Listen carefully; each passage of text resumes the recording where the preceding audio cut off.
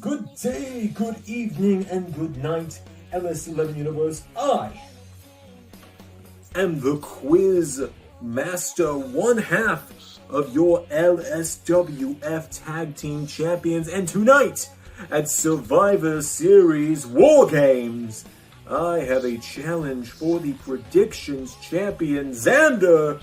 Come on down. How did I... This isn't 2K22. Oh, great, I'm here again. Cool, well, guess I'm gonna need this. What's it been? Since May? Who's next? That is right, predictions champion. It's been quite some time since you've defended, hasn't it been? I'd like to challenge you to a War Games rematch from last year, but this time I've assembled my own team. Get in here, boys! That is right, it is I, Zander number 3. Captain Jack Sparrow, at your service. Zander number 3, Jack Sparrow? How could you guys? Honestly, man, we just needed bodies for this 4-on-4, and I guess my motivation is that I got my ass kicked on LSWF, which is your show or something. I don't know, I'm just kind of here. I even had to dig out the old black shirt to be a heel again. It's been a minute. Well, I must be honest with you, mate. He offered me a pretty penny and some rum, savvy. Fine. Team Zander, assemble!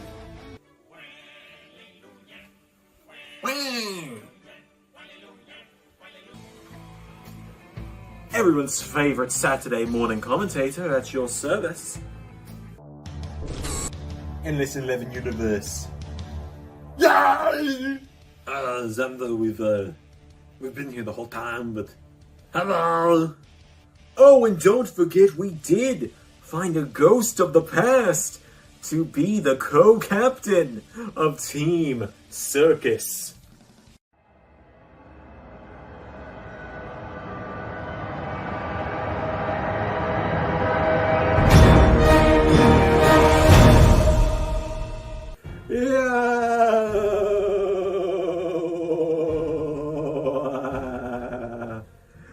We will delete you! For I, Broken Zander, have returned. Yes! Him? God, he was the worst antagonist. I prefer Quizmaster to him. Man, I have feelings too. Come on.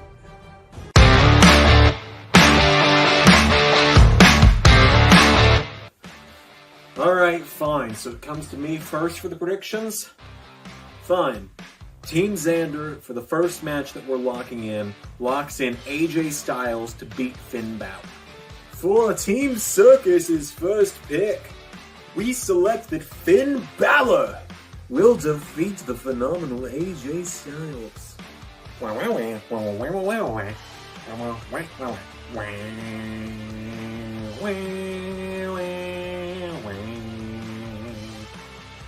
I've been instructed that our team will be picking Austin Theory in a United States triple threat.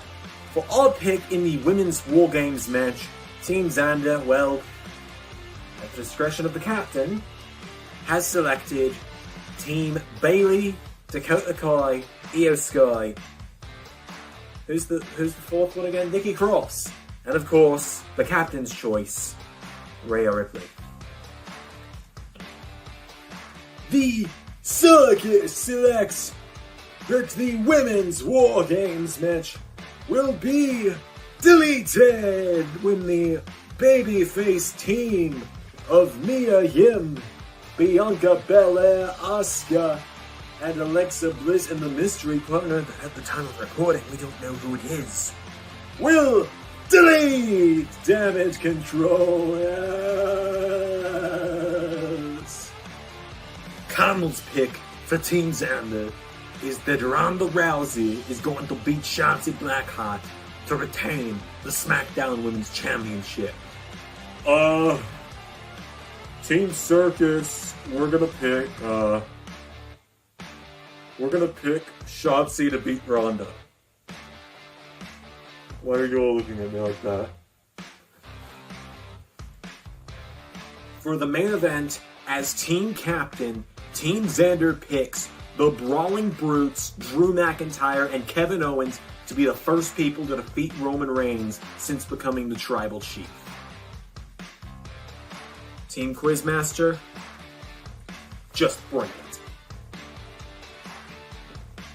In the main event, you never bet against the Bloodline, Zander, and I hope you learned your lesson from last year when Team NXT Black and Gold failed you so bad.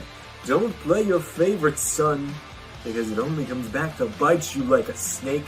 The Circus picks Team Bloodline.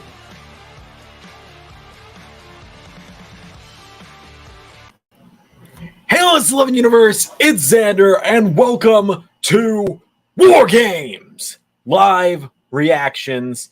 We are here back in the basement that we were in at the beginning of the year because my apartment is double booked between myself and my fiance, and happy wife, happy life, I'm in my mother's basement.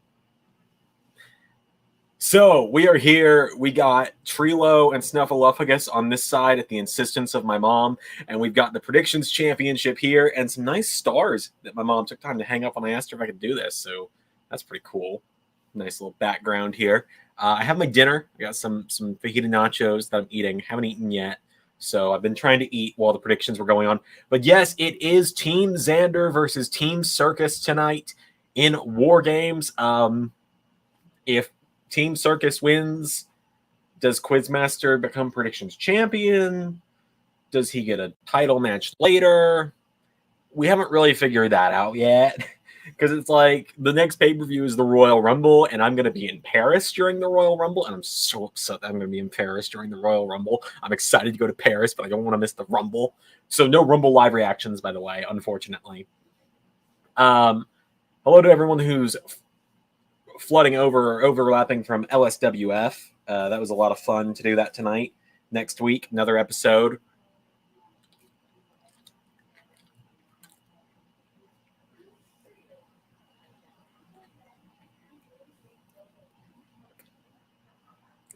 Hanzo and Shinobi depressed after Quizmaster's goons assaulted them.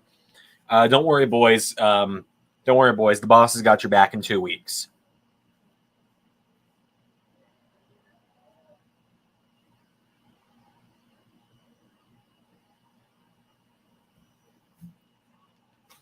So I've actually got an earbud in to listen to the show to avoid any audio issues. I don't think Ray's going to stop by tonight. I'm pretty sure he works Saturday nights, so I don't think he'll be popping into StreamYard at all tonight, but you never know. I'm very excited about War Games.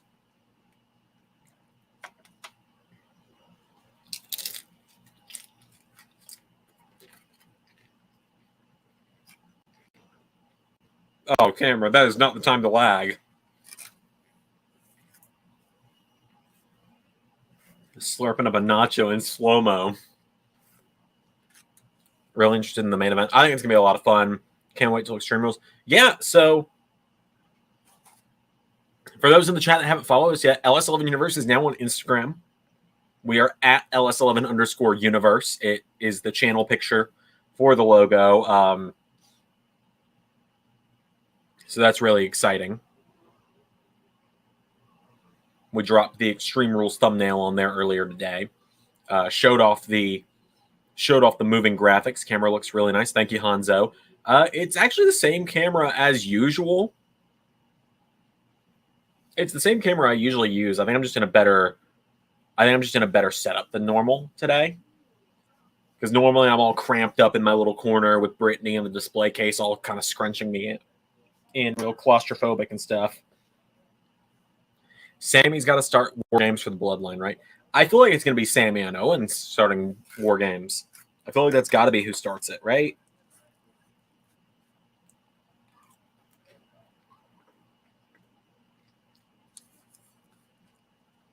I'll admit, I'm genuinely worried with there only being 5 points up for grabs, because I don't think now that Becky is the mystery partner for the women's side, I don't think we're getting that point.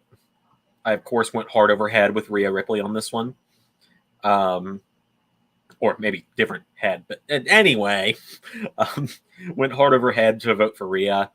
And then now that the Bloodline don't have the advantage going into War Games, I'm starting to worry.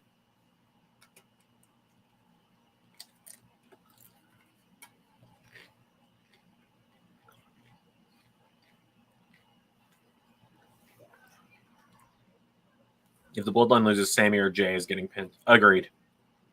So everyone, can we just, one more time, I don't think we've all taken enough time to appreciate the moving graphics. I mean, come on. I don't want to talk about how long that took to make, but it took a while. Like,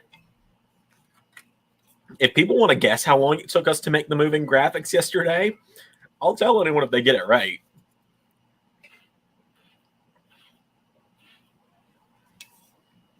Man, the Money in the Bank thumbnail was amazing. Oh, yeah, that was a lot of fun to make. I was so stumped on what to do with that one as well. Because, like, at this point, I think we all know Cody's going to be on every thumbnail as long as he's world champion. So finding new ways to build a thumbnail around Cody is so difficult.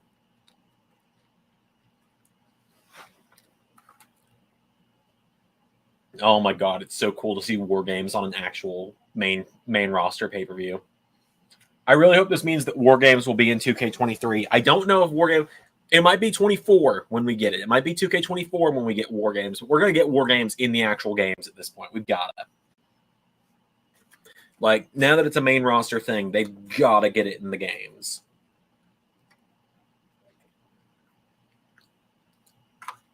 Oh, and for those that don't follow us on Instagram, I uploaded the moving graphics with the with Nickelback's "Burn the World" underneath it earlier today.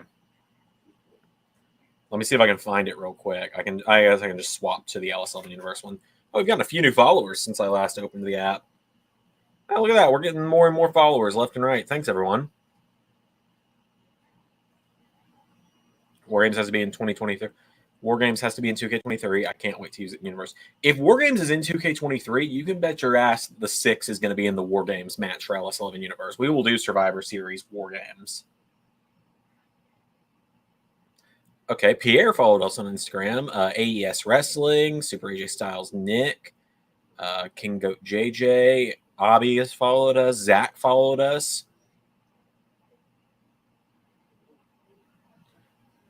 Who else followed us? We got a follower earlier. Okay, they've unfollowed at this point. And I was pretty sure it was Shinobi when I first saw it. But now that they've unfollowed us, I don't think it is. Okay, so it won't play because I've got my earbud in. But when I uploaded it to Colt Bolt, hello Colt Bolt, good to see you. When I uploaded the moving graphic to Instagram, I put "Burn the World" by Nickelback under it. Because it felt like if I was going to put the moving graphics up, I needed to have the "We're going out tonight" underneath it.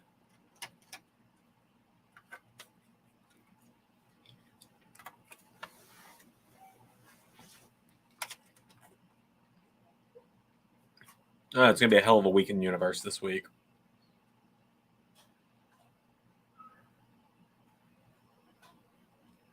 Raw and Dynamite are already done. I've gotten about halfway through Impact for this week and haven't started SmackDown yet.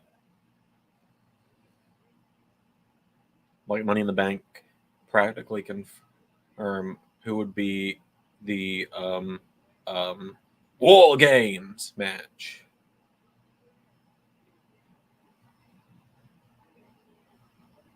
Zach, do you mind explaining what you mean there? Because I'm a little confused.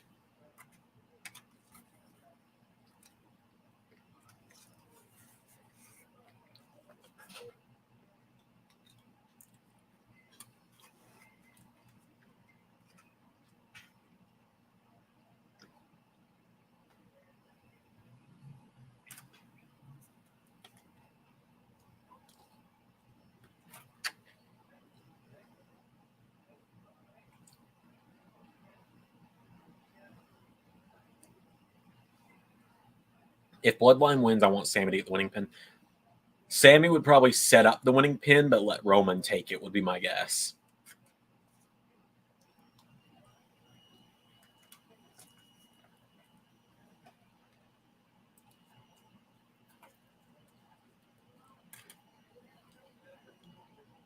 Hmm.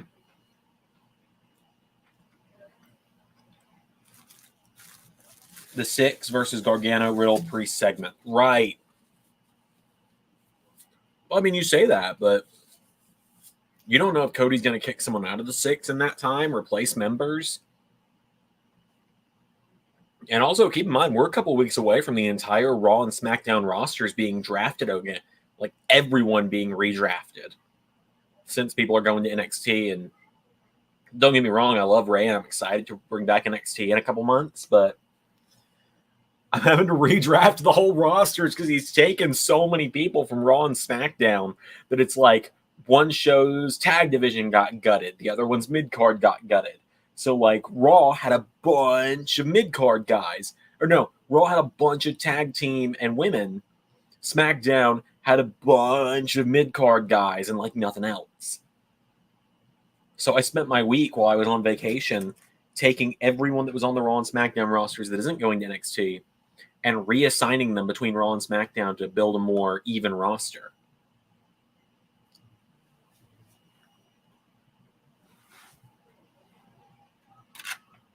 So the day after Extreme Rules, we'll have a big redraft show.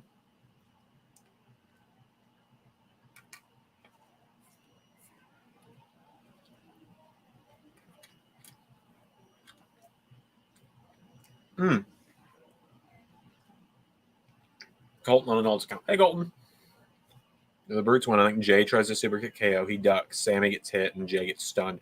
Yeah, I think it's either Sammy or Jay is going to hit one another, and there you go.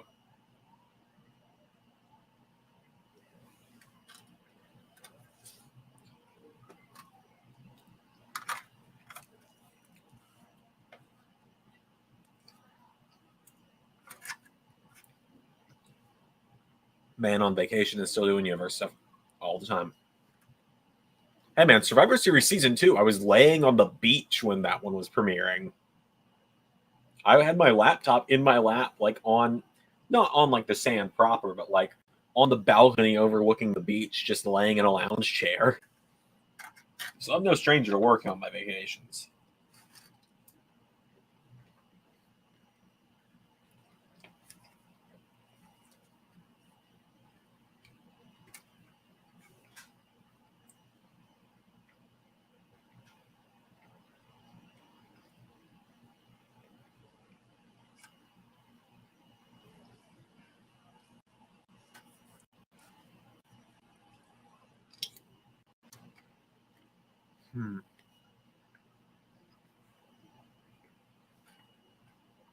What do you think about Bray Wyatt's new theme? I really like it.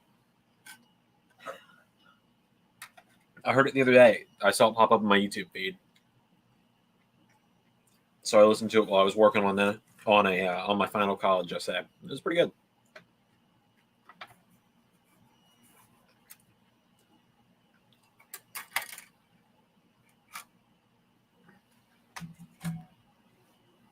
Prediction for Roman's next opponents: Rumble is Sheamus, and if he's at Elimination Chamber, Kevin Owens. I think that's a good guess.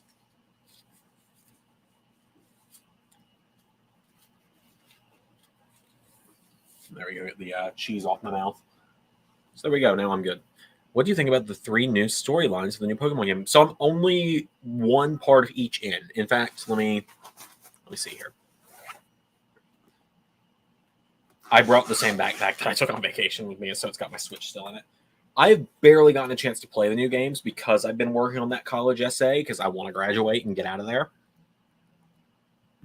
So let's see. Let's see.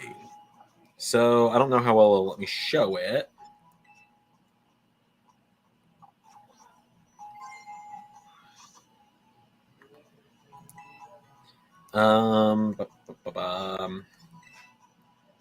Trying to see if it'll let me show you guys the progress I've made so far.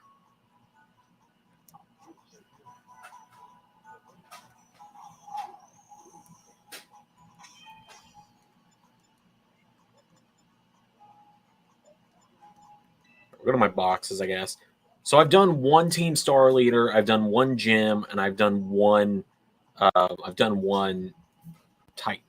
So here are the Pokemon I'm currently using. I got Droopy the Clodsire. I got Big Chunkus, the I don't remember what Lechonk evolves into or what it's called.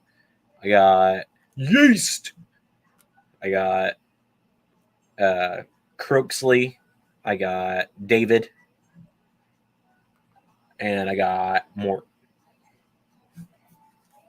But yeah, the game gives you a lot to do. I'm not going to really be able to play it much while I'm on here, but I'm not going to really get a chance to play much on stream, obviously. I did that first stream and then had to leave for a week, so I didn't really get a chance to play. And then my fiance drove us to vacation, and you'd think, oh, well, that's an optimal, that's a 3-hour car ride, so you should have plenty of time to play. No, I looked down at my screen once, and then the vertigo hit, and I had to look dead ahead for the next 2.5 hours.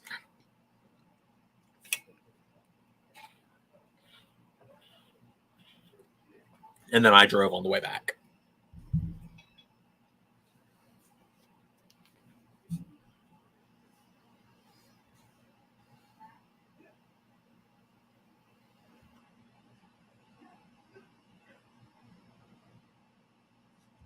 Oh, Hanzo gave us a follow on Instagram. Thanks, Hanzo.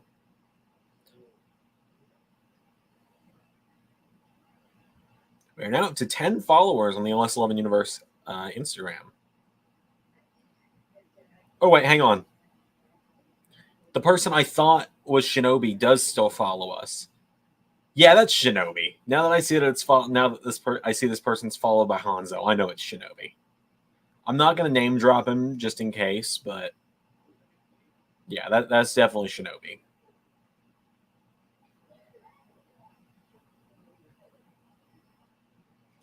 But yeah, there you go. For everyone that hasn't seen it before, there is the LS11 Universe Instagram. I gotta be careful not to show off too much. Don't want to dox myself or anything. That does remind me I need to check my website that I log into work through for my other job, my other job, my new job. I need to see if there's any openings for me to go in, because I'm more or less independent. I go in as needed. So while it's on my mind, let me log in and check. First time seeing your face. Yeah, this is my face. It's nothing special. That's why I always find it funny when people are like, you ever going to do a face reveal? It's like, buddy, I do a face reveal every week. I'm live more often than I'd like to be. All right, no openings right now. We're not related, but we are brothers, sort of speaking. I get what you mean, like super close best friends. Might as well be brothers. Bro, you look like Kevin Owens. Well, yes, we do both have beards. I get Johnny Gargano. I got Johnny Gargano a lot when I was skinnier. Let me see if I can find the picture, actually. When I was younger, when I was about 4 years younger and about 60 pounds lighter, Johnny Gargano was when I got a good bit. But now that my face is rounded out a bit from gaining weight, I'm definitely looking more like Kevin Owens. But where is it? It would have been right before I shaved. Yeah, I got told a lot back then that I looked like Johnny Gargano. So, and I just showed off my personal Instagram. It's fine. But yeah, I get Gargano. When my hair is fluffier like this as well, I get Owens more. I get Jack Black a lot. Jack Black's the one I get most. And once or twice I've gotten Sean, from wrestling fans, I get Sean Ross Sapp. That was Universe mode. That's fine, you know. I recorded a match for Impact yesterday, but I had just gotten back from vacation. I was exhausted. I was really hungry. My fiance went to work my fiance had to go to work the day we got back. So she had to go to work, so I was like, all right, I guess I'll try and get an episode of Impact done. And then Quizmaster threw down the challenge, so it took us like 2 hours to film all the stuff for that video. Like 2 hours to film all the stuff for that 6-minute predictions video. But hey, we got it done. And so I didn't really get a chance to finish Impact. But, you know, it's fine. You know, everything's still fun. As long as I'm still having fun with it, that's what matters to me. I'm keeping the schedule going. It's very rare that an episode comes out later than 11 a.m. on the weekdays. But, yeah. I was going to lean back. I don't know if I can really do that here. Let me... All right, yeah, I can kind of do this. This works. Looks like I'm in a Champions Lounge like this. Be thankful that you didn't get hit by the person who took the hardcore title from you at WrestleMania because you have 2 steel pins in his hand. Oh, yeah, Logan Paul. Oh, my God. You have not seen the last of Logan Paul in the LS11 universe, and that's not going to be my fault. Let me try something. Does it sound all right when I talk into it here? Because if I just kind of put it here, it's not blocking me in the camera. I get to kind of relax a little bit, and I can still talk into the mic. So if I'm too loud, everyone let me know. But otherwise, this is a good position to lay in. I can move the camera a little closer if need be as well. All right, cool. You can all still hear me, and I can just lean forward as well. I'm going to change the design of the banners going on here because I don't like how that one looks. So we'll go minimal. There we go. I like that a lot more than the block. I think Ray probably used the block at some point. Also, I guess it's almost time for me to start confirming. Whoops. I guess it's almost time for me to start confirming matches for Death Before Dishonor. The issue is I don't really have any to confirm. I've got the tag match that's already been confirmed with Zayn and Owens versus the Briscoes. Like, I got this, but that's it. And this is going to be on January 1st. January 1st is going to be a busy day for me. LSWF Day 1 and then Death Before Dishonor. Fortunately, WWE's not doing Day 1, which is why we've taken the name from them. Here we go. Just in case I don't like lean on it or anything. What do you think about the rumor of Pokemon the series coming to an end? I don't think the series will come to an end. I think what it'll be is that Ash won't be the main character anymore. Because they make way too much money from that series to end it.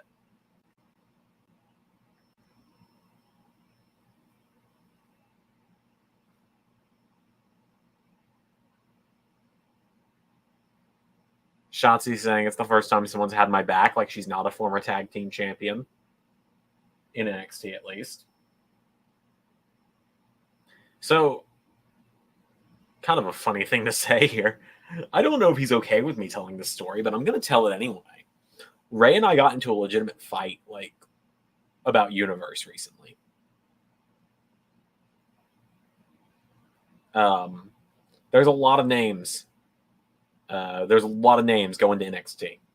A lot. I've given up Tyler Bate. I've given up, as you saw, I gave up Roderick Strong. That was a big one. Dragunov. Like, there were some I knew I was going to lose. Like, I knew as soon as I said you can do NXT, Tyler Bate was going to be what we built it around. I knew Tyler Bate was going to be a big one. I knew... did y'all throw hands? No, it didn't get physical. We never get physical with it. It was just an argument is all it was. Very heated argument is all it was. But we're fine. Like, we talked it out. We're good. But long story short, when we started NXT back up, I knew there were going to be a lot of names that I'd be losing. I knew I'd be losing Tyler Bate. I knew I'd probably lose Dragunov. I knew I'd probably lose Wes Lee. I knew I'd probably lose a lot of people. Roderick Strong was one that caught me off guard, but I kind of also was okay with it. I was going to have Roddy be a big part of he was going to be a big part of the story going against the Six. He was going to be one of Cody's challengers. We'll donate $5 if you say my name right first try. All right, Shinobi. Challenge accepted. Let me find you on Instagram. Let me close out my 9,000 other tabs right now, though. I'm starting to feel like I'm a middle-aged person. Starting to feel like I'm one of my grandparents with how many tabs I had open on my phone.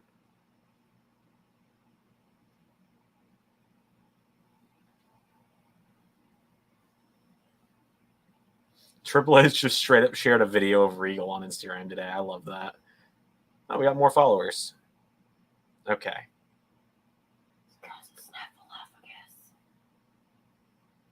What? Okay. If you bring him, they will go. Okay. Anyways, all right, Shinobi, here we go. Is it Carmine? Is that it?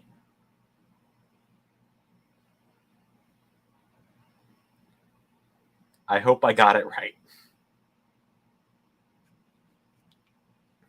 It is cool to know what the KJ stands for now, though.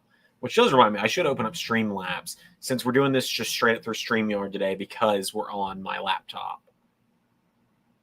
Get StreamYard pulled or Streamlabs pulled up in case there's any alerts that I do miss.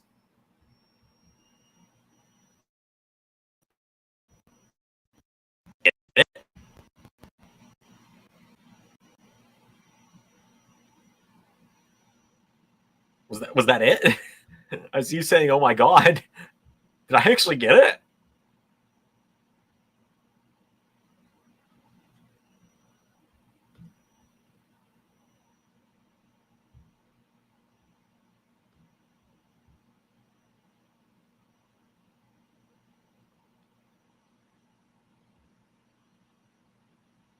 What's your favorite show in universe? It's a great question. It's very hard to answer that one, but thinking back, because there's been a lot of really good ones, and I did a tier list on it recently. For the 3-year anniversary, I did a tier list of my favorite shows that we've done. I think Bad Blood season 2 is definitely still up there. Let me find the tier list real quick, and I can tell you what I ranked highest, because that will definitely help me. Because on that night, I actually went through and watched some clips and stuff to find that.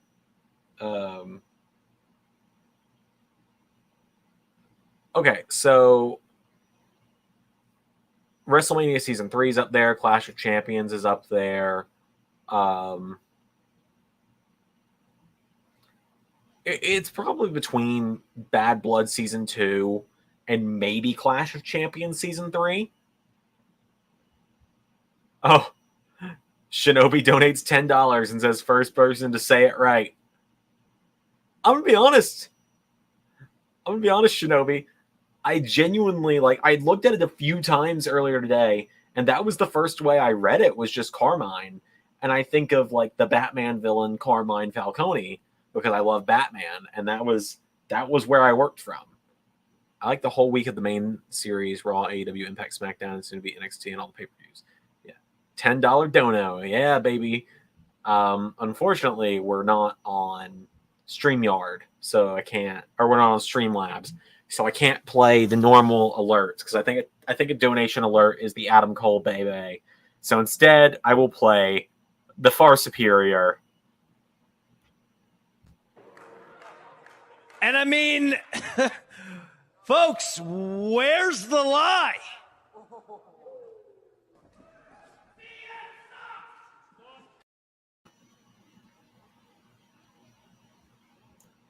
Thank you, Shinobi, for the donation. Oh my God! There's a new wrecking ball play set. How long until a wrecking ball is involved in the? How long until a wrecking ball is involved in a storyline?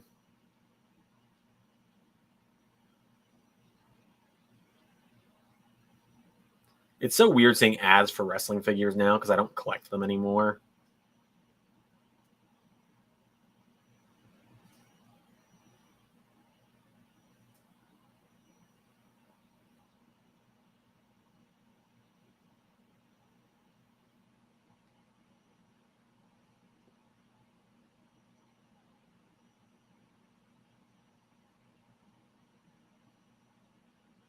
We had an egg last year. Yeah, we did.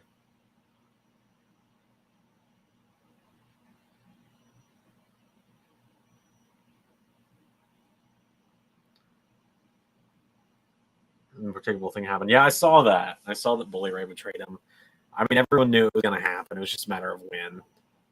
You can never trust Bully Ray, even in the year of our Lord 2022.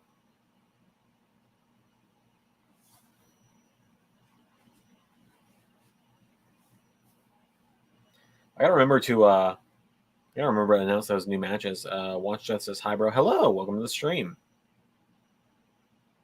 20 minutes until the actual show itself starts. It's only a 5-match show as well, which I know the 2 War Games matches are probably each going to go about 45 minutes to an hour.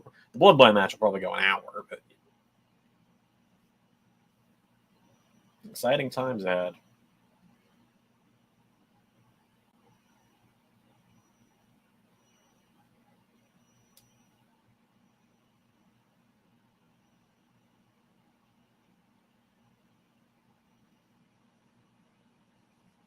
The Golden Egg brought Theory to his short push. I mean, you say a short push. It was a push that lasted almost a full year, and then Vince retired. Even then, he's still kind of getting pushed now, so. Is Adam Cole going to face Kenny Omega in the near future of AEW Universe mode? Can neither confirm nor deny. Hanzo donates $10 as well. Says getting it right first try is crazy. All right, let's throw another clip up, shall we? Let's see. We got to do something different from Where's the Lie? You know what? Here we go. I know Hanzo. The tale of Captain Jack Sparrow. I know Hanzo loves that one, so I had to use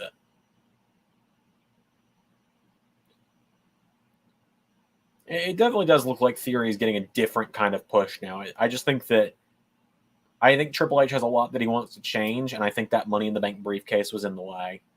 What the hell? There's a lot. I mean, Jesse, this channel is 3 years old. We've done a lot of stuff, so we've done a lot of live streams, so there's a lot of random stuff. Hopefully, none of the police memes will have to be played tonight. I don't know. Rhea Ripley's on the show probably twice, so I might have to play it for myself.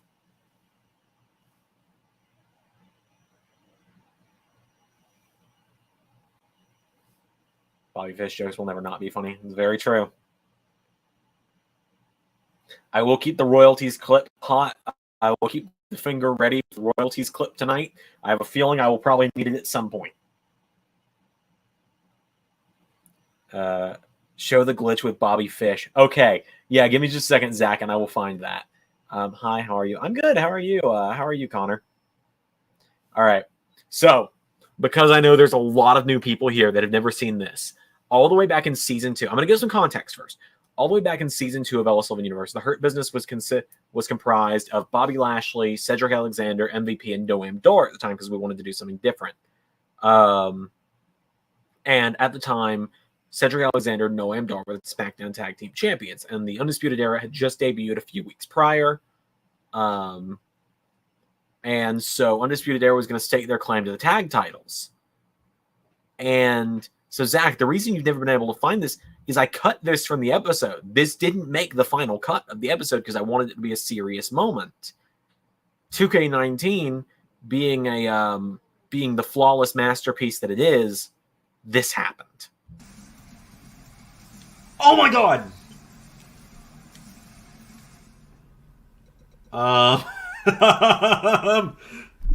What the fuck?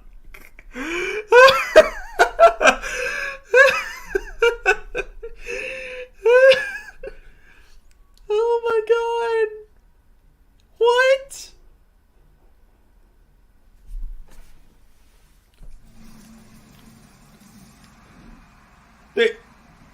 They hit them so hard they teleported into the ring. Okay. Okay. Zander, collect yourself. Let's try this again. I've got to save that clip, though. So yeah, that was just the most random thing. And I don't know why it happened like that. I don't know what caused it, because it never happened again after that. I'm also trying to log into PayPal to go ahead and get the donations sent to my account. That way they don't just sit there.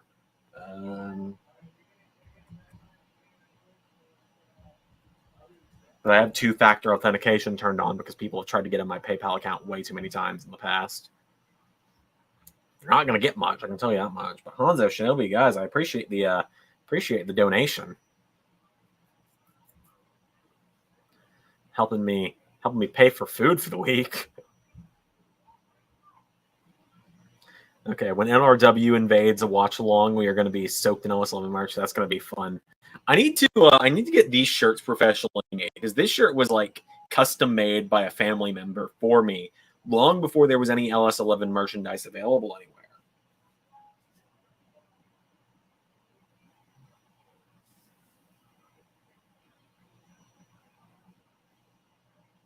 Oh my gosh.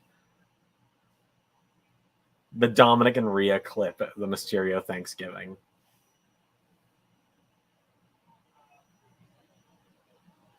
Also, Dominic and Rhea had every right to... Why was there... Okay, I thought that was a kendo stick.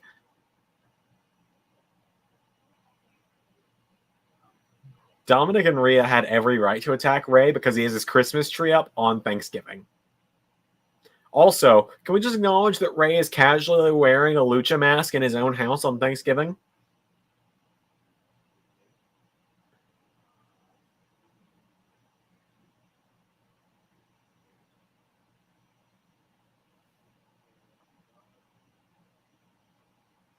Oh, I love the camo logo for War Games. That's really cool.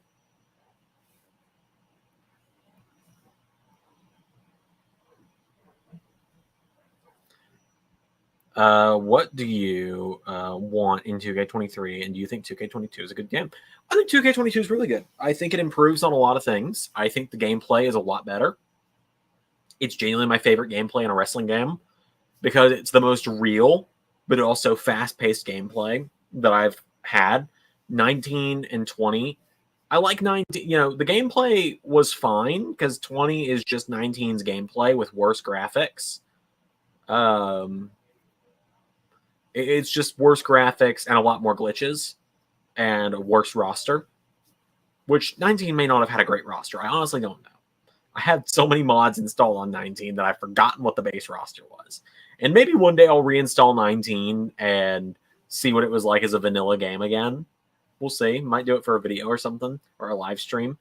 But, you know, I think 2K22 is really good. It adds a lot of things that are needed. Having mods available finally has made it a lot better as well. I love the gameplay. I think there's some issues with it. Like, I think my faction got way too much spotlight this year because it's not making them any money, I'm pretty sure. I'm pretty sure nobody's spending their money on my faction. I think there's a lot more they could have done instead of my faction, especially all the stuff being locked in there, like all these custom models and stuff just being locked in my faction is so dumb to me. Like classic Triple H, NXT, Rollins, and Reigns. So many like throwback models just being locked in there is really dumb to me personally. And then, you know, I do really think 2K22 is a good game. But if I was going to ask for things in 2K23, War Games is my number one thing. I've wanted War Games in the games since they brought it back in 2017 when the Undisputed Era showed up. I've wanted War Games to be in the game for a while. War Games and 10 people in the ring at a time. That's my two big things I really want. Because I'd love to, I'd love to have Survivor Series have a 5-on-5 match and a War Games match. We wanted to do if War Games had been in 2K22 like we thought it was going to be at one point, we would have done War Games last season. Like it would have been, if, the Undisputed Era hadn't all left the company in the span of like 6 months. Special guest referee is another great shout from Hanzo there. I'd love to have special guest ref because there's so many potential things we could do in LS11 with special guest ref. Like Triple H would be special guest ref and not special enforcer if that were possible, for example. But yeah, that's a fantastic question. Just want Cody being 2K23 and Bray Wyatt with the door. Cody will absolutely be in the base game. I wouldn't even be surprised if he's on the cover. Like, I could kind of see the cover being like Cody and Roman staring down or something. Because, I've watched the trailer for AEW Fight Forever. Not super impressed, personally. I think it'll be fun. It's not going to replace Universe Mode by any means.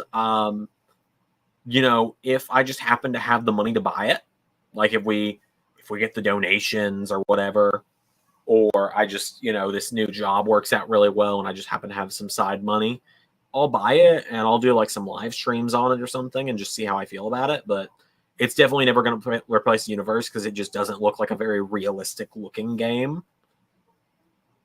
It's got some cool features to it, but I think with Fight Forever being around the corner where I was actually going with this, 2K really needs to step up their game to be the top wrestling game that comes out.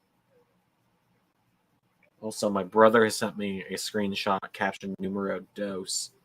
That son of a bitch. This man has gotten 2 shinies in Pokemon Violet in the last day. Honestly, a casket match or Barry Alive would be nice to have back. That would be really cool to have back as well. I don't know if I would ever use that for Universe Mode anywhere because we don't really have... Well, I guess maybe for AEW we'd use it. Someone would throw like Darby or the House of Black or something.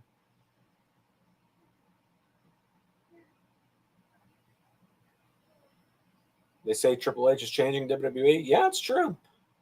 I do think his changes will be reflected in the way the video games get produced as well. I think we'll see... I don't think like the actual company... I don't think, what is it? Is it... Who is it that makes 2K now? I know 2K themselves are the publishers, but... it used to be Ukes, but now it's... someone knows it, and it's just not me. But obviously I don't think they're going to be like, oh, Triple H is in charge, better step up our game. It'll probably just be more like, it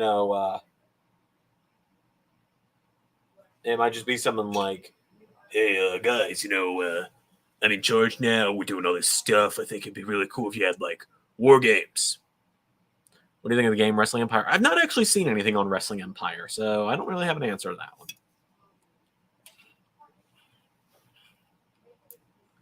I don't know if that caught on camera, but I pulled away too soon when I was taking a drink, and water just splattered all over my arms.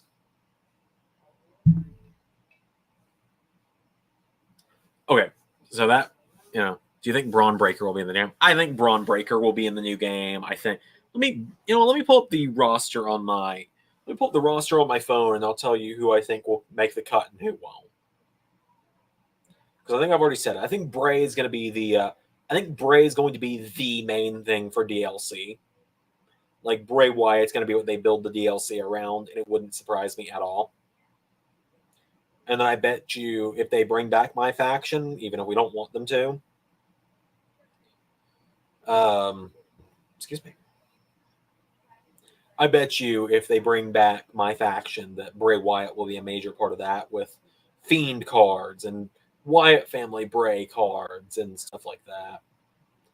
Okay, let's see here. So let me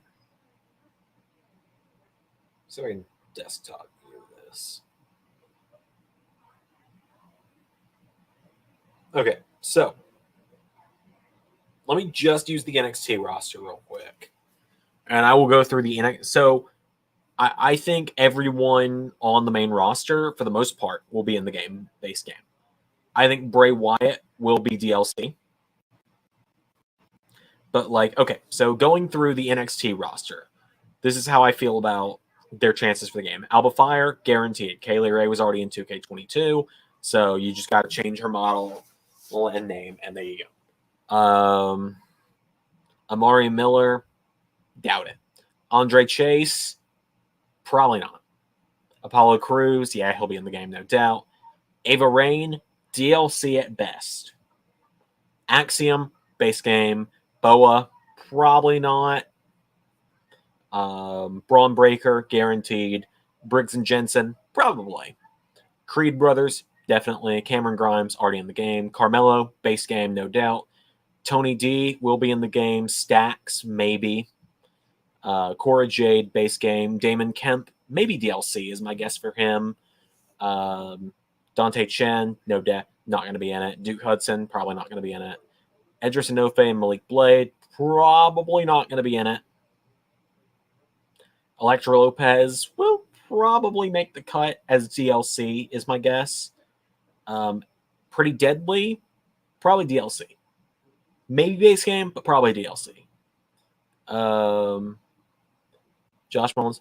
Hey, Zander, just saw on Twitter the predictions are back. Yes, they are. You missed the predictions stuff in the opening.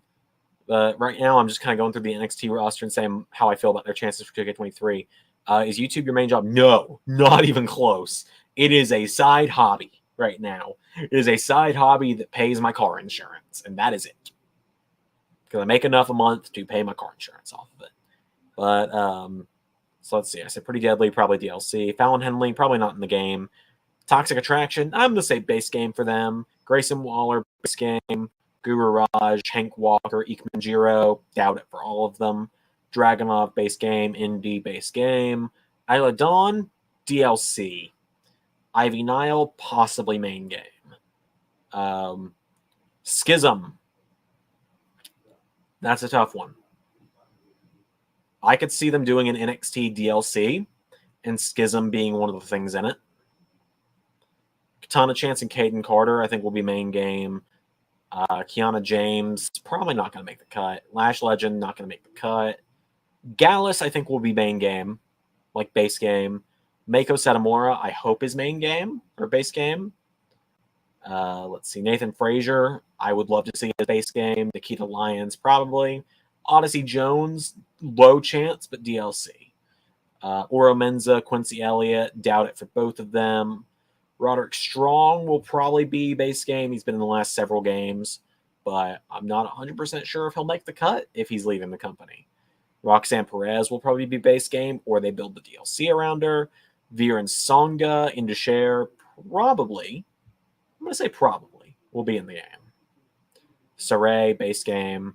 Tatum Paxley, probably not in. Thea Hale, probably not in. Tiffany Stratton, kind of up there with Odyssey Jones as low chance, but possibly DLC. Trick Williams, if Carmelo's in, Trick's going to be in. Tyler Bates already in the game. Valentina Faraz, I doubt it. Von Wagner, dumpster champ. He's going to be base game. He's going to be the most powerful character in the game. 110 overall. I don't give a shit. Fucking Von Wagner. If Von Wagner's in the game, you know on the day one stream I'm going to have to play as him. Wendy Chu, DLC, probably Wesley, base game. Zion Quinn, DLC. And Zoe Stark, base game. Tell me a match you have planned for Universe. Well, that's what our Twitter and Instagram is for, but I can pull up the graphic for it, I suppose. I'm not going to tell, I'm not going to say, 3 months from now we're going to do this, but I will show a match that we recently announced. I don't really do spoilers, isn't really my thing, personally. Let's see. Let me find the Extreme Rules folder, and we can show off the main event. Because LS11 Extreme Rules is going to be main evented by... It's going to be main evented by... Is it showing? Yep. Cody Rhodes versus Johnny Gargano for the World Heavyweight Championship in an Extreme Rules match with Triple H acting as special enforcer. What a main event that's going to be.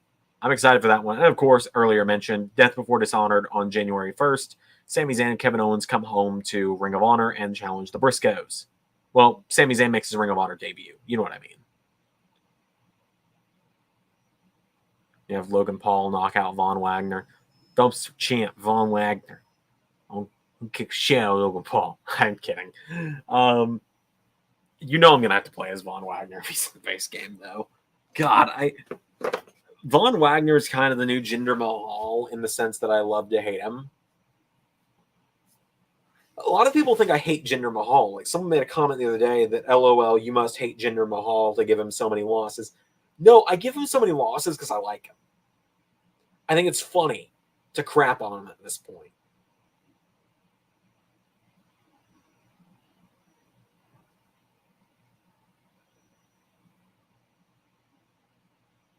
I just think it's funny at this point, honestly.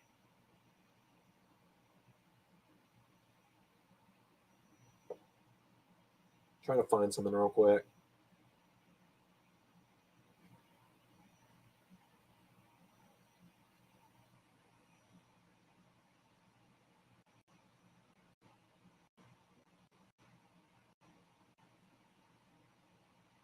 Oh well. Put Von Wagner with Tony D and renamed him Don Wagner. Don Wagner, Mafia champ. That was awesome. You did this Jinder up for a bronze spear. I don't remember that.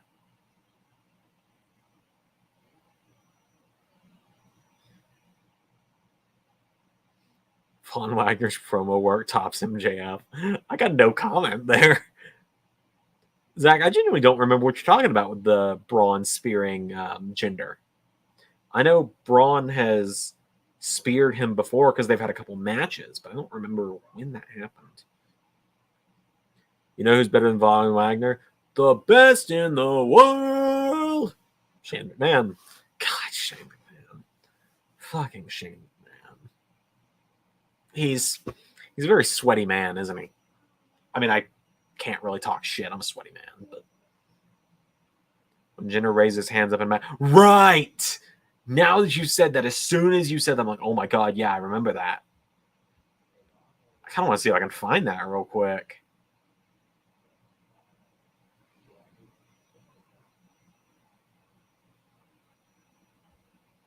Let's see if I can find that, because I'm very curious now. It was a very recent episode.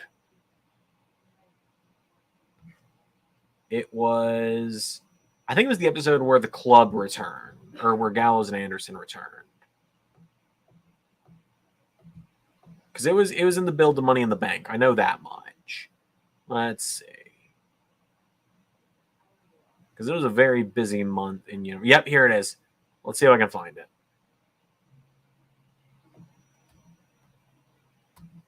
Okay, found it. So for those that don't know what Zach is talking about, I will go ahead and just screen share it. Come Tuesday. World's sweatiest man. Yep. Okay, let's see. Share screen. Specific tab.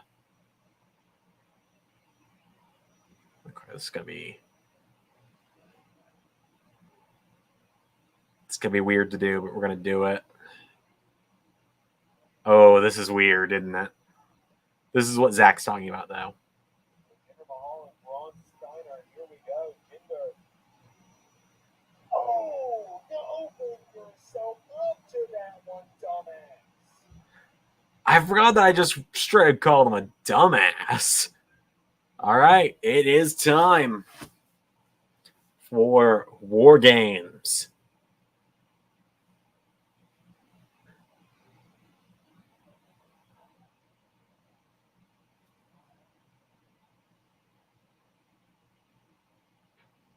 Jinder will never win. Jinder has 3 victories in LS11 Universe, and they all came in the span. So for those that have never noticed, this finger is very crooked because I broke it several years ago and never got actual medical help for it. But anyway, yeah, Jinder has 3 victories, and they were all in the first month of Season 3. Because the running joke was that he was undefeated for the first month of Season 3. And then the Undisputed Era beat him.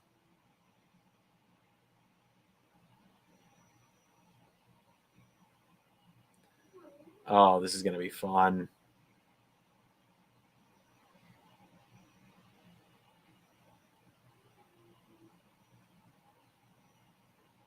Von Wagner versus Jim Hall.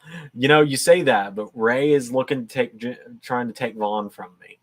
Right. So the fight Ray and I had, I didn't finish that story. I'll try and finish that real quick. So let me pull up the NXT roster, my backlog one. I'm going to make sure I'm not screen sharing still. Like, a lot of names I knew I was going to lose to Ray. I knew I was going to lose. I knew I was going to lose Dragunov. I knew I was going to lose Tyler Bate. Tyler Breeze caught me off guard because I had literally just recorded the Maximum Male Models vignette for him, and then I had to cut it from an episode. I knew I was going to. Strong caught me off guard, but I kind of knew it was coming. Dominic Mysterio, we talked about for a while, knew that one was coming. Odyssey Jones, Wesley, a lot of guys I knew I was losing. And then Ray came to me with a list of people, and a lot of the more ones I announced the other day. Like, he came to me and he was like, I want Andrade, I want Gresham, I think I accidentally spoiled it at this point. He was like, I want Nakamura. Or no, I offered him Nakamura, and I was like, that's fine. He was like, I want Charlie Dempsey. I was like, you can have him. I made him take Ezekiel as a joke. And then a lot of other people as well. And he was like, I need some main roster teams. And I was like, all right, what about GYV? Gave him them.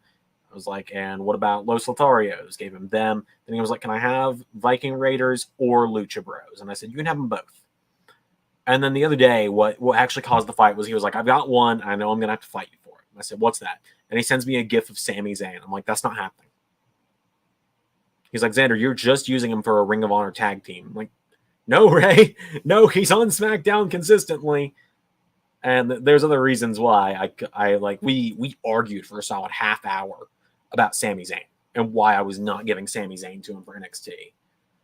And I might seem like the bad guy for it. I don't know. We came to a compromise. We came to a compromise, and I can't say what it is yet. You will see very soon what that compromise was, though, when we start announcing the match card for NXT Homecoming, which will air on January 7th. Yes, that sounds right, but I need to check. Oh, the cage is lowering. So yes, you'll know who we compromised on eventually, but January 7th is when NXT returns to LS11 Universe, so just over a month. Looks like we're starting with the Women's War Games match. Excuse me. Sounds like Ray is going after underrated wrestlers in real life. Yeah, more or less. Well, he's just kind of going after people he really likes and thinks he can do stuff with. I'm excited for what he's going to pull off with it because I also don't have to do anything for it other than maybe occasionally make graphics for him. And I'm okay with that because I like making graphics. It's really fun.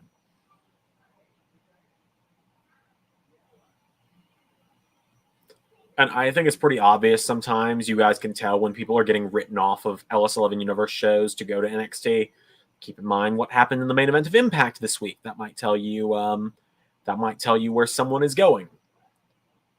So yeah, it looks like War Games is kicking us off with the women's match, is my guess. So remember, Team Zander in this one, and for those that need to know what the teams are for this, we've got it's Team Zander versus Team Circus tonight. So there you go. You got Team Zander of me, Carnold, the Doctor, and Zander number 5, and you got Team Circus. I'll play it one more time. Team Circus of Quizmaster, Broken Zander, Zander number 3, and Jack Sparrow. So it's the first to 3 points gets it.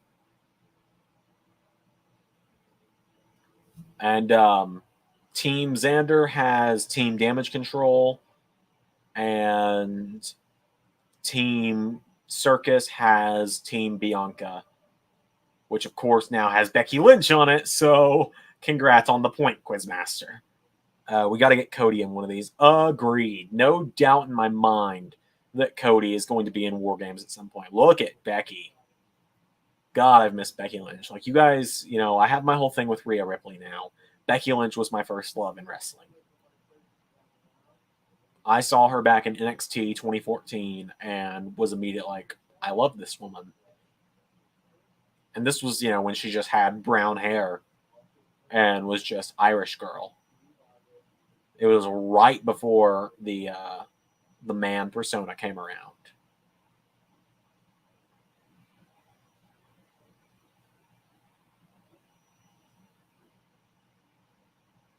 Becky Lynch is great. She's finally got gold again in the LS11 Universe as well. Bliss is killing it with attire as usual. Alexa Bliss always has great attires, if you ask me. She's always got like very reference-heavy attires, and I know she recently said that she kind of stopped doing cosplay attires because everyone started doing it. It felt less special. But I'd love to see her do it again because it's just always really cool. I always loved her cosplay gear. Asuka is so great. I love Asuka. I actually offered Asuka to Ray for NXT because I was ashamed of myself for not doing anything with her. I was like, I don't think I deserve her. There's a lot of characters that, like, if you hear me say that I offered someone to Ray for NXT and it's like, oh, why would Zander give up that big of a name? It's like, because Zander doesn't think he deserves that name after how he treated them on the main roster. I have a feeling Bliss is rejoining Bray. It's very possible. I wouldn't be surprised, but I'm not exactly thrilled with the idea.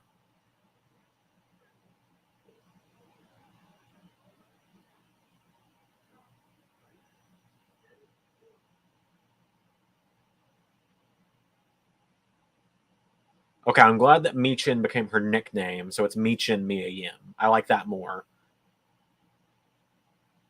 It's very cool seeing her back as well. I'm glad Mia Yim is back. Also, speaking of Mia Yim, I wonder who that is under the mask that attacked Becky Lynch on Raw. And of course, Bianca Belair kicking it off. Bliss could turn in this match. That's very true. Start a Bliss and Becky feud or something, or a Bliss and Bianca feud as well. I'd be interested in the Bliss Bianca feud. That'd be new. Like, don't get me wrong. I really do like Bianca Belair. I always have. Well, no, I can't say I always have. There was a point in time where I didn't really get it. When she was in NXT, she first started with the whole undefeated as her gimmick thing. I didn't really get it. And then she had that match with Baszler, and I was like, okay, she's pretty good in the ring. And then she just kept having these really good matches, and I started to get it. I was like, okay, now I get it. And ever since that, I think Bianca's Belair is pretty cool. I do think that she's I do think she's a little sorry, I'm a little tongue twisted at the moment. Sorry, Rhea Ripley came on the screen, but yeah.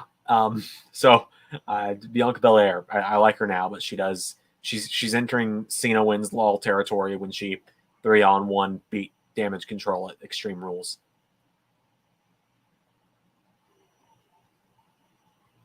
Hanzo said it. I'm just thinking it.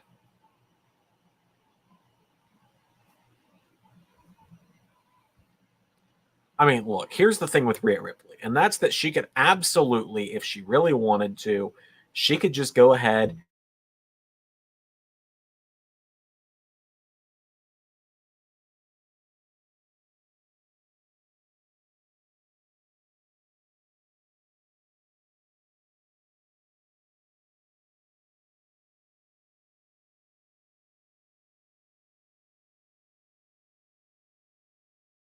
gonna say it again, but that's the one time I'm ever willing to say what I feel.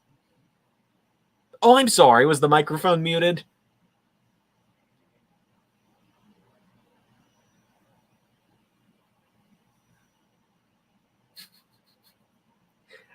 That gimmick's never gonna get old. It's because I only do it on live streams that it's never gonna get old. Okay, so let me let you in on a little secret, Pierre. When I mute the mic, I don't actually say anything. I just mouth it. So if you read my lips, you can tell what I'm saying. But I just mute it. So it's like the microphone, so you can't actually hear me. Just in case I do kind of slip up and then say the loud things quietly instead. It's like the Simpsons thing. Oh no, I said the loud part quietly and the quiet part loud.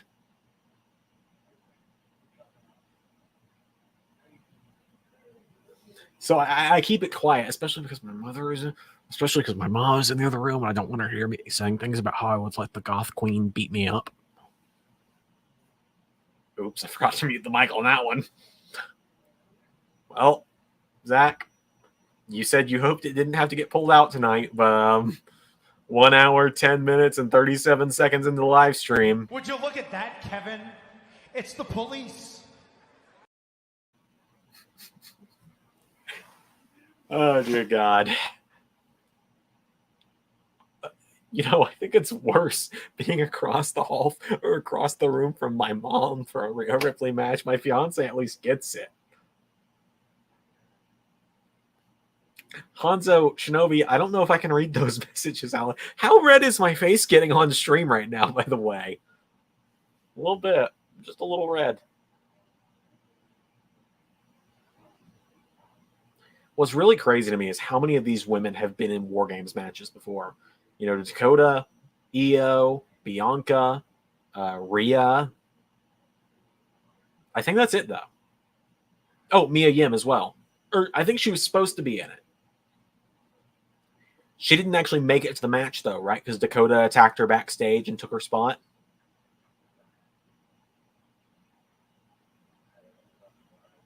Oh, Michael Cole name drops Tegan Knox.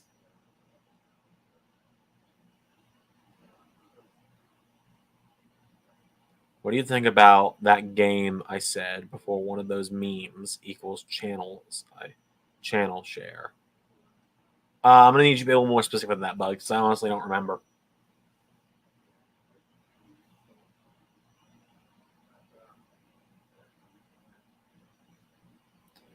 They need to let me ref this match. Shinobi? Seniority, pal. I'm older.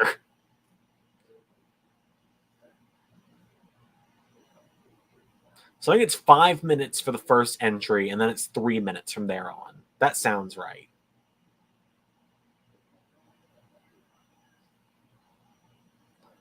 I love that Judgment Day has become the goth high school jocks.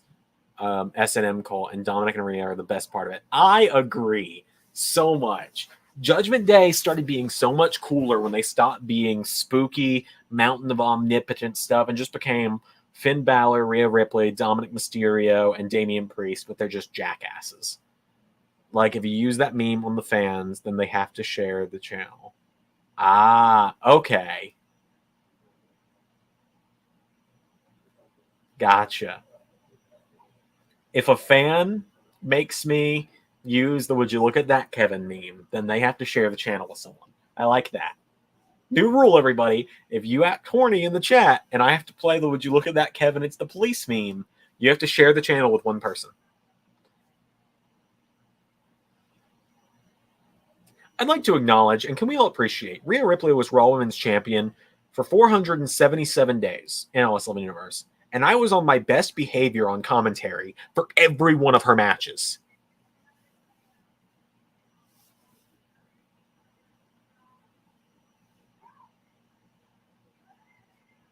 I was on my best behavior.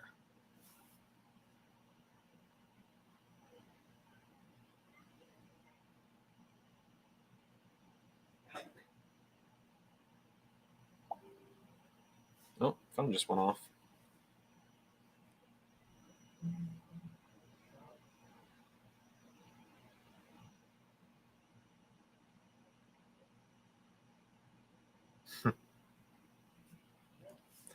I think we should come to an agreement with the WWE to allow 3 refs. I mean, yeah, there's going to be so much chaos in there. You know, you're going to need 3 refs just to make sure everything stays orderly, right? And who better than the greatest trio in LS11 history?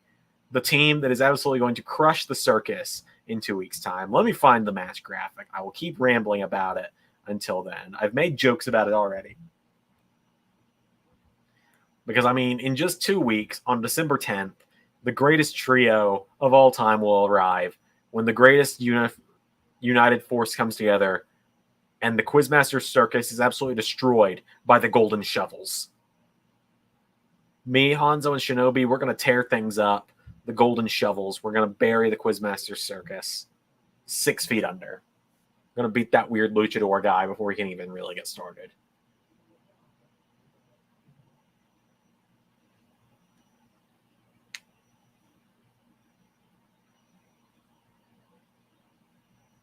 What a team name. Exactly. I came up with that just randomly. Hanzo, you and I are going to get into a fight now over who gets to ref that part of the match. Seniority. Keep that in mind, kid.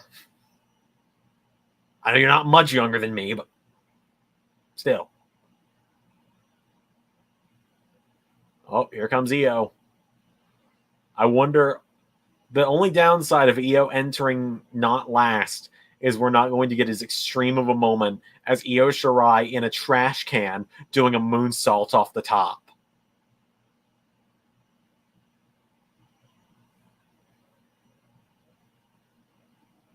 God, Io Shirai has been in every women's War Games match, and that's really cool. That's a really cool just statistic for her to have. And to think, there was a point earlier this year where we didn't think she was going to be in the company anymore, where we thought she was going to leave WWE.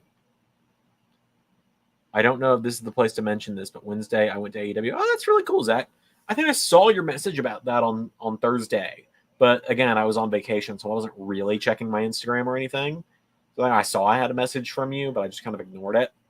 Nothing against you. I just really don't look at Instagram that often either. I'm not good about messaging on there. Okay, so yeah, it does become 3 minutes after the first 5. That's really good to know.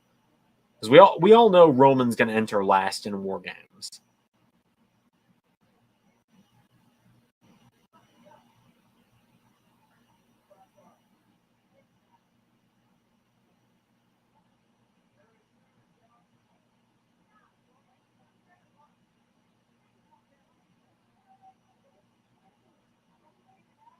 You know, Ian and Dakota work really well together, but I would really like to see Tegan come back and team up with Dakota, because I think they had a lot of potential as a team that just never got fully realized. I just took the case off my phone on accident. It's really weird seeing my phone without a case on it. It looks so much smaller. There we go. I start my final week of college on Monday, for those curious about what's going on in the life of Zander. All right, let's see. Who's going to enter next for the face team? I'm going to guess that because EO just entered, Asuka comes out next.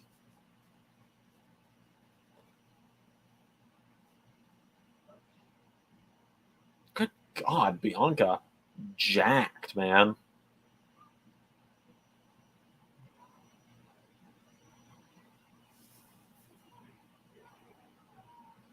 But yeah, no, Zach, I see where you said you don't know if this place mentioned it. Live streams are to talk about whatever, man. So you're good.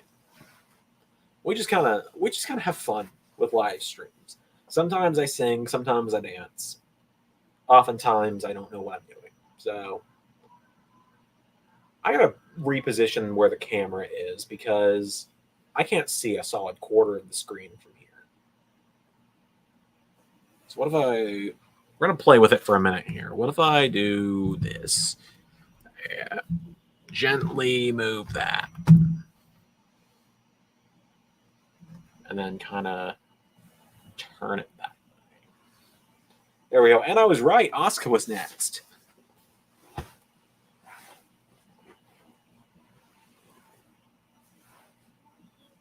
There we go. That'll work.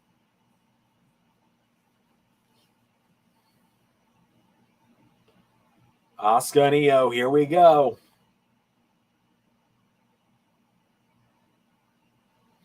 All right, so I feel like they're going to let Nikki out next. That's my guess. That's a little too far away. Camera's a little too far away there. Sorry, it's going to be real trial and error because I'm not in my normal setup. Which hopefully is, not a recurring thing. That might do it. Yeah, I like that a little more if my shirt would quit catching on itself. There we go. Now I can see the screen pretty much in full as well. And I can see the chat. Seeing the chat's an important part of it, you know?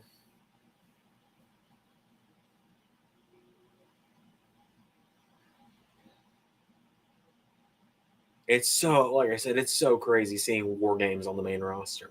But it's so cool. You really know Triple H is in charge once they're willing to take out several rows of front row seats. All right, another minute and a half until probably Nikki Cross enters, is my guess.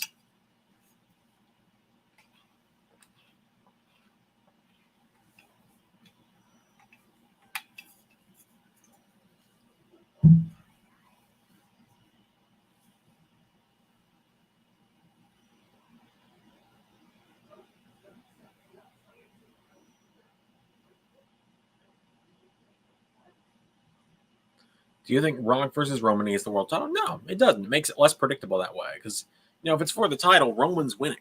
Rock's not going to win the title in 2023 because he's not going to wrestle ever. Like, that's going to be where Rock retires.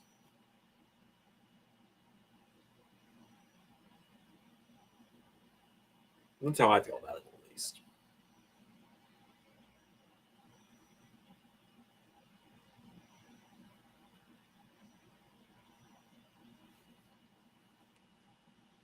Ten more seconds, and the next person enters. So far, I'm batting 1,000 on who enters out of the cages next. And there goes Nikki.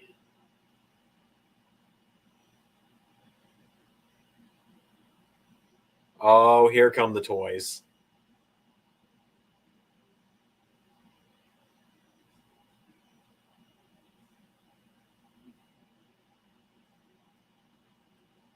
God, I'm so glad they let her go back to being crazy Nikki Cross. The superhero gimmick was fun, and I think it had a longer shelf life if Vince hadn't so royally screwed it up.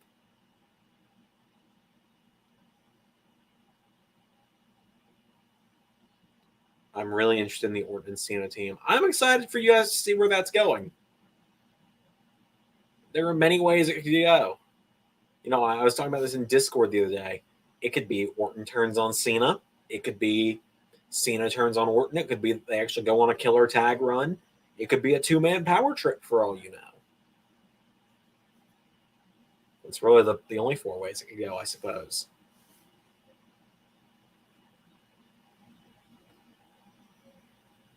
Let's see. So the faces get someone next. I'm going to guess Mia Yim is going to be next because I feel like they're going to be waiting. I feel like, you know, no. I think Bliss is next because I think Becky's going to be last. AKA Team O2. Yeah, I really like that name. At this point, you know, I've recorded a lot with them, so that name probably won't come around until about Extreme Rules. But Rock versus Roman at Mania, my hometown LA, I will be at Mania. So are you from Cleveland or are you from LA? Because when Logan Paul's on screen, you say Cleveland boys stick together. But then when they talk about Mania, you say you're from LA. It's very hard to tell. We're off topic, but Rhea needs to... Shinobi! I am glad I didn't finish that sentence. You know the rules. Would you look at that, Kevin? It's the police. Go share the channel with someone, Shinobi. Think about what you've done. All right. I think Bliss is out next. Grub Ohio moved to LA. That makes sense. That was what I assumed, but I wasn't 100% sure. All right. Yep. Bliss.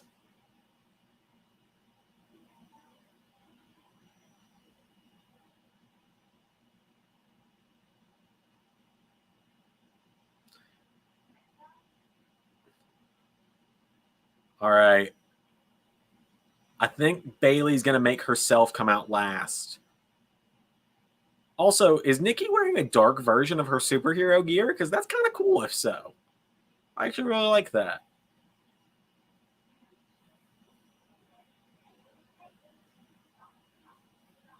So I think I'm liking the LA Knight push. Hey, he's money. He's Mr. Money in the Bank. Hanzo. Shinobi. Even I don't get this bad about Rhea.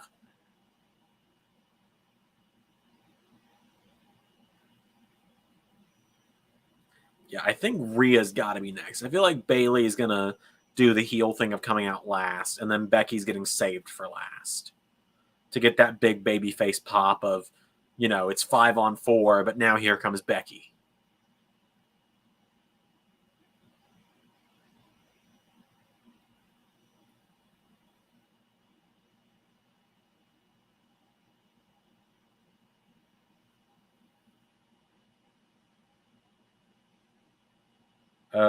Do you like the game idea? I mean, I just told Shinobi to go share the channel, so there you go. That should answer that.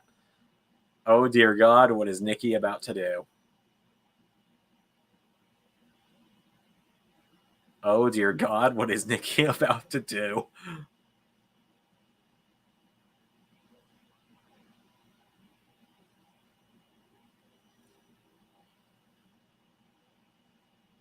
This is going to get insane.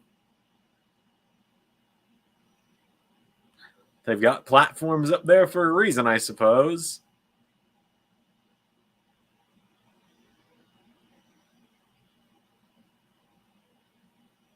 Oh, dear God, here she comes.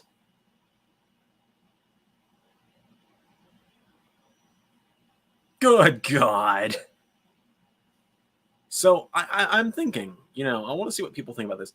So clearly Dewdrop has not been on TV since, I think, like October, maybe September. Pretty much since the tournament, right? Obviously, they're keeping her off TV to repackage her. I'm hoping that, you know, that also means she's going to get her old Piper Niven name back.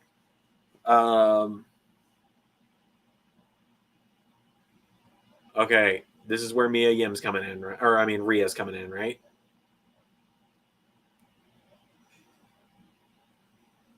Oh, Rhea's coming in last. I'm gonna hold off on that joke.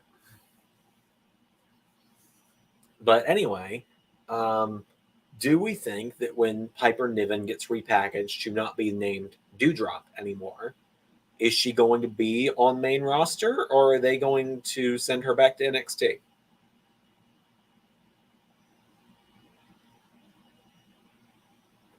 Also, a ladder in War Games. I think this is a first.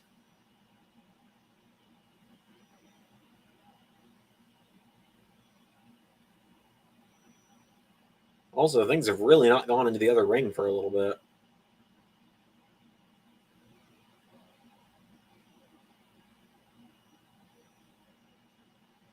This is going to be absolute carnage, and I'm here for it.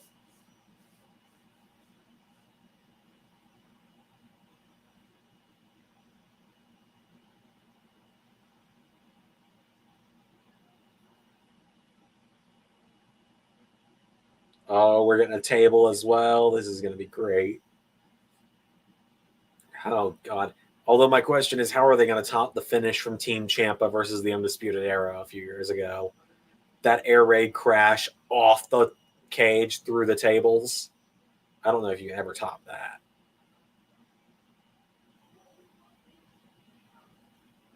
Okay, now they're going into the other ring. There we go. Got a minute and a half until Mia Yim enters. Jeez.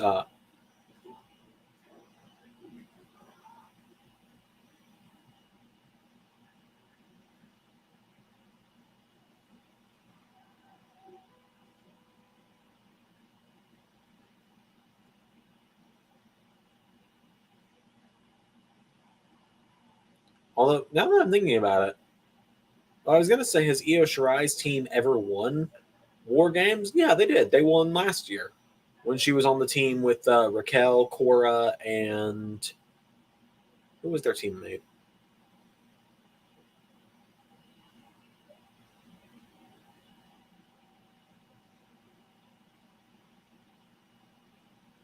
I don't remember who their teammate was, honestly.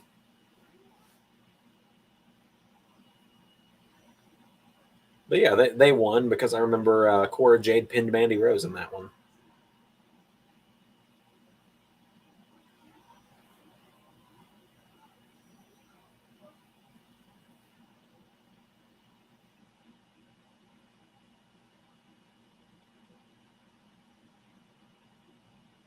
Only a few seconds from Mia Yim entering at this point, I'm pretty sure. Still like Yui versus Team Pat. That match was way better than it had any right to be, but it was a lot of fun. That was a really fun War Games match. I remember that one really well. I also remember that, that was supposed to be like a big star-making match for Ridge Holland, and then he got that nasty injury. And so Pete Dunne took his place. All right, here we go. Mia Yim's in. Oh, sorry, Zach. I completely missed your question about Fight Pit. Do I think it'll be in 2K23? I think it's got a chance. I do think it's got a chance. I don't know for sure if it'll be in there, but I think it's got a good chance. The Adam Cole versus Pat stuff was good. I have a way better appreciation for Pat McAfee nowadays than I used to, so I definitely can say it was really good. At the time, I didn't know who he was, and just was like, really? Celebrities in my NXT? But now I love Pat McAfee, so...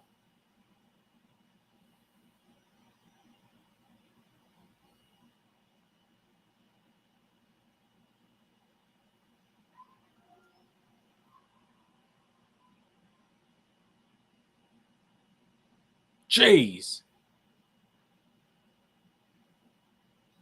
Mia Yim looks so cool as well with her kind of newer look.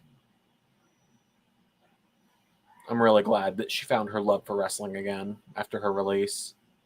Pat is a shockingly good wrestler. Yeah, he is. He's really good. He's just always really entertaining. Hey, Discord guys. Guys that are in the Discord. Should I announce the thing? You know the thing. The thing that's coming after the redraft. Hanzo, you and I talked about it the other day, actually. That thing. The thing, Hanzo, that I told you about that I said Ray wouldn't appreciate. Should I talk about that? It's kind of a big thing. Pierre, if you're still here, you'll know what I'm talking about. That thing where I was asking people for suggestions on names of people. I feel like that's a good thing to announce after this match.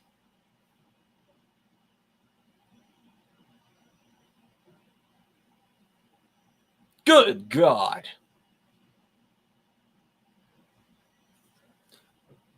It is a very big deal. All right, I will make that big announcement after this match then. That really seemed like I was setting up the Family Guy bird is the word bit, didn't it? I don't know. I have a fairly young audience. They might not know what I'm talking about. Now that I say that.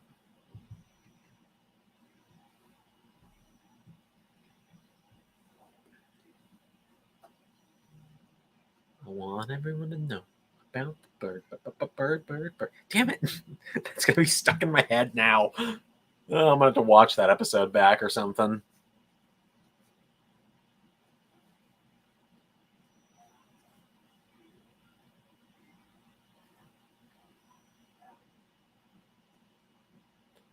In the last 3 Strawberry matches, people have been shockingly good. Logan Paul, Pat McAfee, and Bad Bunny? Right? That sounds right.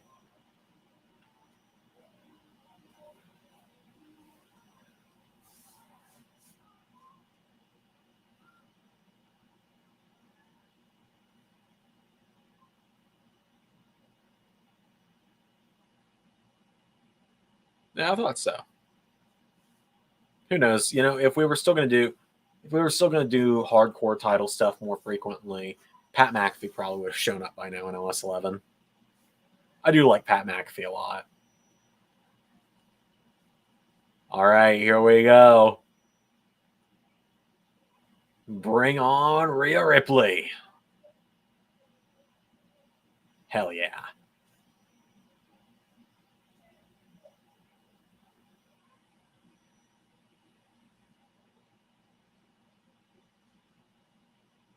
Her third? She's been in 3? Yep, she was. She was in that one where she teamed with Shotzi. That's right. I forgot about that one. Because that was one of her final NXT things. The brown celebrities that actually care about the sport. Yeah, pretty much.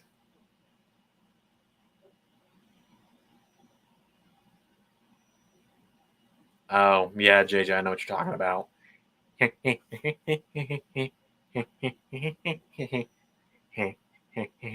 And then another. You're talking to a guy who's been watching Family Guy since he was 7 years old. So, was I 7? Probably 8. Probably 8, actually. Point remains, though.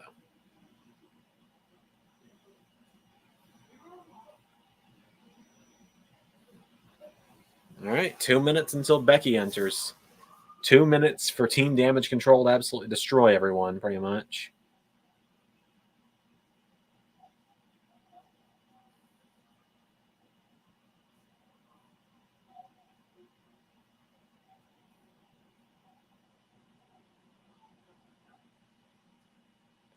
If you like Family Guy, do you like Peter versus the Chicken? I do.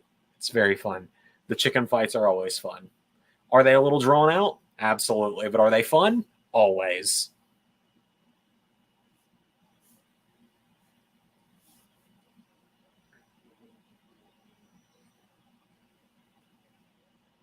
Weirdly, like the newer seasons, for a long time, I didn't like the newer seasons, but more recently, like this season's been a lot of fun every episode. Like last season, I just stopped mid-season. I was like, this is not great, is it? Like the whole like the noir episode where I was just like, that's so dumb. I did not enjoy it. But then like this season, every episode's just been a lot of fun, at least personally. Classic stuff is still the classics. You always got the Surfing Bird episode. You got Joe's, believe it or not, Joe's walking again. You got all sorts of great episodes. All the Road 2 episodes are fantastic. The Brian and Stewie ones are great. All right, Becky Lynch is about to enter in 30 seconds, folks.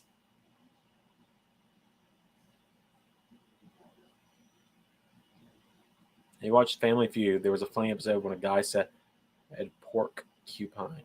I have not seen that. I used to watch Family Feud a lot with my great grandparents when they were still alive. I stayed with them a lot growing up. They took care of me pretty much like actual parents would.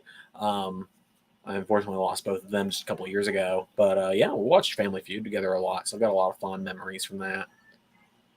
Here comes Becky. Time for War Games.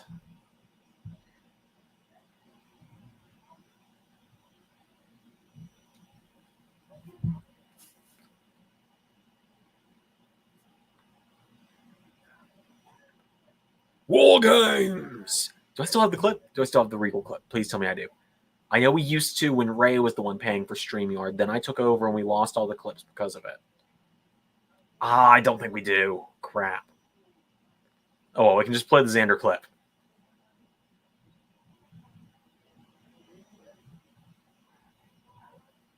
We can at least do that.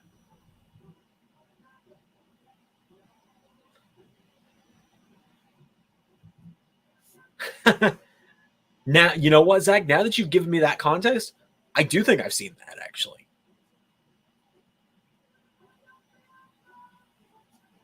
I had forgotten about that, but now that you said it, I feel like I vaguely remember. Pork cupine. And Steve Harvey just been like, what the hell? I do love Steve Harvey a lot. Former ARW general manager Steve Harvey.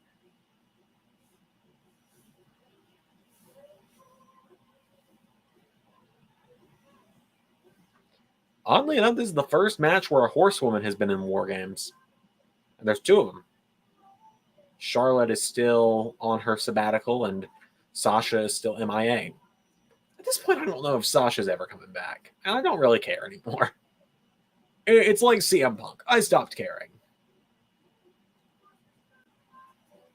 there was a minute where I cared about the CM Punk stuff. And at this point, he either comes back or he doesn't. There's a compartment on my backpack that I didn't know about. He either comes back or he doesn't. I don't really care anymore.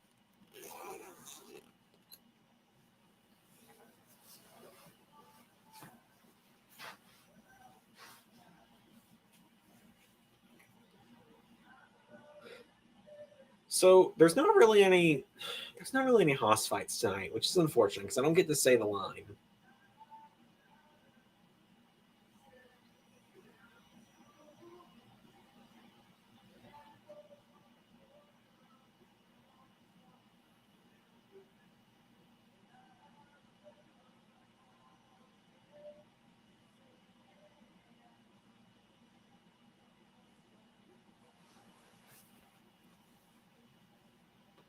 If she does, she will probably return to wrestling in AEW if they're in Boston on a Rampage.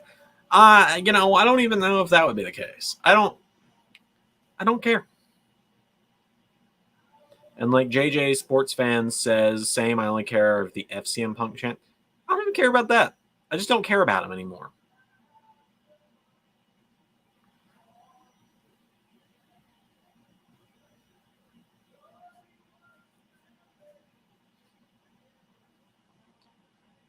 So is Becky and Rhea going at it a good chance to play the clip? Because I think it is. Now, I'm not saying you owe me royalties for this clearly incredibly amazing idea that I came up with and you stole from me. I'm just saying maybe there should be a check in the mail first of every month. Yeah, I guess that's royalties. I guess that's what I'm asking for. I mean, we did it first. Oh, there's the mist.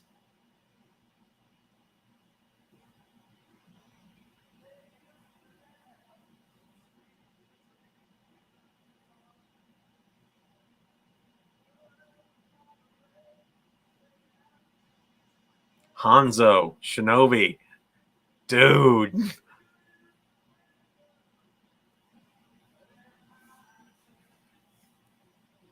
Also, I will just say, Becky Lynch and Rhea Ripley at LS11 Payback earlier this year. Already an early match of the season contender, isn't it?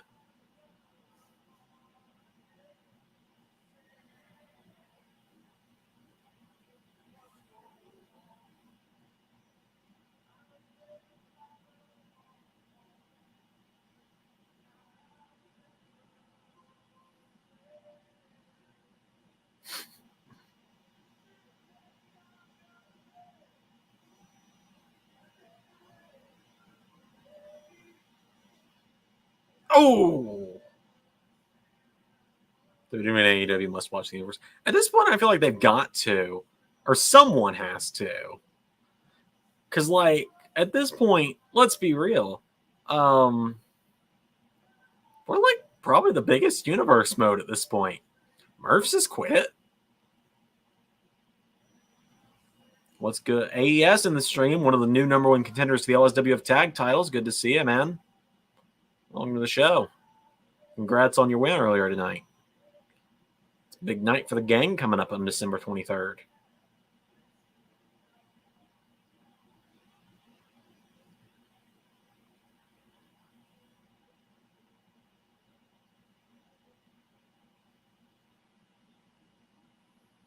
No more slick comments, I promise. You say that like they were slick to begin with.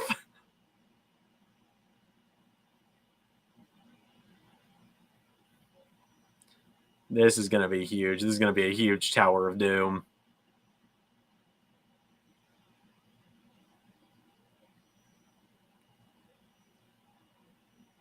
Or maybe not.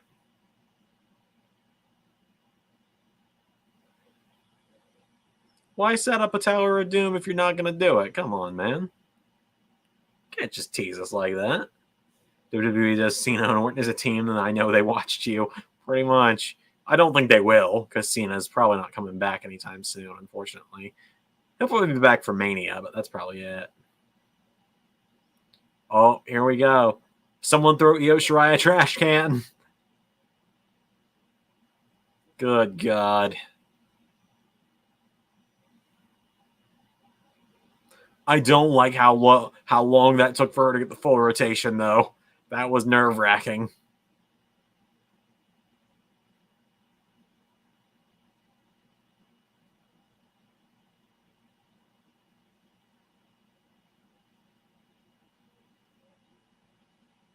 That was insane.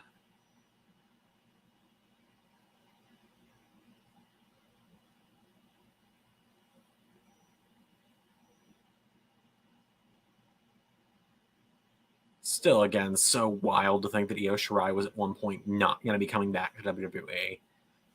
Vince could not have retired at a better time. Vince could have retired at a better time. We could have still had Keith Lee. Damn it, I want Keith Lee back in WWE. Not that I think he's doing bad in AEW at all. I do think he's doing good stuff in AEW. And I could see him being a challenger to Samoa Joe for the TNT title and possibly even a challenger for the world title at some point to MJF. But, and if that's the case, I'm playing the royalties clip. But I think Belair's hurt. That's not good.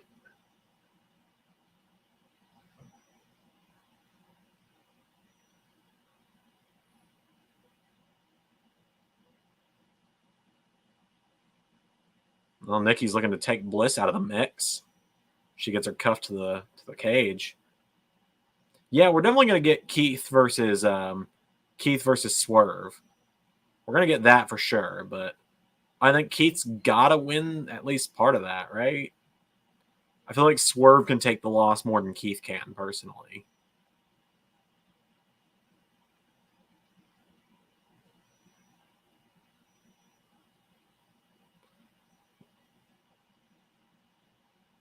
Also, why did WWE handcuff? Why is it in WWE world handcuffs are that far apart from one another? I've seen actual ones. They're more like that.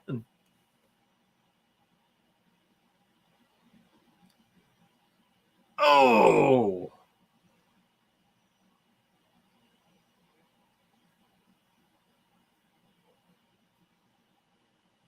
Swerve and Joe could be. Hey, wait a minute. They do Swerve and Joe. I have another reason to play the royalties clip, don't I? That was the main event of Slammiversary.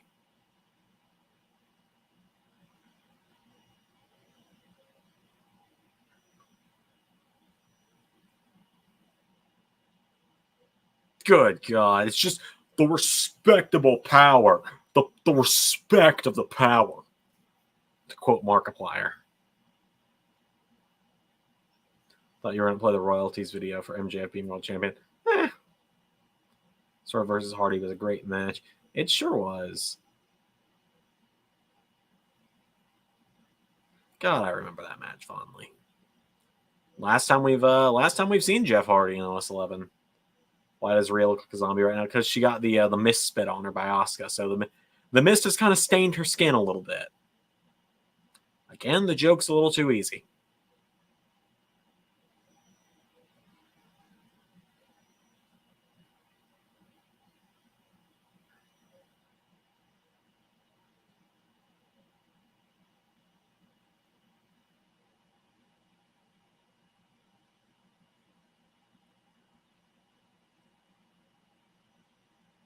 I'm scared.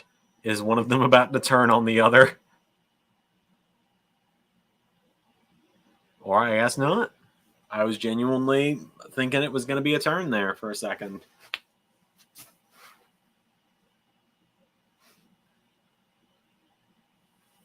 I gotta stop slouching like that. It's doing my back really hurts.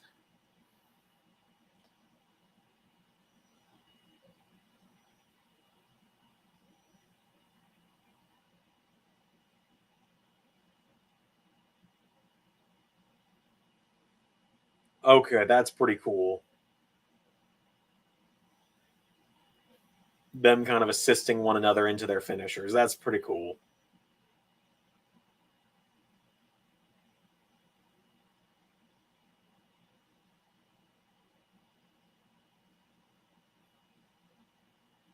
That was a really cool moment. All right, this is either it or this is where something very shocking is going to happen, like a Bliss heel turn. But if that were to happen, she's going to have to get herself uncuffed from Nikki Cross.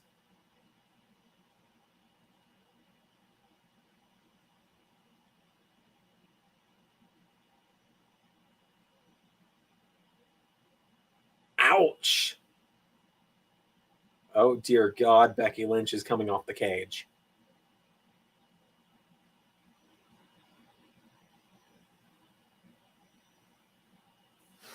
Advantage Circus. Oh no.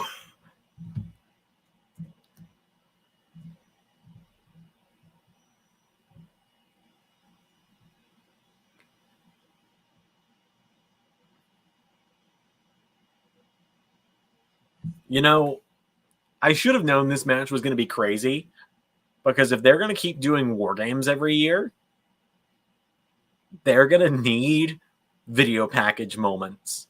Because otherwise, the only matches they have to work with in the past are from NXT. Let's look back at the first War Games match. One person from that one is still in the company, and that's Roderick Strong. AOP, Sanity, and the UE are all gone. 2018, you've got Undisputed Era. You got Undisputed Era, where only Roderick Strong is in the company. And you got Ricochet, Pete Dunne, and the Viking Raiders. Okay, all of them are still in the company. But that's it. But when 75% of the enemy team... Oh, for God's sake.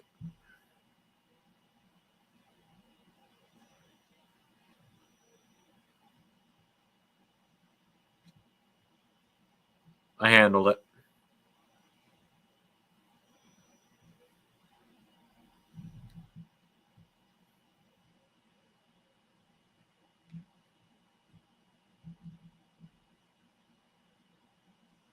But I mean, like, thank you, Hondo. I blocked them as well. I'm getting really tired of that kind of stuff, because that's happening in the comment section now, too.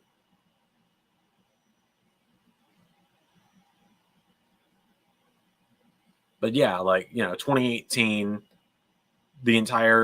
almost the entire side is gone from the Undisputed Era. At this point, Roderick Strong might be gone, for all we know. And then 2018 was the first time they did a women's one, I believe. Or was it 2019? It's 2019 was the first one they did a women's for.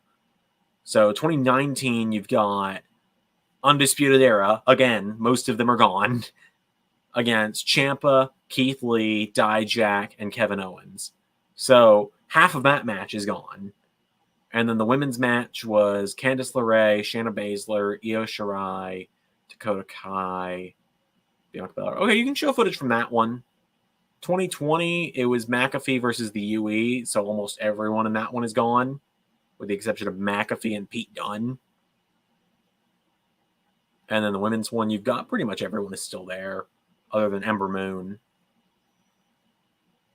And last year, you actually still got everyone from last year. So there you go. But, they want recognizable faces in the War Games video package for people that didn't watch NXT. So, yeah. Oh, right. I can do that announcement now. So it's a little bit of a spoiler, but I'll go ahead and announce that on Monday, the hardcore title is going to be retired because I'm out of ideas. It's not fun anymore. If all of the fun backstage arenas, like what was in 2K20, was still in 2K22, maybe there'd be more to do. But it's not. So we're going to be retiring the hardcore title on Monday. And after the LS11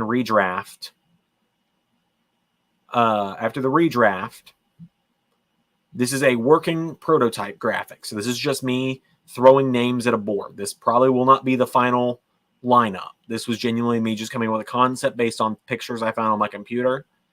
We are going to introduce a new third singles title to Monday Night Raw.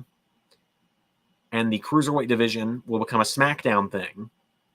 Monday Night Raw will get the European Championship, and the first champion will be crowned at SummerSlam with the culmination of the first ever LS11 World Cup. Now, like I said, this is a prototype graphic. This probably will not be the lineup of people in it. This was literally just me finding people from 8 different countries and working backwards.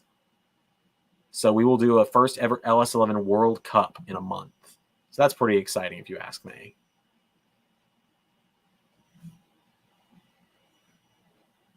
Bloodline has to win men's War Games.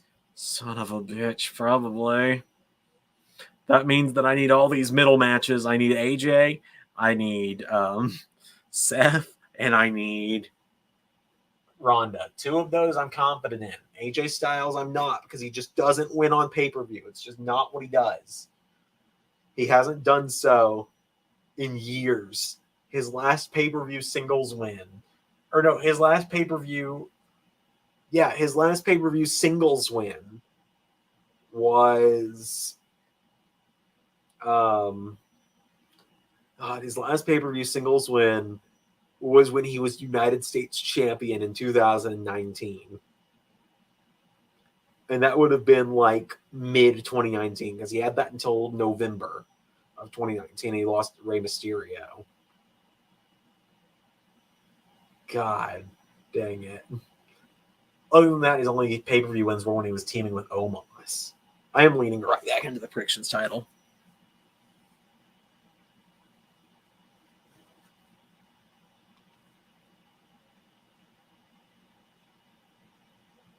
"2019 is a fever dream, and it was a great year, but it was a fever dream."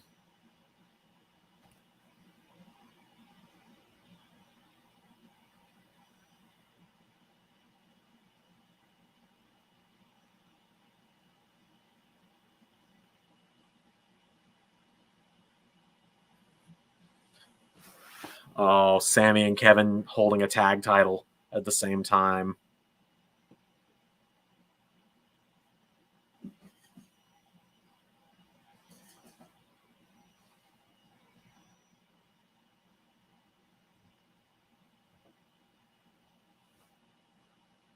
Bloodlines winning, weren't they?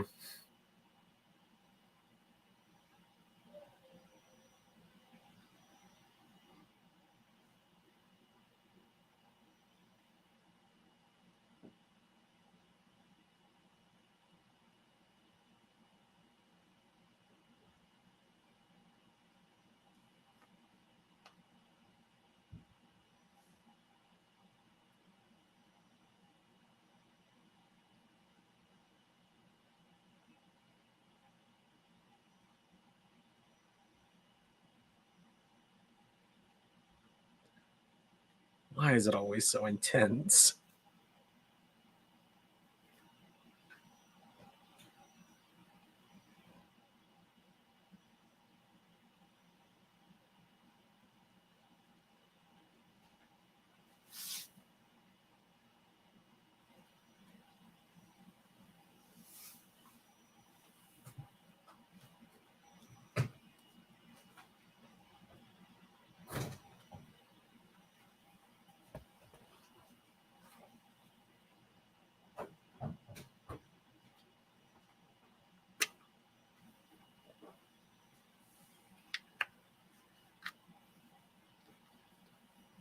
It's a small thing. It's a small thing. But I love that Roman never directly looks at someone when he's talking to them. Unless it's something like this. Otherwise, he's looking just past them.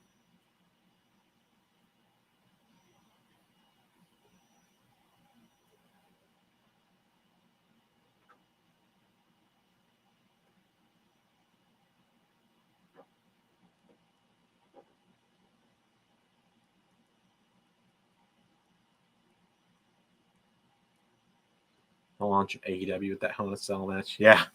Oh, yeah. That was like a couple weeks before. That was actually a couple like days before AEW started, wasn't it? I think maybe it started. Because it started end of October that year.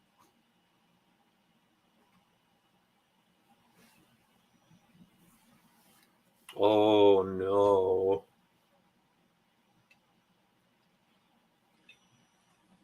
Oh, no. Is the turn happening tonight? It could be.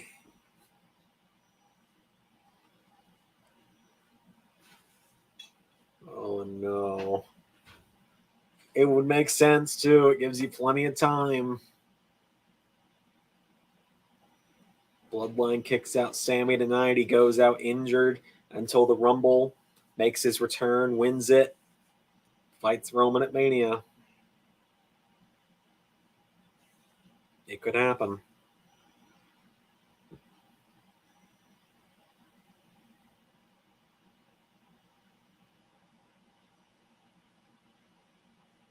I'd rather vote not, but oh, Sammy. Sammy's in trouble. Yeah. Oh no. I'm scared.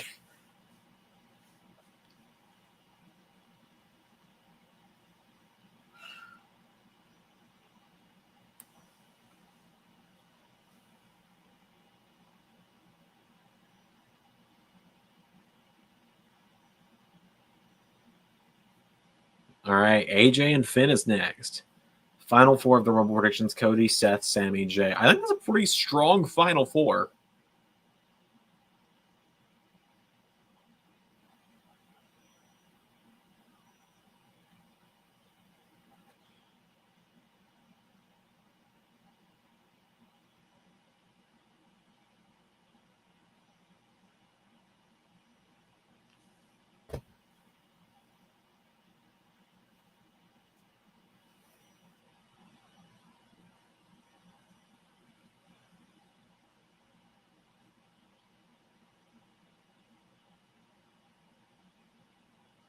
God, Balor's facial expression when Gallows and Anderson's music hit was so perfect.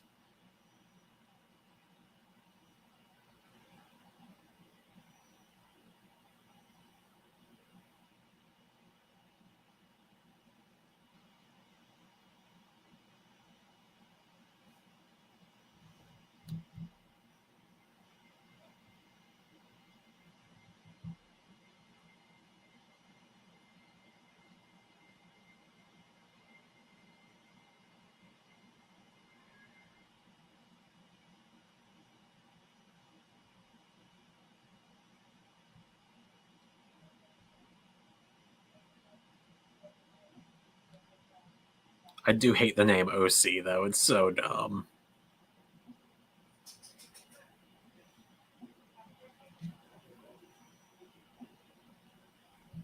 Jay will dethrone Roman. I highly doubt that. Maybe Morgana. Ciampa's out. Ciampa's not going to be in the Rumble. He's out until... He's probably out. I think they said he was out for about 9 months, so we probably won't see him until, like, July. I think it's kind of his return table for next year. You guys where that would put him? Because he went out with the surgery last month.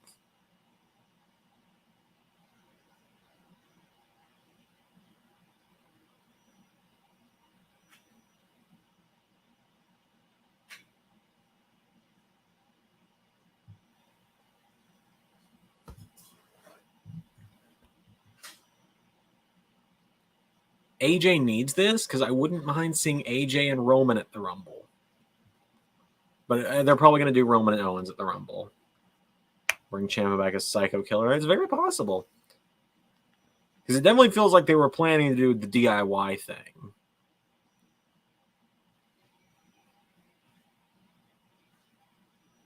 What about Randy? There's no estimated update on when he'll return either. So no Rhea after War Games. So it looks like it's just the even 3-on-3.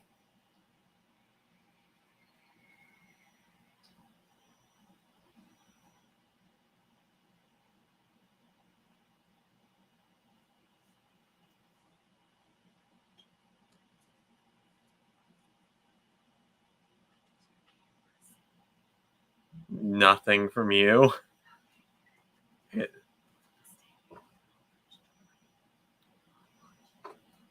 Oh, okay. No pressure then. Got it. There's a rumor that Orton had a fusion. So from what I've heard about that is he's got the same injury that Shawn Michaels had back in the early 2000s that put him out for like 4 years. So that's not good. Back injury. For those wondering, my mom is just off camera asking me questions. She's never watched wrestling a day in her life. She's very confused right now.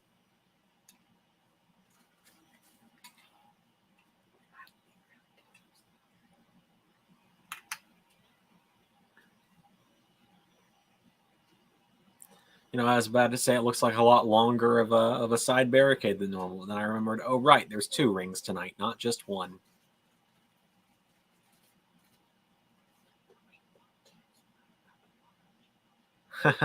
Fuck off.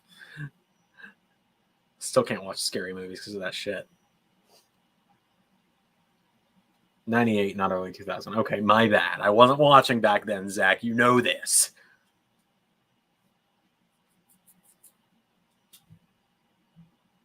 I also wasn't, alive in 98. My brother was. I wasn't.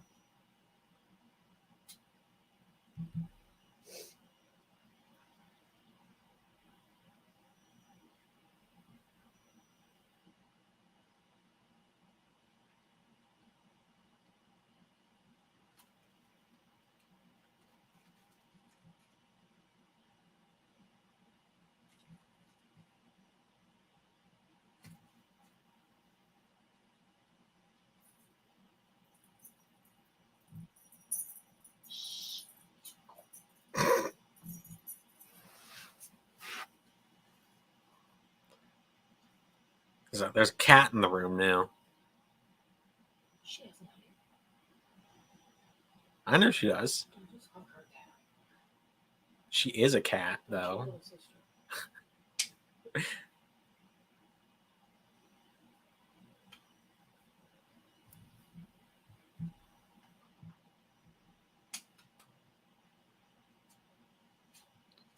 I feel like, folks, at a moment like this, we need something somehow less awkward than my current situation to break the silence. So hit the clip, everybody.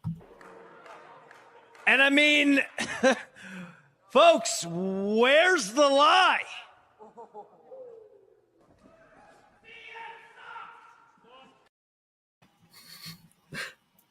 I know we talked about this, but Triple H must miss the Undisputed Era. Yeah, when I say that Vince retired at the right time, maybe a year or two earlier would have been more preferable. Maybe he should have seen COVID happen and just be like, you know what? I'm 77. Time to peace out. Time to not run $1 billion company into the ground anymore. But Pierre, I appreciate that you're always there just to hit the cricket emoji anytime I play that clip. Really helps set the ambiance of that clip. Kyle is injured. Cole's rumored to be retired so Adam Cole's not going to be retiring from what I've gathered from news lately. There's more hopefulness for his return than before. Kyle O'Reilly, there's not been much update on, unfortunately. And then, Bobby Fish is Bobby Fish. No one really cares anymore.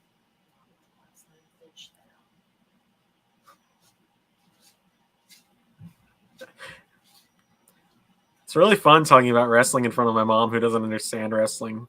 Doesn't make things awkward.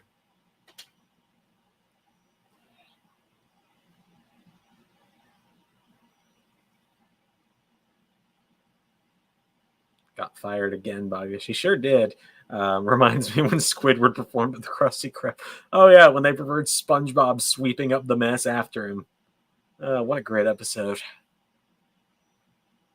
I have Peacock. I really need to watch those classic episodes again. Or not Peacock, Paramount. That's what SpongeBob is on. Paramount. That's what I spend $10 a month and don't use half the time. You're welcome, man. You pay for my Peacock, I pay for Paramount. I don't have access to the YouTube. I don't use your Disney Plus. I use your Peacock and your HBO. That's it. Why would I? Why would I, Mom? Really?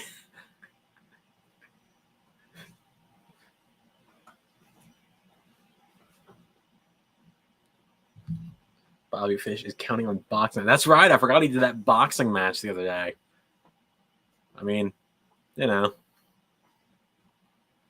wanted to talk about how legitimate MMA fighter he was after his whole CM Punk thing. So, why not go back it up? I mean, hey, he at least went and backed it up. He won, didn't he?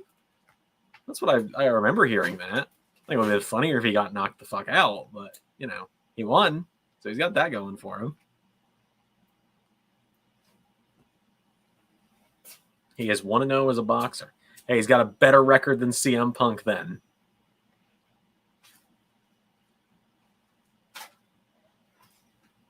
I wonder how far he'll go with boxing. I don't know, honestly.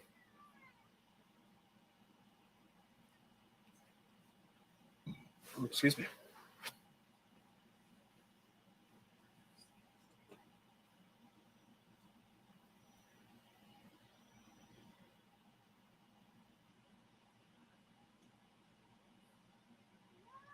Maybe he'll be the one that ends 6-0. Ah, yes, Bobby Fish versus Jake Paul, the fight no one ever wanted or no one ever needed. Now I kind of want it, though. Just to see the old man get punched a few times.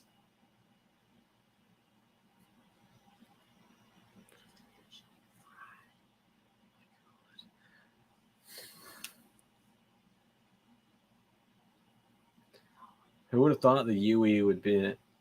Who would have thought the UE would be here in 2022? Yeah, it's not... Yeah, it's not been a good year for them, has it? Two of them are injured. One of them's in NXT limbo, and the other one is trying to find the lie.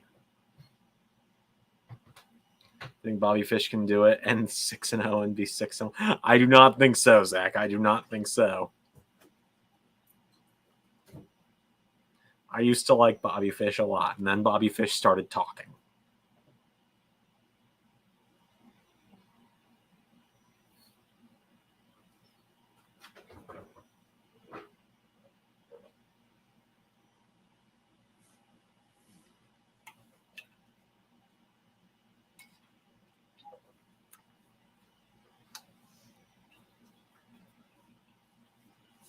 The 1-6-1. It'll be bigger than the Undertaker streak ending, obviously.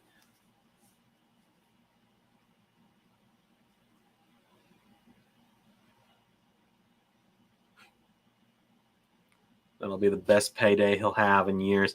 Probably. I mean, he was just getting the NXT pay for a long time. God, so still so weird to me. We never even got an Undisputed Era four-man entrance on the main roster. Like, we got Adam Cole they each did entrances on their own. You know, Kyle and Bobby did a tag team entrance once at Survivor Series 2019. And other than that, you know, Adam Cole did a solo entrance with Roderick Strong coming out to the ramp with him, then Roddy went to the back. We never got the full four-man entrance. They had a match together as a four-man group on SmackDown.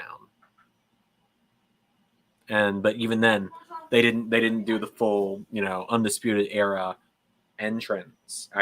It's backwards because of the webcam, but they didn't do the full entrance. They just kind of came out and confronted New Day and Heavy Machinery. Brock Lesnar didn't need to beat the streak. I will always stand by that. Agreed. He did not.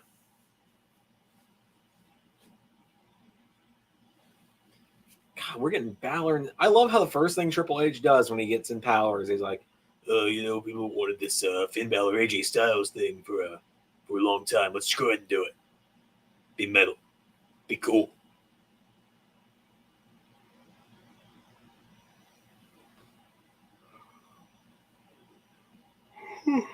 And their championship celebration, the SmackDown after Bad Blood. Well, that was an LS11 thing. I was thinking in real life. They did plenty of four-man entrances on the main roster in LS11. They got that one entrance with all the gold after Bad Blood, and then they lost the gold at They lost the tag titles at Survivor Series, and by the time they won the tag titles back, Cena beat Roddy for the IC title. I think Roderick Strong is like the one case in LS11 of John Cena being what happened to someone's push. It's so dumb, but you know.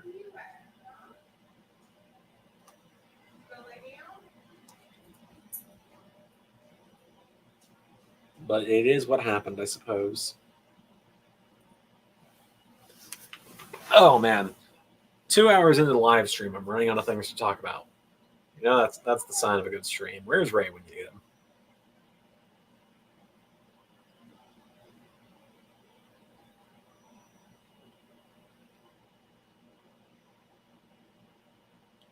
Still wanted UE Warfare Analyst. Yeah. I'm so mad that's just twice now. It hasn't gotten to happen. Twice. First, right, I have it ready to go. And then Adam Cole leaves, and Bobby Fish gets released, and Kyle O'Reilly leaves. And so I'm just stuck with Roderick Strong. And so I have to turn him heel and say he's the one that did it from the inside. Let's talk about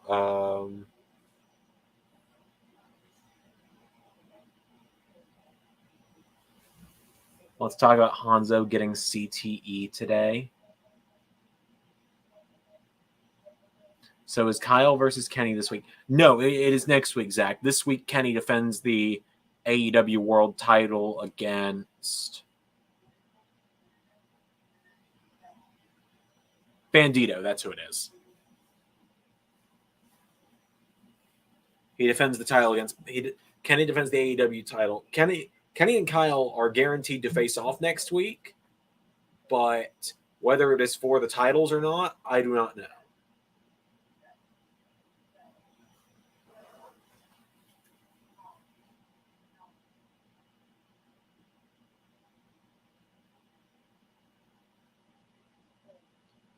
Well, I say I don't know, but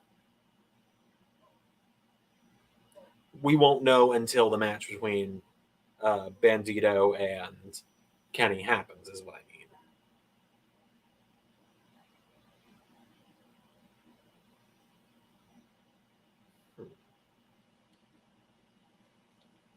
So Hanzo and Shinobi donating now kind of makes me want to do this.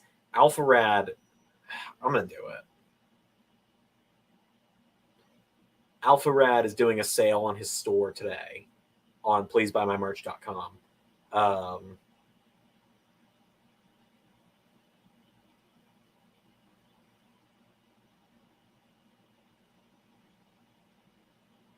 I had an item in my cart and I was going to get it, and then I was like, I don't want to spend the money. But now that Hanzo and Shinobi have donated, I think I have to. So,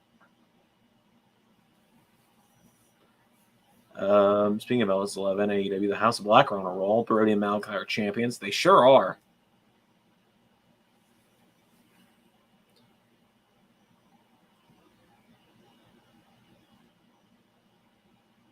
House of Black is, in fact, on a roll.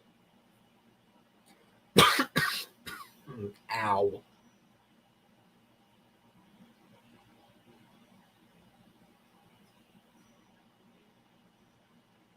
I guess I'm going to complete my Alpha Rad order real quick.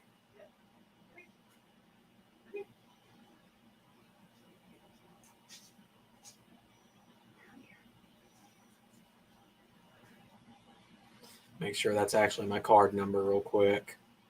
Appreciate you guys buying me my Alpha Rad merch. Let me support the internet funny man. That's my card number. Oh, no, do not ship it to my dad. All right, pay now. Order's being processed. All right, thanks, guys. I'll show you what you guys bought me real quick. You guys bought me the official Alpha Rad plush. So thanks, guys. It was marked down from $30 to $14 today, so I wanted it. I want to start getting merch from YouTubers I actually like.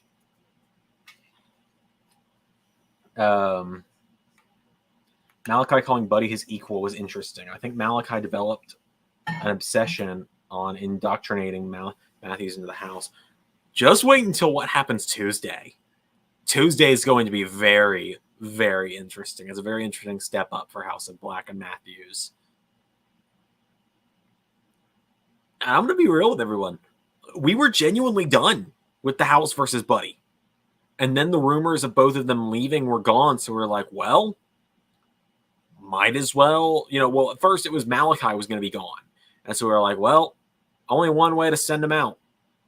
And now they're both back. And it's like, well, now I get to have a bunch of fun. Now it's like I was gonna go just, you're my equal, let's do this, and Buddy would have beat him, and that would have sent Malachi packing. But now that they're both sticking around, it's gonna get very, very interesting. Is all I can think to say.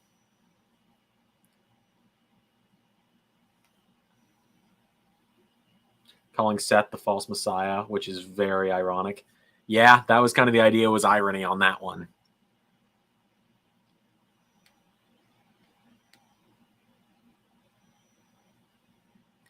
God, we're so close to me being able to announce a huge thing.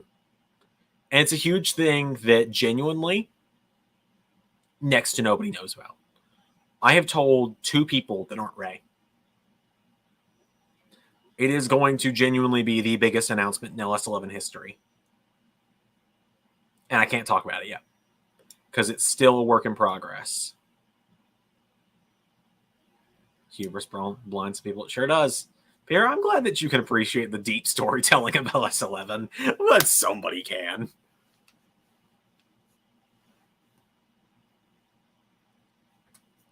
We work really hard on these stories.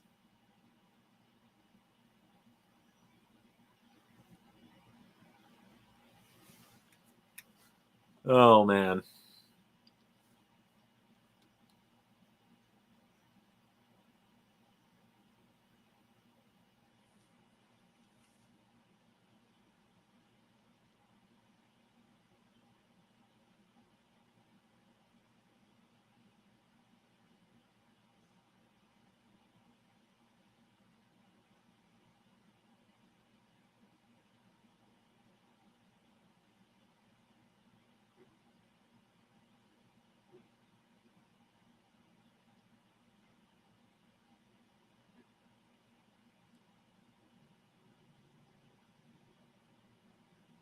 Okay, thank goodness. Had something kind of enjoyable, something kind of important to look up. How long until the announcement? Ooh, let's see. So Extreme Rules, that's what's coming up now. So getting close, actually.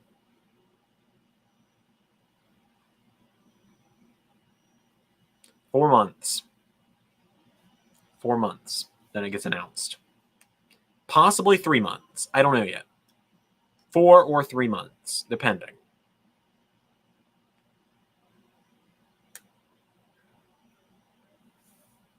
But time will tell.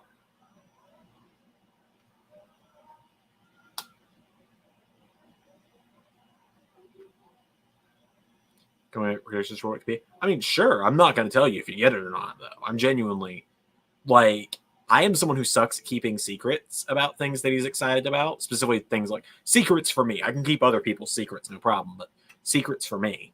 But I have been so tight-lipped about this. We came up with this, and we started working on this. It's a secret project as well. I can't, like, give too many details about it. Forbidden Door show. Yeah, I can't give many details about it because it's been something we've been working on since, let's see, it's now November. We've been working on this since like the beginning of 2022. In fact, no, we started talking about doing this and making this project happen end of last year. So it's been a year since we started talking about this idea. And so, like I said, I can't talk about what it actually is, but when the time comes, you will understand.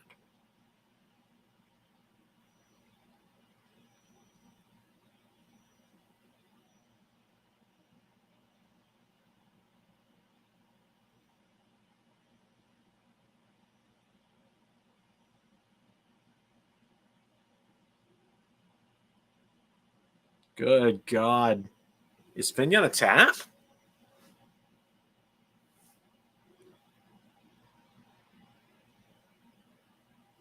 Oh, that's interesting. We could finally be getting Rollins curb stomping Omega for the 1, 2, 3 and Rollins versus Omega. Like I said, I can't say anything. Like, I'm no matter what the guesses people give are, I'm just gonna have to keep a straight face and say I'm not gonna spoil anything. Because like this is the biggest thing we've ever done.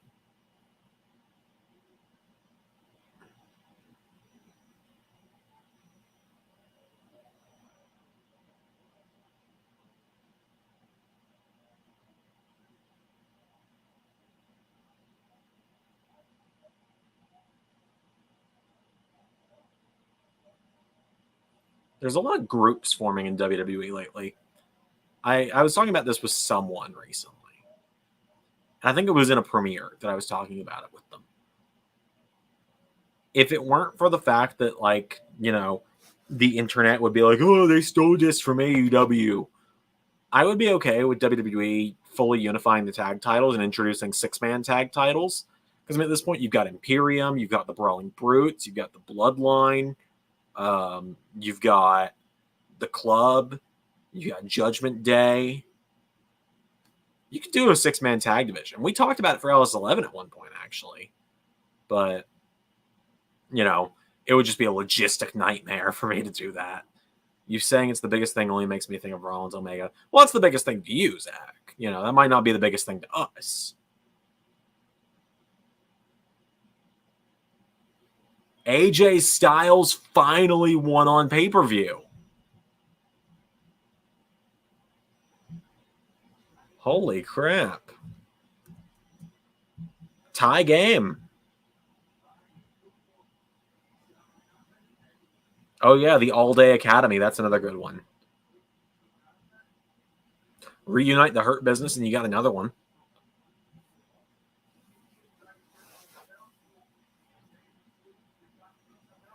But yeah, I mean, honestly, had we done a 6-man tag division, Imperium would have been the champions to start it out. A 2-hour match.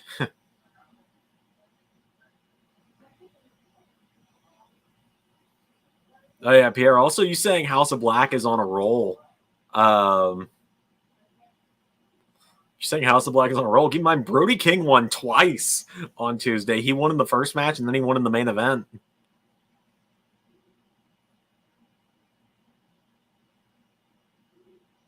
That was such a good match as well, despite the fact that my mom came in here and made me miss like the first half of it. But anyway.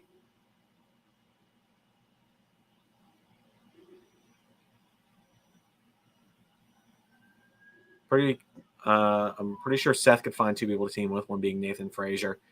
Yeah, you know, at this point, I don't know who Seth's other person would be.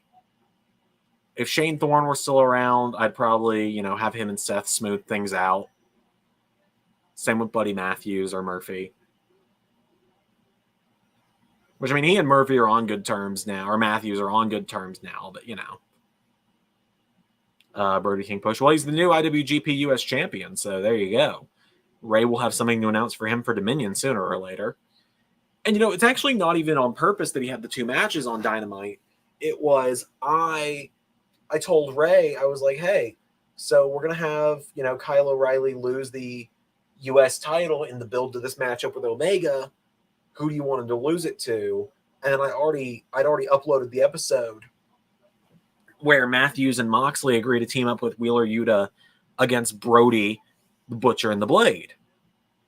And then Ray was like, I want Brody King to win the IWGP US title. I was like, all right, I'm going to have to do that this week then. So Brody King's going to do double duty.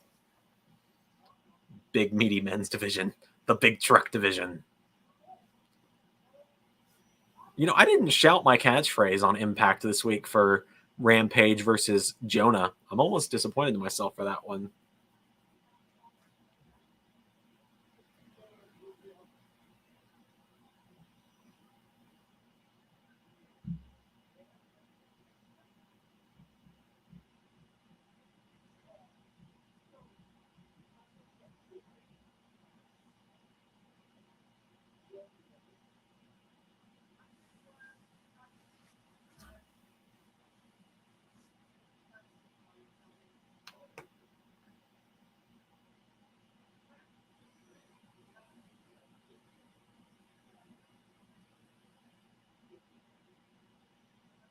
I always really like that Liv Morgan video package.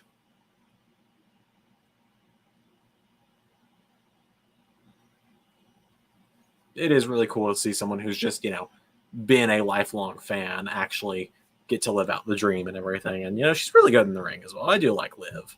She's not my favorite by any means, but I do like Liv a lot.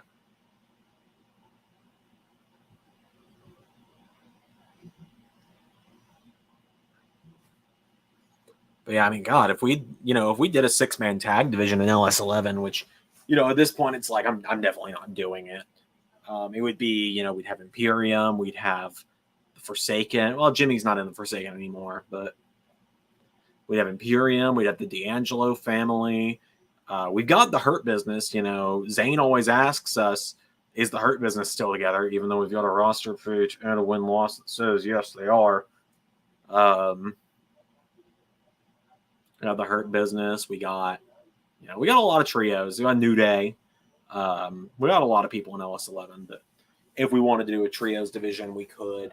And like I said, I considered it at one point, but 6-man tag matches are a nightmare. Regular tag matches are already terrible. There's a reason that the CPU versus CPU tag matches in LSWF get the crowd cut, come back for the finish all the time to cut the time of the match way down. Like there's the Bullet Club as well. There's a 6-man tag match at Fight Factory as well. There's a 6-man tag match on LSWF next week that originally went for nearly an hour. And I cut it down to be about 12 minutes, I think.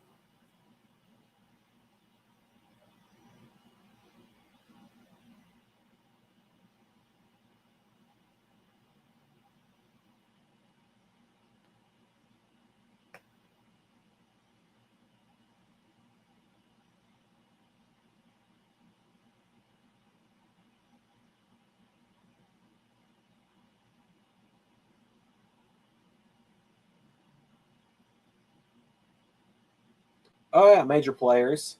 That would be fun. And there's all the rumors that Matt Cardona is heading back to WWE, and I don't know how I'd feel about that. When the Good Brothers were kicked out of Bullet Club, I was like, at least Bullet Club has like 50 million members. Well, in LS11, there's only like 6. There's Jay White, Chris Bay, Ace Austin, Kenta, Hikuleu, and then even then, he's gone from Bullet Club now in real life, so he's probably just not part of it anymore for us. Like, it's really just those 4 of Jay White, Chris Bay, Ace Austin, and Kenta.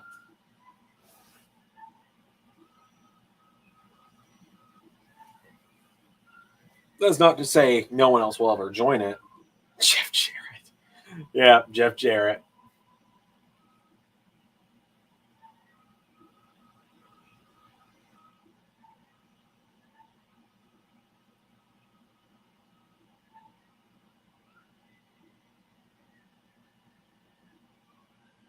All right, this feels like a free point for Team Zander on this one. We got Rousey.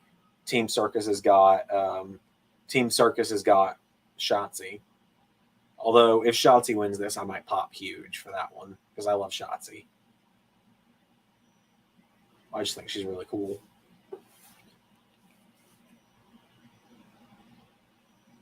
Ronda and Shane as a team could work. It really could. I'm interested in it.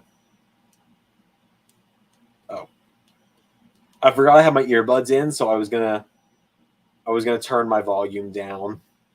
Would this qualify as the piss break match? I mean,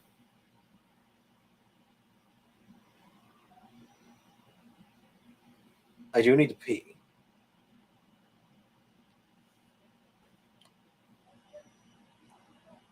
So, what do you guys want to be left with? I got to pee real quick, so I'm going to be gone for like probably 3 or 4 minutes because I got to go up the stairs. Do you guys want to be left with Don't Stop Me Now, Never Gonna Give You Up, Hallelujah, Welcome to WrestleMania Week? I can't do Barbie Girl because that one got copyrighted. So do you want Hallelujah, Don't Stop Me Now, Never Gonna Give You Up, or Welcome to WrestleMania Week?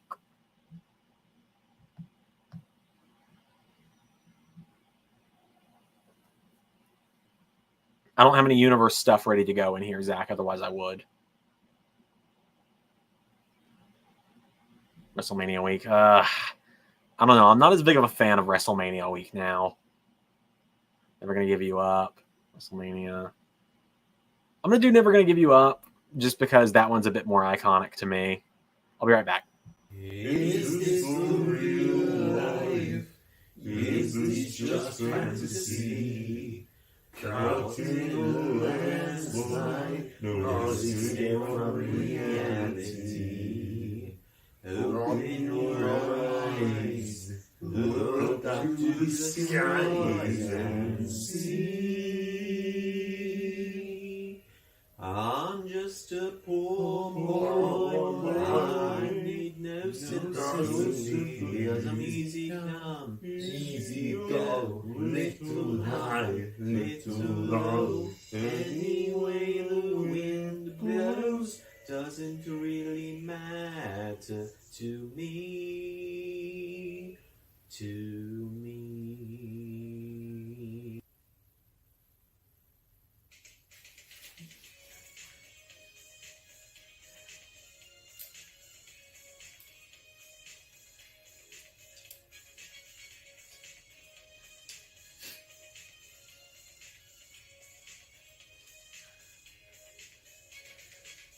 Well, strangers to love, you know the rules, and so do I. A full commitment's what I'm thinking of. You wouldn't get this from any other guy. I just wanna tell you how I'm feeling. Gotta make you understand. Never gonna give you up. Never gonna let you down. Never gonna run around and desert you. Never gonna make you cry. Never gonna say goodbye. Never gonna tell a lie and hurt you. We've known each other for so long. Your heart's been aching, but you're too shy to say it. Inside we both know what's been going on. We know the game and we're gonna play it. And if you ask me how I'm feeling, tell me you're too blind to see. Never gonna give you up. Never gonna let you down. Never gonna run around and desert you. Never gonna make you cry. Never gonna say goodbye. Never gonna tell a lie and hurt you. Never gonna give you up. Never gonna let you down. Never gonna run around and desert you. Never gonna make you cry. Never gonna say goodbye. Never gonna tell a lie and hurt you. Ooh, give you up. Ooh, give you up. Never gonna give, never gonna give. Ooh, give you up. Never gonna give, never gonna give. Ooh, give you up. We have known each other since 2011. Your heart's been aching, but you're too shy to say it. Inside we both know what's been going on. We know the game and we're gonna play it. I just wanna tell you how I'm feeling. Gotta make you understand. Never gonna give you up. Never gonna let you down. Never gonna run around and desert you. Never gonna make you cry. Never gonna say goodbye. Never gonna tell a lie and hurt you. Never gonna give you up. Never gonna let you down. Never gonna run around and desert you. Never gonna make you cry. Never gonna say goodbye. Never gonna tell a lie and hurt you. Never gonna give you up. Never gonna let you down. Never gonna run around and desert you. Never gonna make you cry. Never gonna say goodbye. Never gonna tell a lie and hurt you.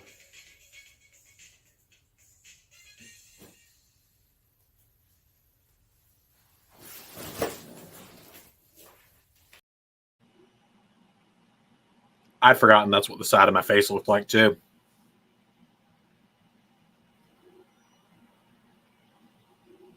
So the match has started, by the way.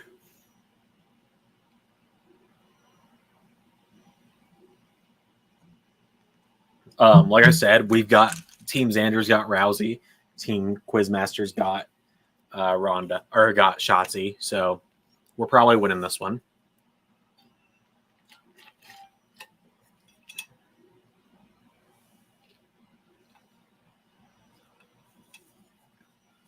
I definitely got to get shorter intermission videos at some point.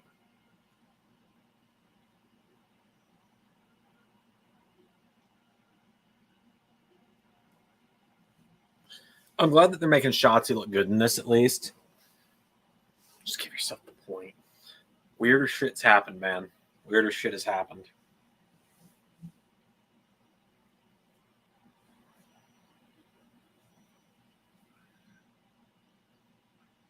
Very interested in your next Call Your Shot gauntlet. I did share the early prototype graphic at one point. I know a few people recognized some outlines according to the internet. I know a few people said that they saw Broken Matt Hardy in here. Someone said they saw Dalton Castle and Brian Cage. I know several people said they saw James Storm. Obviously subject to change, but you know, in fact, I think one or two of those names will change by the time it actually airs, but that's the early preview for the next Call Your Shot. As of the time of making that graphic, that was genuinely outlines of everyone that would be in it. And obviously I can't confirm if any of those outlines are who people said they were, but yeah, I know at least one of those is going to get replaced at some point. So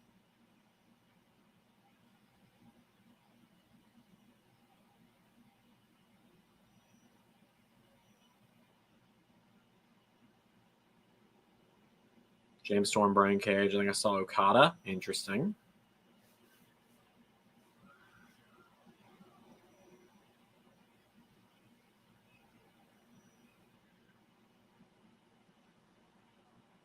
Ooh. I do like how it's just kind of random which of the two rings the match is going to take place in. The triple threat's going to be all over the place, isn't it? Could you imagine Okada back in Impact?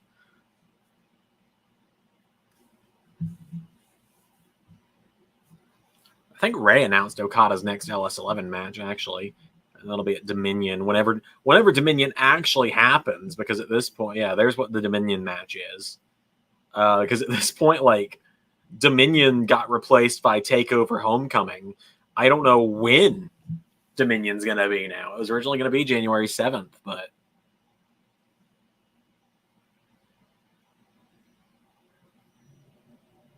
or Okada in AEW Universe, no, knowing who the world champion is. Well, Okada's currently the IWGP champion, so time will tell on everything, I suppose.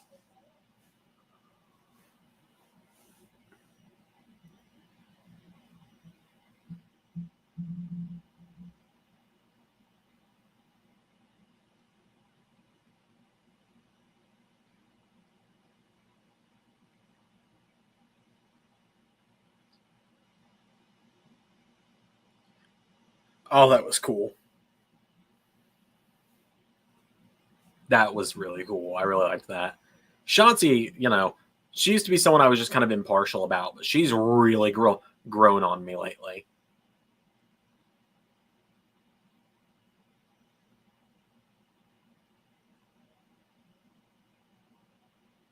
There you go. Delivering on the promises. Whoa! Oh my god! Like, I know those fans were obviously plants, but like, that's very rare that you see something like that happen. That was really cool.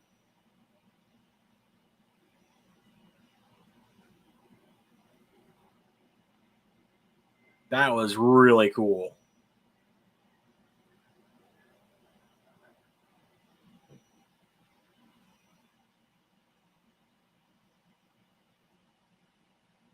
They're making Shotzi look like $1 million right now.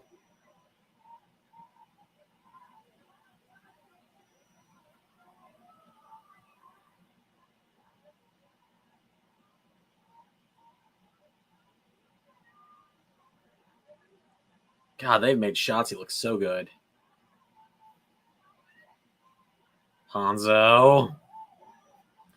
Who's your favorite Pokemon that you caught this game? I really like Quaxley, but Claude Zire and Lechonk have my heart. Just the little piggy is so good.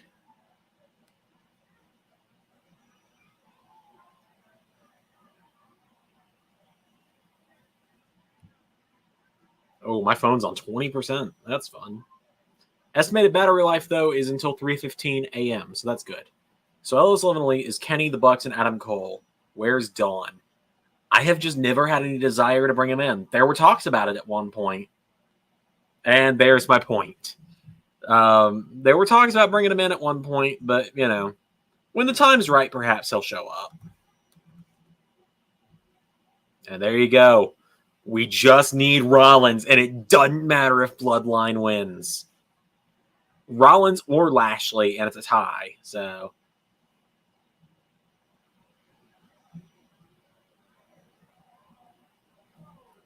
at least Ronda didn't squash her. Yeah. But yeah, where is Don Callis is a great question. Like I said, we talked about it. Talked about bringing him in for the CM Punk feud. It's just a lot of work to get that extra character in there. It was also at a point where, like, we didn't have any creator wrestler slots available, so.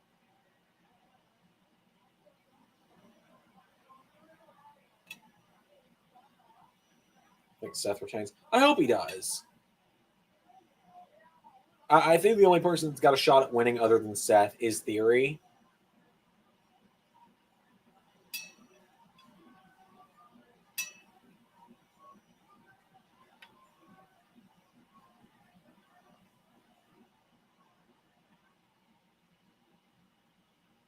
So Kenny doesn't have all of his stooges. No, because that just seems like a waste of time. You know, Cutler is kind of there, but he's kind of not.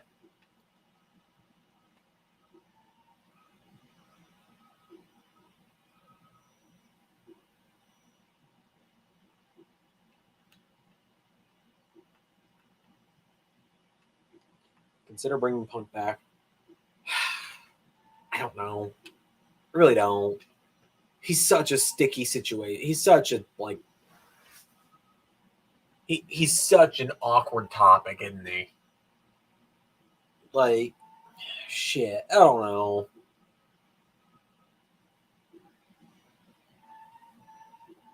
I really don't know. Punk is such a difficult topic at this point. Like, if he comes back, then maybe. But even then, I also said that if he comes back to WWE, I'll just give him to Ray to use for NXT. So I don't know. Even if Punk comes back to AEW, I wouldn't be surprised if Ray pulled the "you said if he comes back, I could have him" card. And at that point, I don't care anymore. Just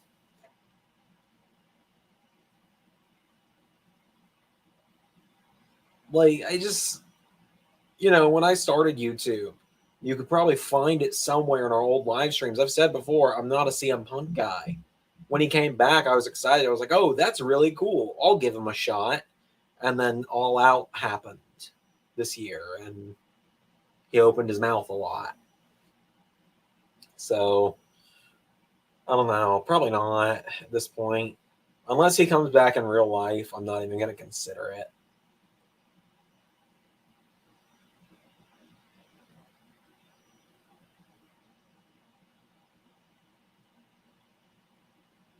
The Gripe Bomb, yeah. Scrumgate, Brawl Out, Muffin Mania. Can you tell I watch Steven Larson religiously at this point with how I reference them? Honestly, I should have bought some Friendo merch now I think about it. Steven Larson is like the dream collab for me. I'd love to be on something with them or have them on here at some point.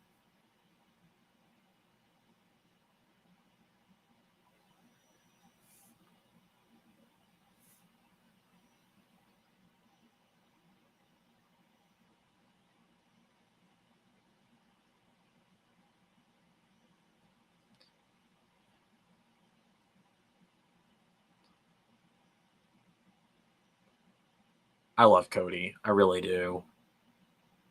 I know he's going to return and be the one to beat Roman, but it should be Sammy. It should be Sammy at this point. I love Cody, though. I really do. It was funny when you had Cole say, see, I just kicked Sean. Oh my god, that segment was so good. We randomly came up with that one night. Let me see if I can find it, and I will read you guys the text conversation Ray and I had the night we came up with that.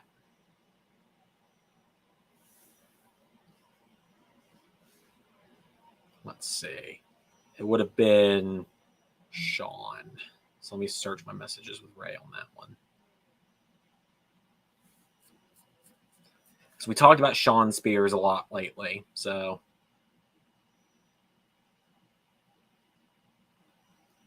I'm very interested in NXT Deadline's Iron Survivor Challenge.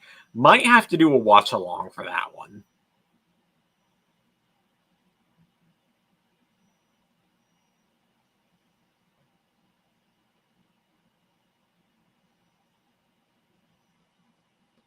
Let's see. It would have been last year when we came up with this, obviously, because it was last year when this aired.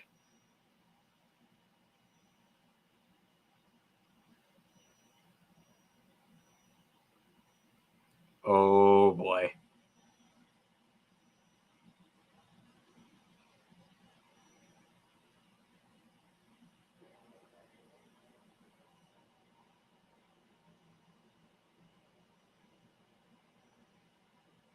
Okay, I found it.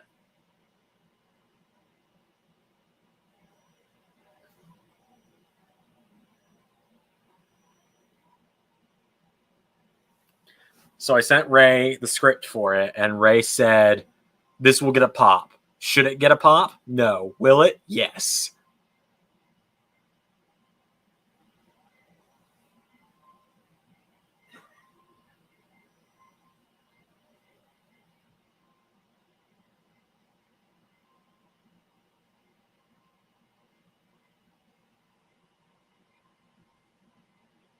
Let's see. Oh, here we go.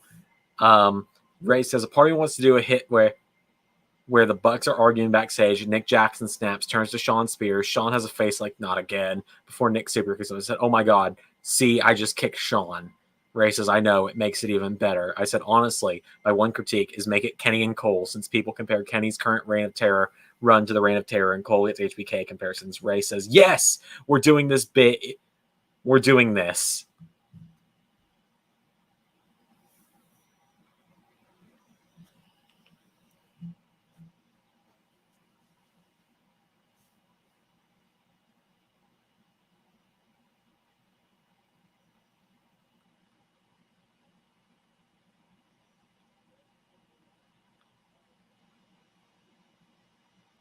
Oh, it's getting tense.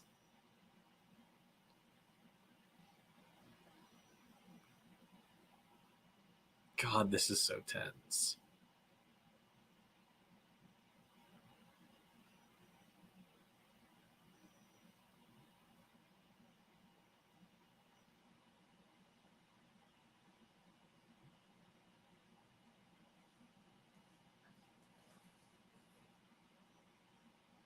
Oh, God.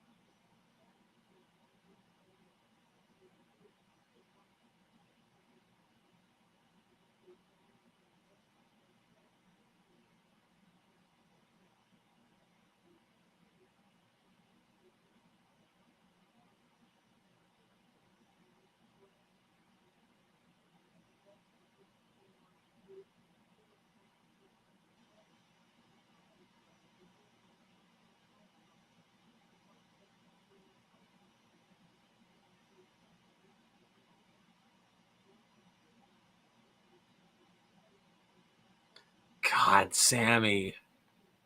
He can make things so funny, but he can also turn it to so emotional on a dime.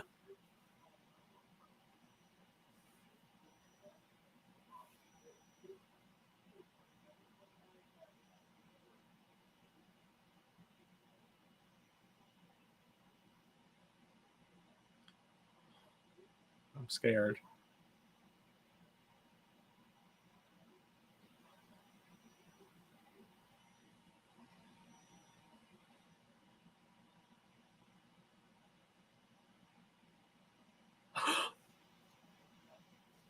Roman's hugging him. Oh, Roman's hugging him. The turn is happening tonight, isn't it? I walked out of Max Playhouse at the peak of my career. Adam Cole also sticks to me. God, yeah, that line. I came up with that on the spot.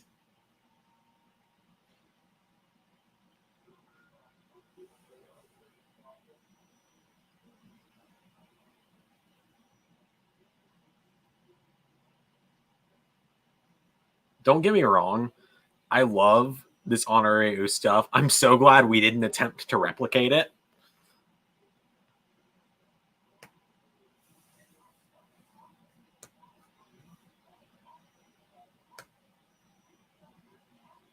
Cole was not pinned at WrestleMania. You're absolutely right.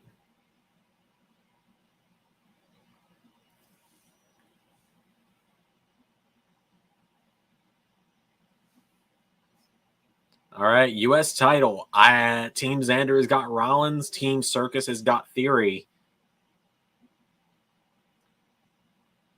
I would not be surprised if Lesnar showed up to cost Lashley this one. This determines if it's all over. If Rollins or Lashley win this, Team Circus has no chance of winning, and I keep the predictions title.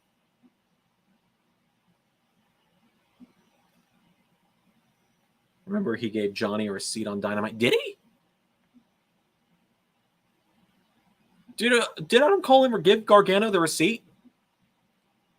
I know Dax and Cash took him out, but I don't think Cole ever did.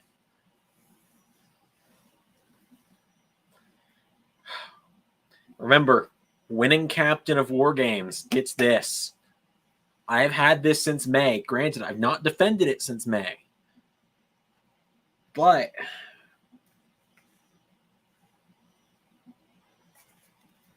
Quizmaster could have this at the end of the night. Quizmaster wore this once. Never as champion, but I let him wear it for a show one night when he was hosting an event.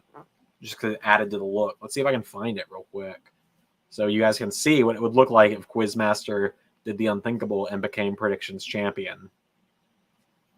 This was back when Quizmaster had the red hair. It could happen.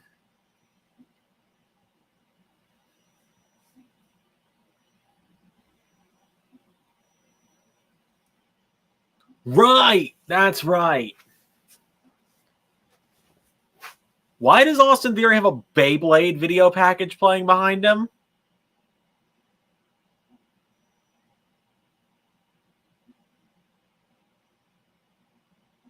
Austin Theory's not winning it. He's got the Beyblade video playing behind him. Why? Oh my god. He did a boom. I believe it was on the Build Double or Nothing when Cole said FTR had to defend against all of his friends. That's right. That's so fucking dumb. Oh, the belt's getting put back up here.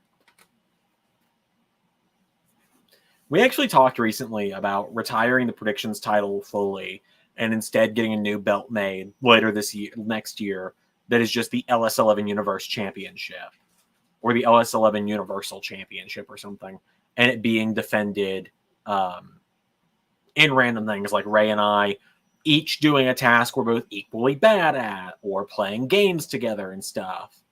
Like, it just kind of becoming a live stream gimmick. So like maybe one day we see who can do the best in bowling. Like we'll have a best friends bowling night or something.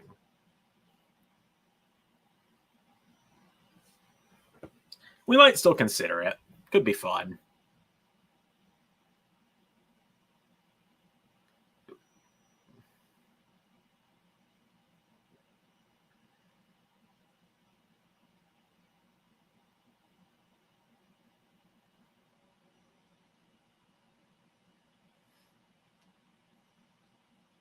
I gotta see how the Beyblade thing is doing on Twitter, because you know that's blowing up.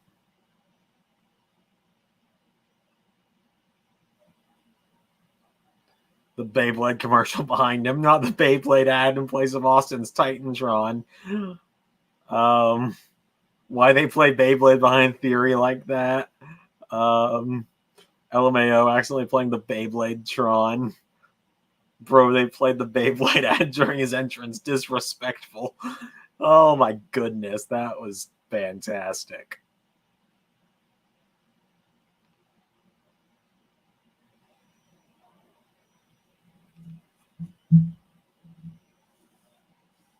It should have been a Pokemon for Theory. Yeah, I don't think Pokemon's ever worked with WWE, so I don't think Nintendo's ever worked with WWE in general, actually. So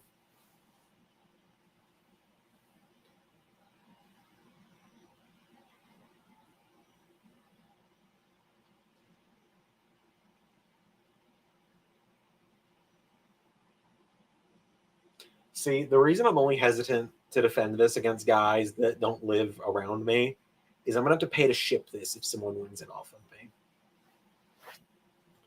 I remember a lot of Cole's time from LS11. Well, he was kind of like the main character for a long time.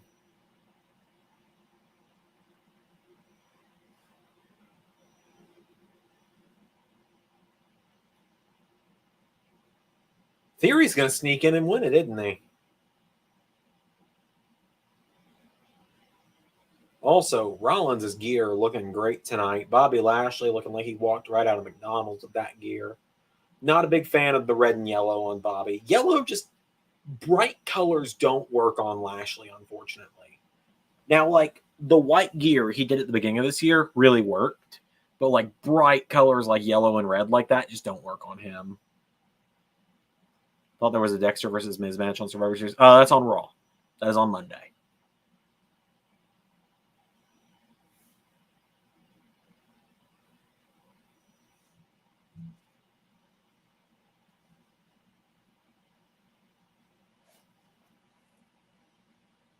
All black does work for him. He's done all black once or twice. I remember that vaguely. But, when he does like black as the base and then works around it, I think it works better, personally. He did, he did the white with black. And I think we used that in LS11 for a while because I really liked it. But Lashley usually does have really good gear. Ever since he swapped to the pants instead of just trunks, I really liked Lashley's gear.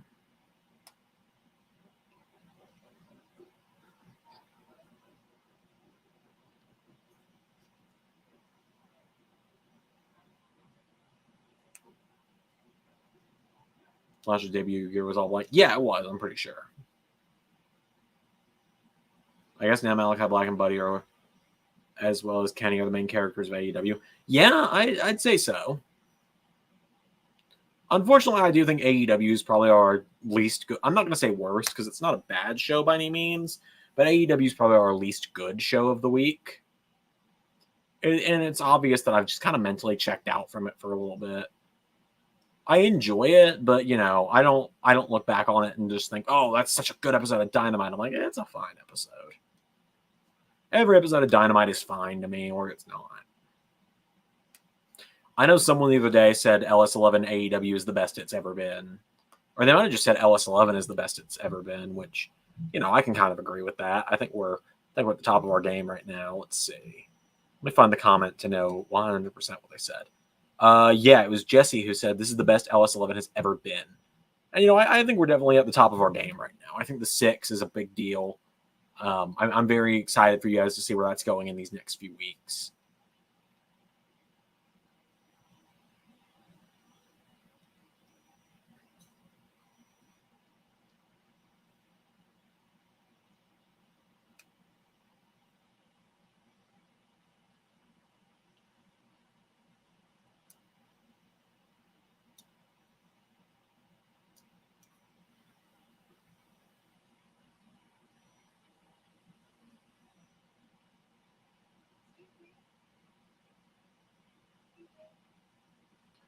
I think I like AEW because I'm invested in the arcs of Black, Matthews, Cole, because we followed it for so long. Yeah, that is a really good thing about AEW. You know, I know a lot of people are like, "Ugh, it's all ex-WWE guys." A lot of the time, it is. You know, we've been trying to not just use the ex-WWE guys. I do think that the ones we have, I think we work with really well. I'm about to sneeze in case anyone's wondering. It will happen, just so everyone knows. It's probably coming at some point in the next few seconds, and it's gone. So never mind. It was there and then it went. But anyway, you know, like Buddy Matthews is someone that he's just been a victim of almost there, not quite. And I love Buddy Matthews. I really do. I think he's someone who definitely suffered from the WWE release.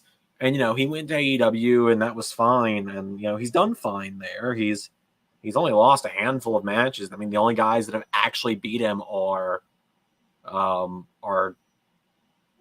Adam Cole and Malachi Black. Anytime Seth lands on his feet, I get scared. Same.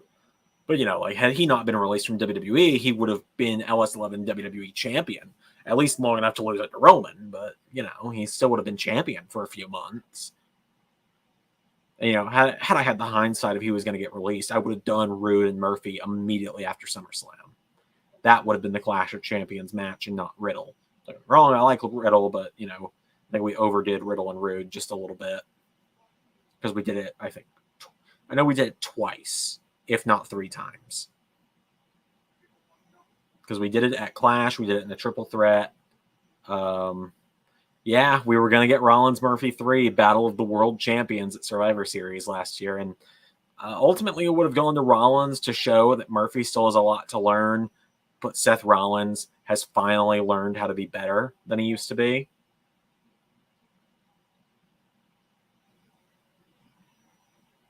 You know, at one point when we were going to fully open the Forbidden Door and just have WWE have the most stacked rosters on all 3 shows, a big match we talked about doing was The Shield and Buddy Murphy in a big 8-man match at Survivor Series one year.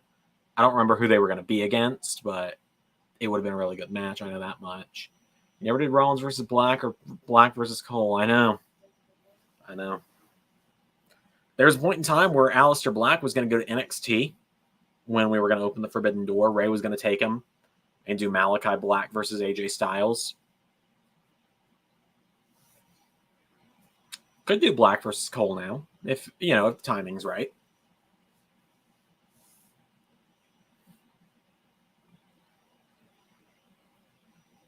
Adam Cole's kind of MIA right this minute, but, you know, you'll see him again soon.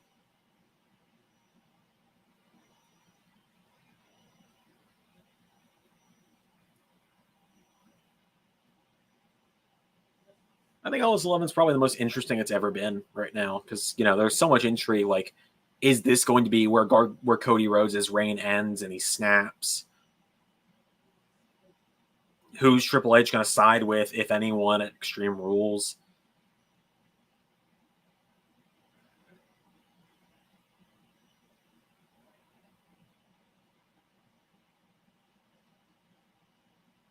God, it's been 10 years since Rollins debuted in WWE. That's so fucking weird. Well, the main event would be the huge triple threat match of the 3 faces of Universe. Yeah, you know, it would have been. It would have been, but the Cody and just trust me for why Cody and Gargano is main eventing. Just trust me, okay? I have my reasons. The 3-way will kick off the show. But there is a good reason, and time will tell on that one. That's all I can really say at the moment, though.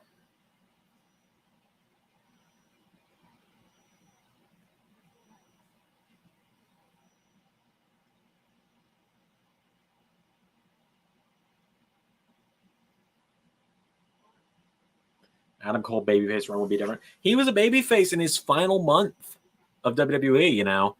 It was supposed to be like, oh, you know, we were these top guys for so long. Now there's only 2 of us, so I guess we're good guys for right now. And then Rated RKO just killed Adam Cole. I will still never forget. Let me see if I can find it.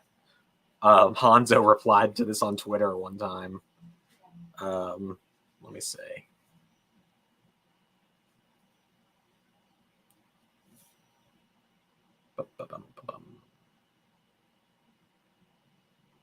Yeah, it was last year. Yeah, okay. So I posted this when Adam Cole got written out. RIP to Adam Cole's character on LS11 Universe, captioned too soon, and Hanzo just was, yeah, sad face.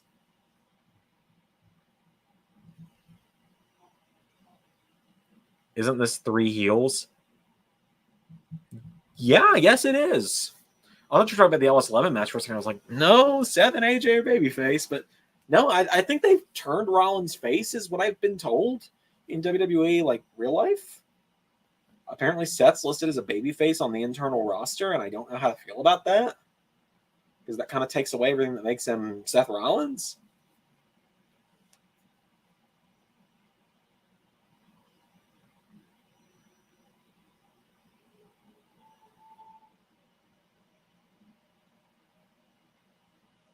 He's lining up the stomp.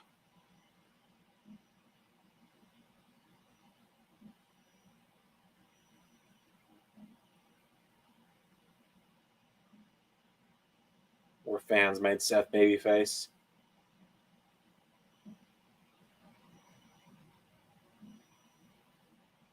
I don't know what's going to happen here.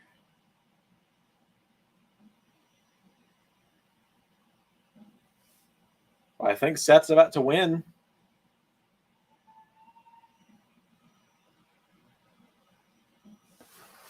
We're in the Triple H era. Is the pedigree going to win? I'm always surprised when a pedigree doesn't win nowadays because it's Triple H. Yeah, the pedigree's got to be protected. Yeah, it's the strongest move of all time. Yeah. I mean, I use the pedigree, so just because I think it's a cool move. And Triple H is my favorite, so Triple H is my favorite of all time. I know a lot of people find that weird, but I just love Triple H. He's the game,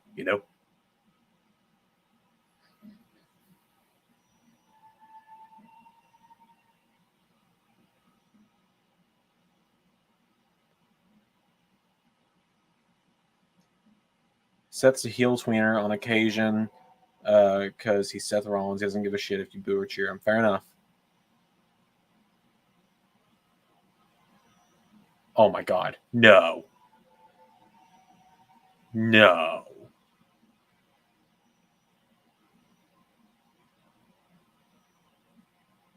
Triple H 2000 is the best Triple H. Yeah, I can see that.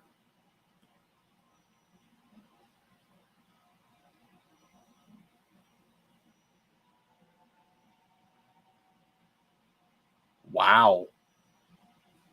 Oh no. Oh no.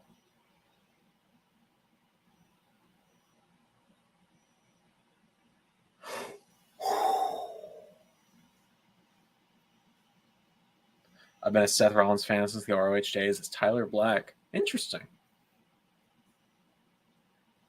Obviously, I wasn't watching it. I started watching 2014. So he was the first wrestler I ever saw, though. Or at least when I became a fan, he was the first, or decided I was going to give it a shot. He was the first wrestler I saw because of the 2014 Rumble.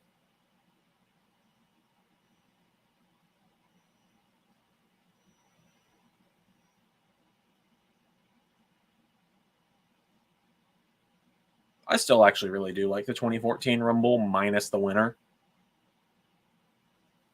Batista obviously shouldn't have won it. But overall, that was a fun Rumble, if you ask me. I enjoyed it.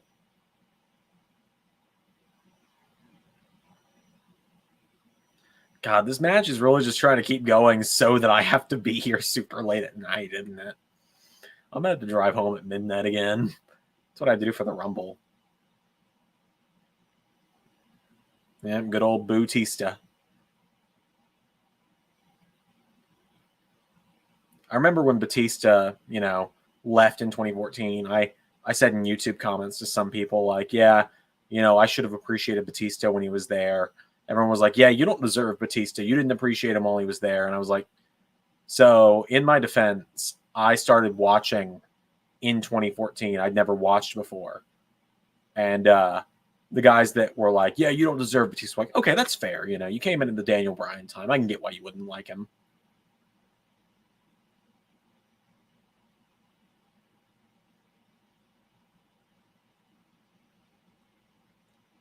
God, Rollins is looking like $1 million right now. I'm trying to think, and I think I might know the answer here. Has anyone held the new US and IC titles? Apollo Crews, oddly enough, is the only person to have held both new mid-card title designs. Wow!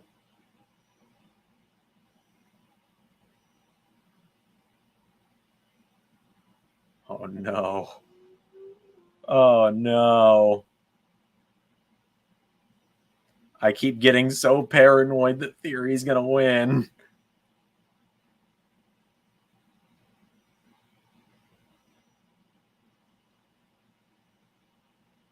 Fuck.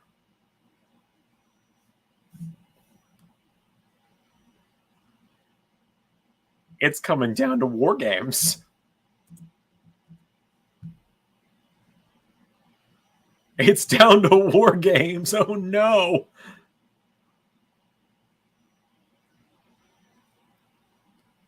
Oh, no.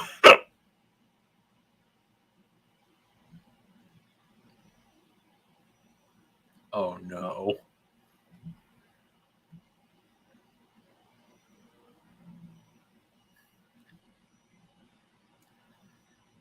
Now, I'm okay with it because I'm glad Austin Theory, you know, isn't being buried.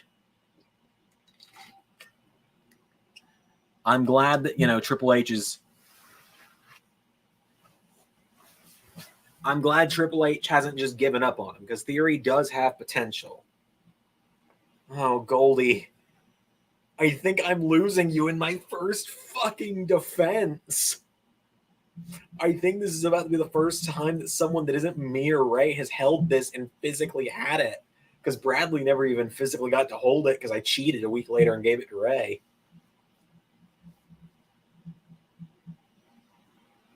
Oh, no.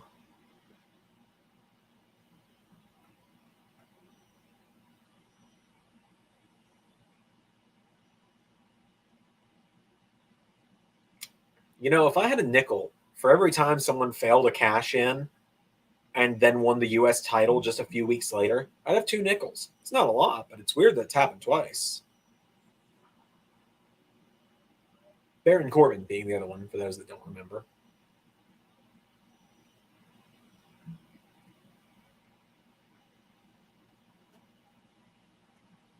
Oh, they showed the Miz Taraj. Bo Dallas and Curtis Axel return confirmed.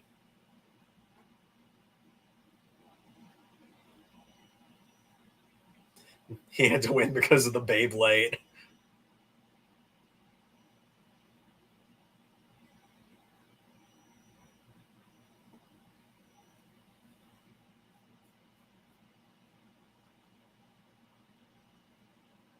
You know, that Miz promo needs to be redone because he's not the only 2-time Grand Slam champion anymore. Rollins is also a 2-time Grand Slam.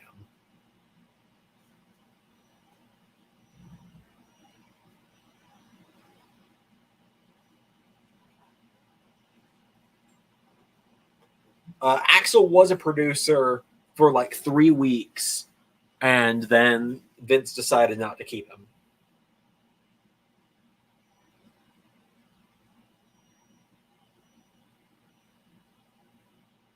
Yeah, I mean, yeah, 2-time Grand Slam just means you've won them all multiple times, or that you've done the Grand Slam and then did it again. Because like Rollins, you know, he won the tag titles with Reigns, he won the world title at Mania, he won the U.S. title at SummerSlam 15, and then he won the IC title at Mania 2018. Yeah, 2018. And then he won the IC title again at SummerSlam 2018, won the world title at WrestleMania 2019, won the tag titles several times between that, and then just won the U.S. title again.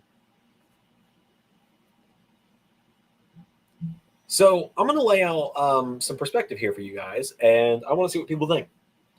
I'm going to tell you all who the closest people to being Grand Slam champions are in LS11 in WWE, and we'll see who people think is going to be the first person to, or the second person to be an LS11 Grand Slam champion, because Ciampa's the only one so far. Gargano has had everything except the U.S. title. I got to look at the rosters, actually. Hold on. So, let's see.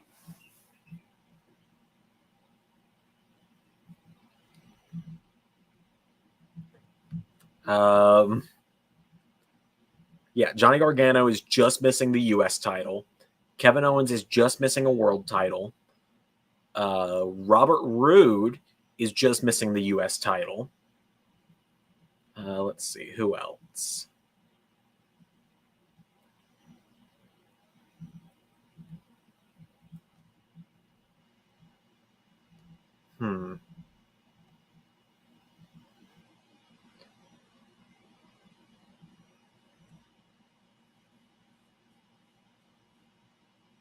I think it's just those three that are one away at this point.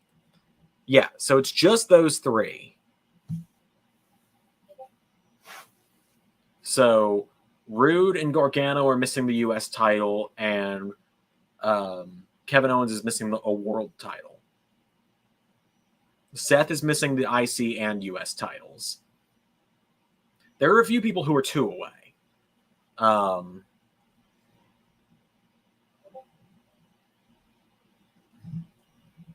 Yeah, Lashley is missing a world title and the IC title.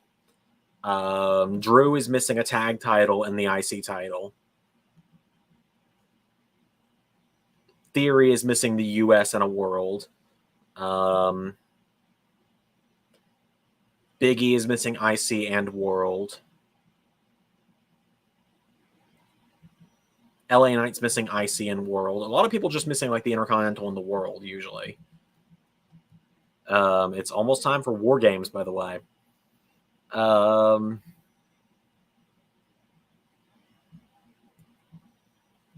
AJ is missing Intercontinental and tag.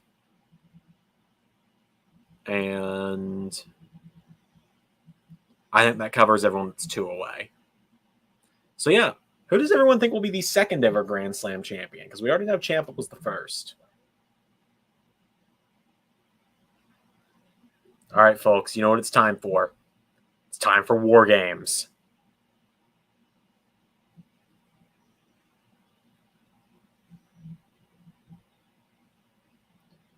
Gargano, that's an interesting one. He is already in a feud with the Six, so it could happen.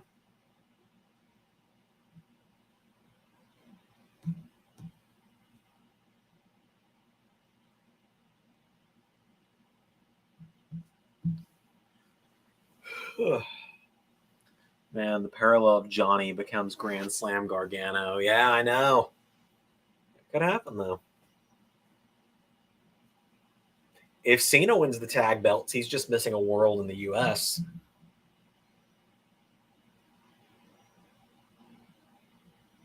All right, I honestly thought Zayn and Owens were going to start it, but I guess not. Oh, look at Kevin Owens in the Dusty Rhodes tribute gear.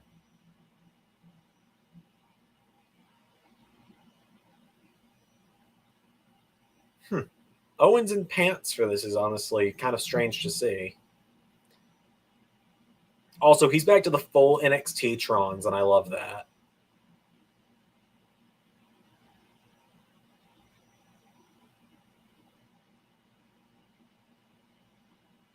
Okay, maybe Kevin Owens isn't starting in the cage, or are they all going to come out and then start going into the cage?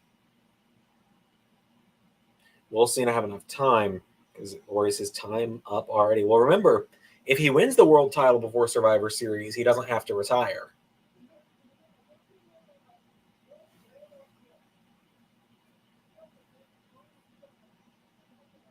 All right, Owens is in the shark cage.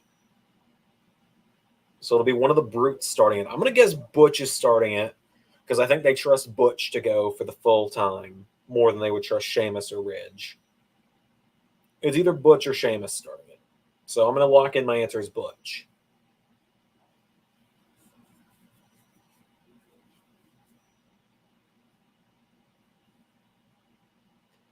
This is it. If the Brutes don't win, Quizmaster leads his team to victory.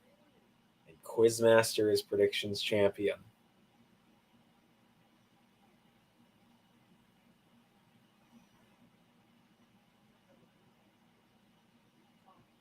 All right, looks like it's Sheamus starting it because Ridge and Butch are in. Oh, nope.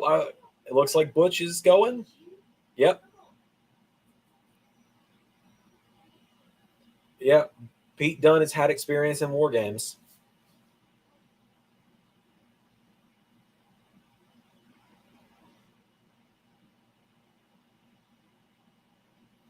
I do wonder if he's going to get, like, the name Pete Dunne back at any point and just be Butch Pete Dunne or Pete Butch Dunne.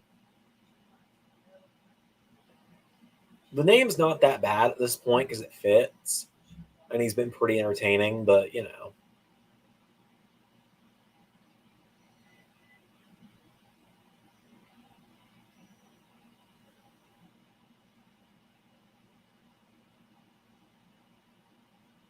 Scrappy Dunne.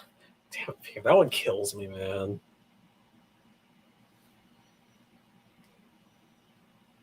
Oh, you know this bloodline entrance is going to be long. And you know Roman ain't starting it in the pod. Or you know Roman's not starting in the ring.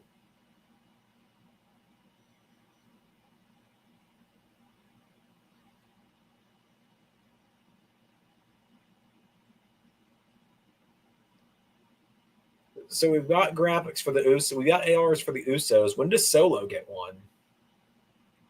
This is painful to think about. Imagine Pete Dunne. Imagine Pete Dunne bends the fingers through the cage with the finger. Ugh. Yeah, it's got to be Sammy who starts it. You're right.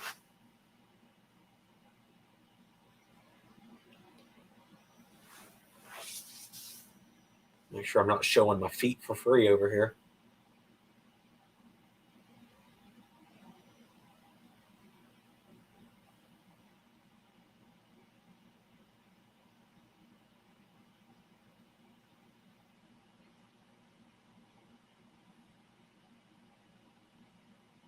Solo's not throwing up the one, which is kind of interesting.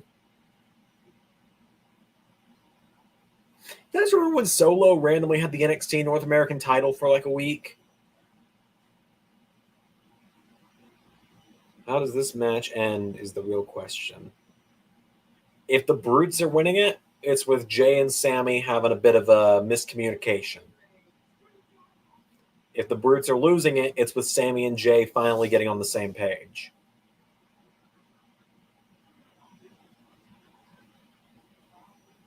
It's one of two things there. It's Sammy and Jay are involved in the finish. I know that much.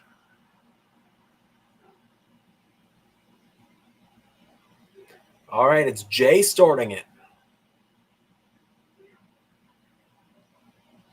Jay and Sammy better be the first two people for the bloodline in there.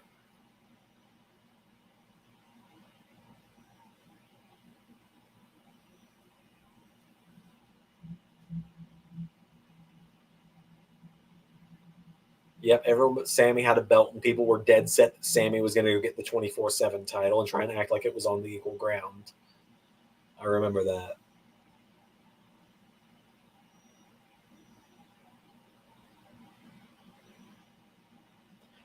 Next year, I want an all big men War Games match. I want big guys on either side. 10 big guys in War Games. All right?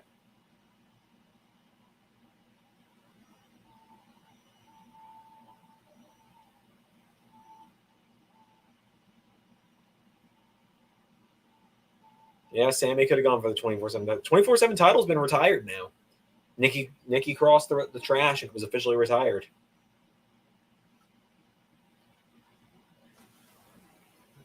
The boy who cried wolf, LJ, has been trying to get Sammy out forever, so they turn on Jay.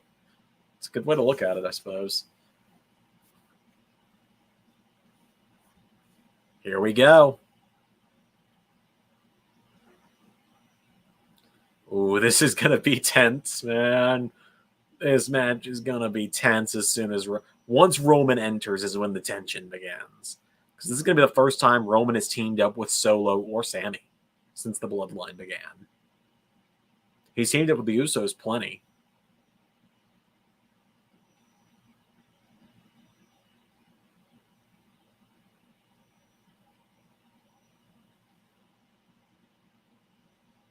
It's the two scrappier guys from their team starting it out.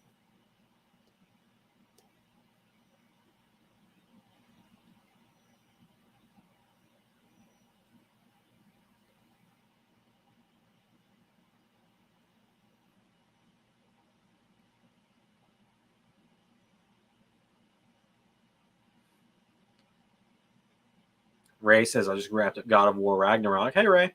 I'm not crying. You're crying. Shut up. Solo convincing Sammy to come back down to NXT has been fun because Sammy and Solo is dynamic. That is a very fun dynamic. Yeah.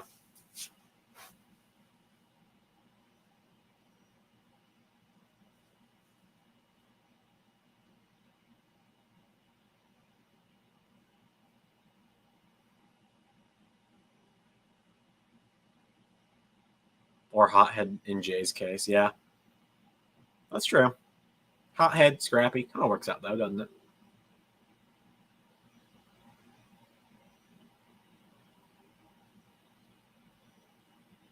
I'd kind of like it if Paul Heyman would, you know, I hate to compare WWE and AEW. Well, Zach, looks like you're getting your spot.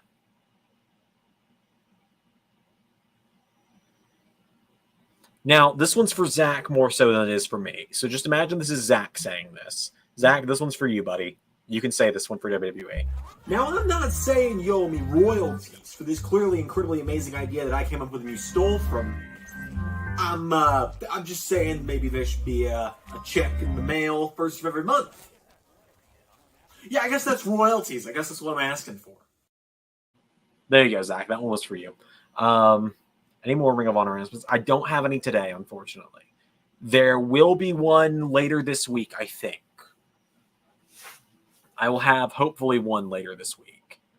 Because I don't even have the match card. Like, I'm going to be honest. The match card's not finalized. I've only started working on it this week. I knew what the world title match would be, and I knew what the tag title match would be. I don't know what the women's title match is going to be. I kind of had an idea for the pure title match, but I wasn't 100% sure on it. Still not 100% sure on it, but I'm doing it at this point. So,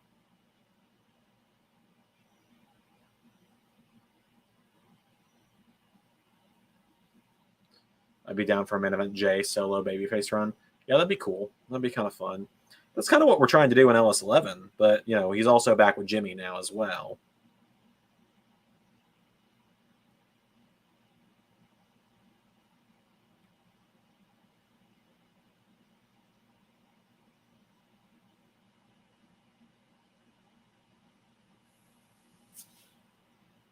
You know, if we'd known 6 years ago that the Usos were going to break the record, could we have just avoided New Day's boring-ass 2016 title run? Because it was so boring. The tag division was so dead at the time. You had, like, Gallows and Anderson, the Usos. Well, no, the Usos were injured for a while. You Gallows and Anderson. Were they injured? No, they weren't. They just weren't doing anything.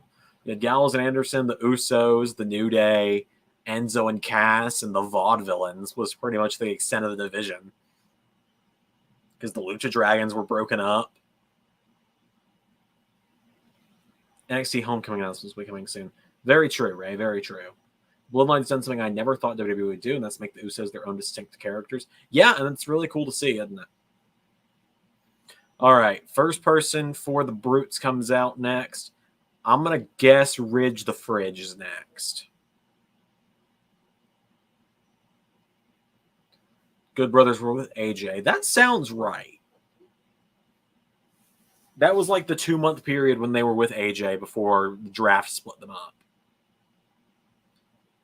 Because Vince never really wanted to commit to it. So NXT Far From Home and NXT No Way Home to follow soon after. Damn it, Ray, you're going to make me do like a Photoshop. I genuinely spent like half an hour while I was on my vacation just playing with a concept using the Boys Dawn of the Seven poster. And what do you know? I was right, it's Ridge.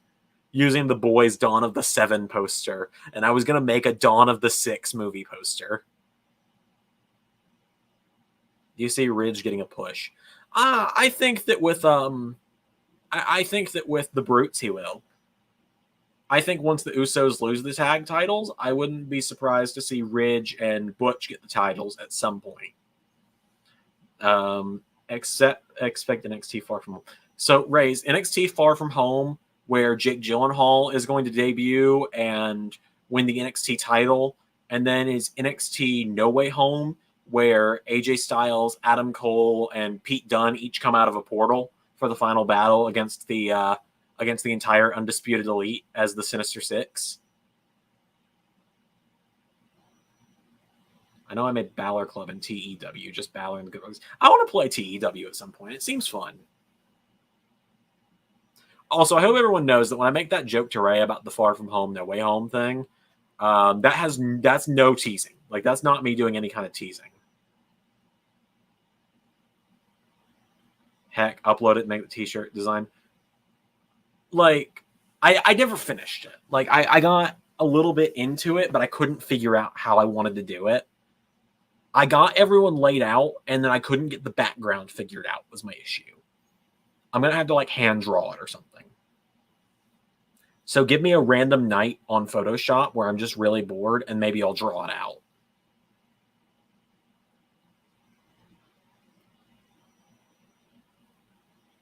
Yeah, no, nothing was being teased there, Zach. That was just me kind of screwing around and making jokes.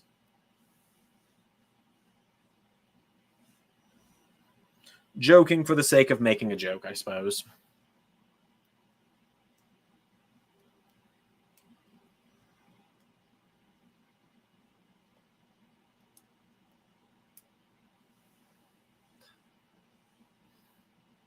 I think Sammy's coming out to help Jay.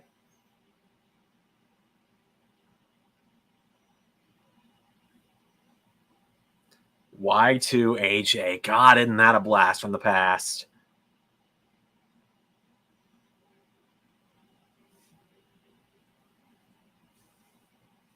If Jericho was still in WWE, I probably would have pitched doing something with Y2AJ at some point. All right. Just about 20 more seconds until I'm pretty sure Sammy comes out. It could be Jimmy, though, but damn right it is. I think Y2AJ was something that could have been fun to do in a universe mode at some point. In fact, I did. Not like on YouTube or anything, but okay, it looks like it's going to be Jimmy, actually, so I was wrong. I thought it was going to be Sammy. Oh, I was right.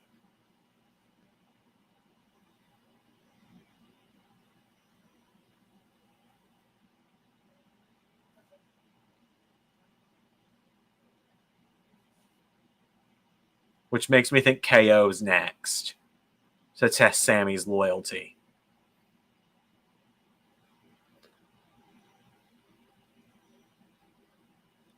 LOL, what's up with the purple color pay-per-views lately, man? I love purple color skin. Purple's my favorite color, that's why.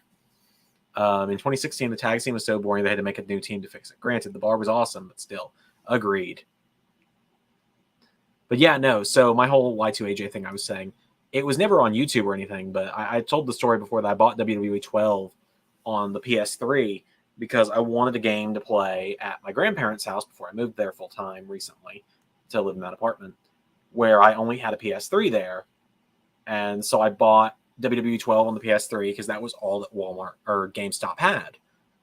And this was in 2017, I think, maybe 2016. But I bought it and I was going to play it. And so I used a tutorial to make an AJ Styles created wrestler. And I did, and I made a Chris Jericho as well. And Y2AJ was a tag team I ran in that game because there weren't many teams available in the game. Like you had David Otunga and Michael McGillicuddy. Yeah, as Ray said, Revolution being purple was his idea because I love purple. And then Extreme Rules is purple now, which I prefer to the red and black personally. I'm just really excited for what's coming at Extreme Rules. There's going to be a lot of good stuff. I think Extreme Rules is the real turning point for the season because we're hitting we're not hitting the halfway point, but we enter the second third. We enter phase 2 of season 4. We'll enter the second third of the season, which is kind of crazy because it is the 4th pay-per-view of the season for WWE.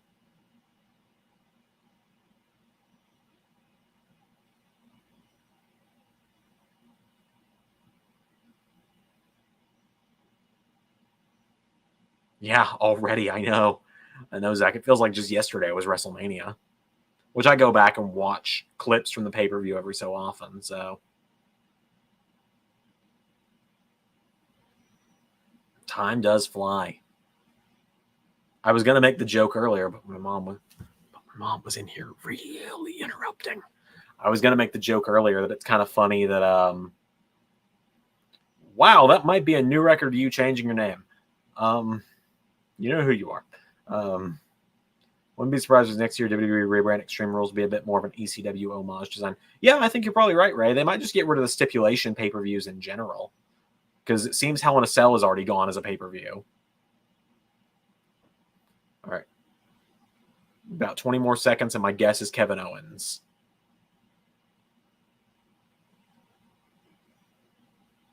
Just to further the let's test Sammy's loyalty thing.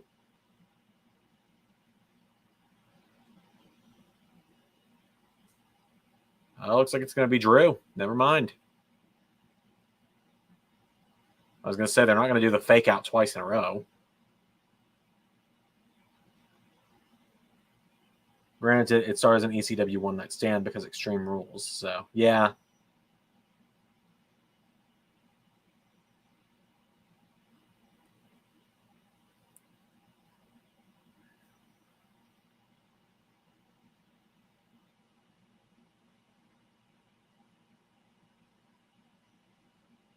You move Money in the Bank to WrestleMania. That's what you do, Zach.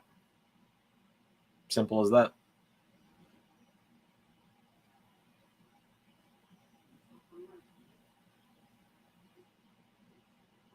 Really not enough ECW guys still wrestling to do that. Yeah. Because, I mean, like, there's Rob Van Dam, but WWE won't clear him. Rhino's in Impact. Bully Ray still wrestles, but Devon doesn't. Raven's retired. Balls Mahoney's dead. Sabu still wrestles, but I wouldn't do it. Dreamer still wrestles, I guess.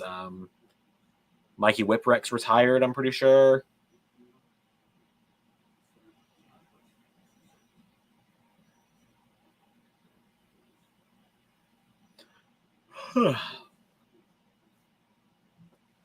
I remember we were going to do NXT TakeOver One Night Stand at one point.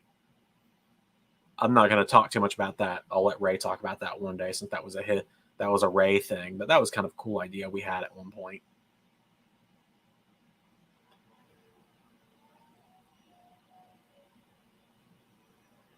You know, they only see Ray as a team. Yeah, they only see Bully Ray as a tag team guy.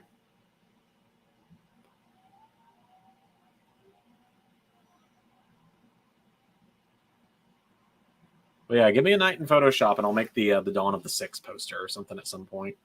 Why not? Seems fun. I'll make the layout of it at some point in Photoshop to give myself an idea first.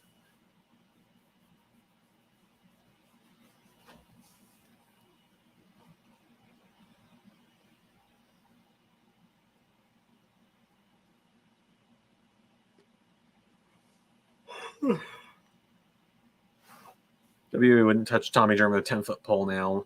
Like it or not, he's essential to ECW. Yeah, unfortunately he is.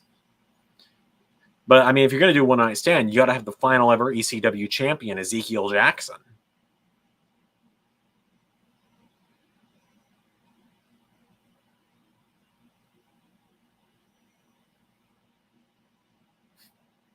I said. I will not apologize for it. All right, this is where Jimmy's going in.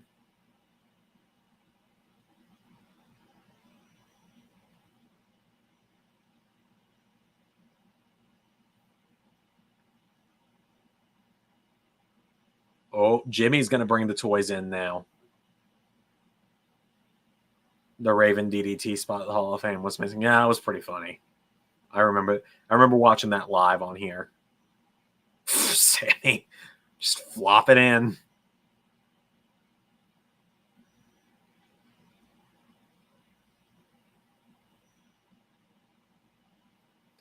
Oh, this is where things get intense.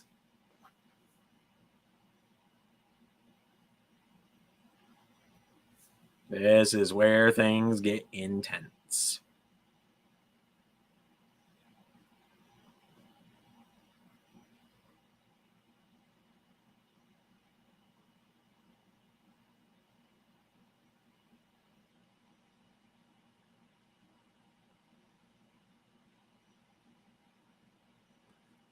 Oh no, oh no. Oh, it's falling apart already.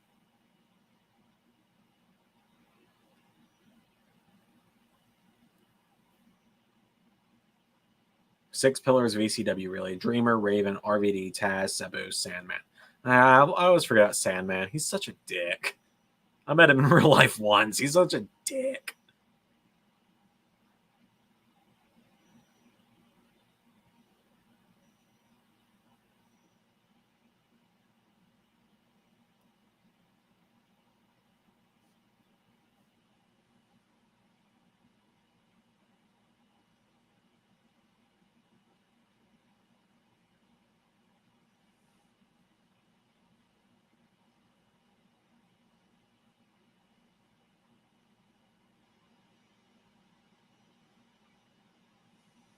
One more minute, and then I think Sheamus is probably next.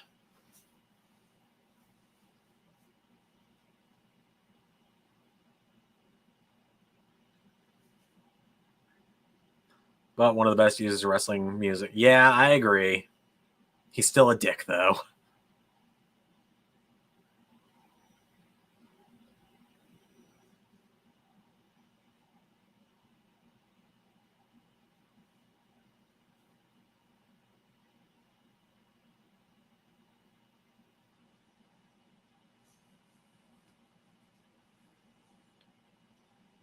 "15 seconds, and then Sheamus is coming in, I'm pretty sure. I've been so far so good with my guesses on who comes out. So far, I've only missed twice, and that was with Bailey coming out instead of Rhea and Drew coming out instead of KO. And Kevin Owens pushed past him, so never mind, I'm wrong. So Sheamus and Roman are going to be the last two. Because I got no doubt that Roman's coming out last to make a grand entrance.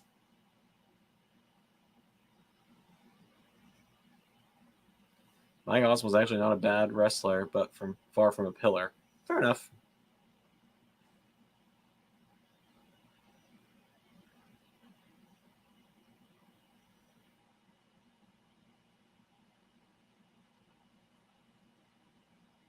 Yeah, it's just nice to see Kevin Owens back doing Kevin Owens things, isn't it? Love Kevin Owens so much. I know my use of him in LS11 probably doesn't translate to I love him so much, but I do love Kevin Owens. I really do. I think he's great.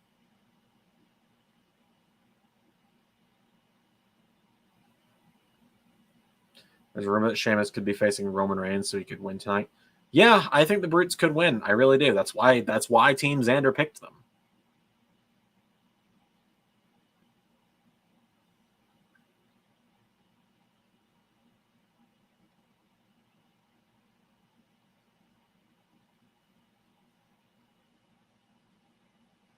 Here we go.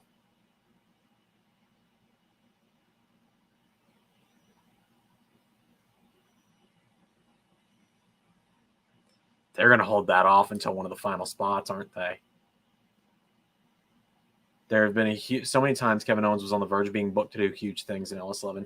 I know he was going to be world champion at one point, like fairly recently.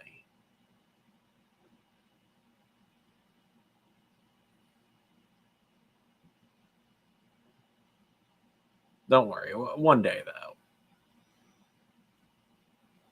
One day, something big will happen for him, I'm sure. Because he just needs the world title to be a Grand Slam champion for us, which is so crazy to think about. Because his IC title reign happened on accident, but we just kind of rolled with it. Just kind of rolled with it, I suppose. Oh, this will be interesting to see Ray's response to. Remember, he was almost picked to be the winner of the Rumble in season 2. That's right. Forgot about that.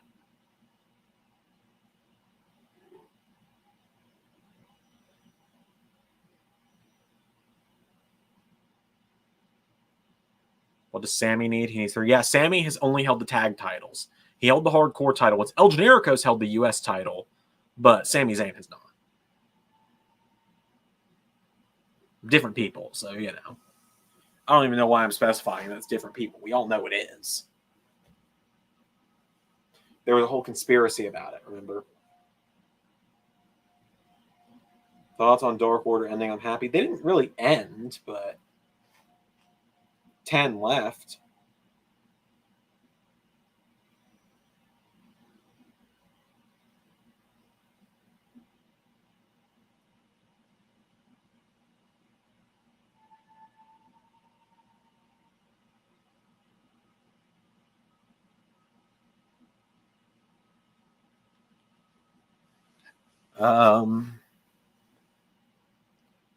Man went out there at 48, I think, and won a fight with a sanctioned fighter who, by all means, should have beat him. Respect. Rumors Sammy Guevara is going to box because he asks about it in the vlog. I don't really care. Quite honestly, I just don't care. I completely missed that Solo entered.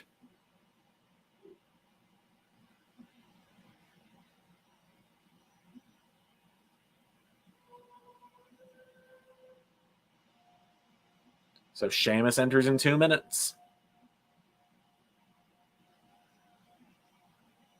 Look at the smirk on Roman.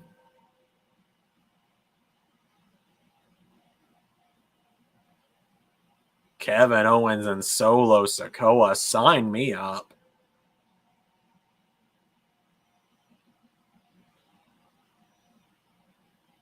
Sammy's going to have to pick between his two new best friend, between his old best friend and his new best friend.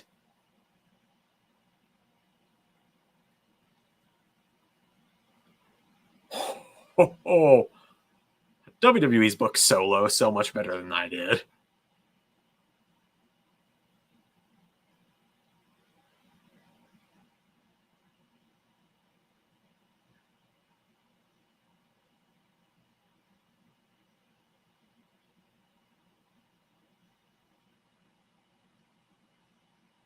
I want to see, now that we're in the Triple H era, I want to see Kevin Owens pop out a package pile driver.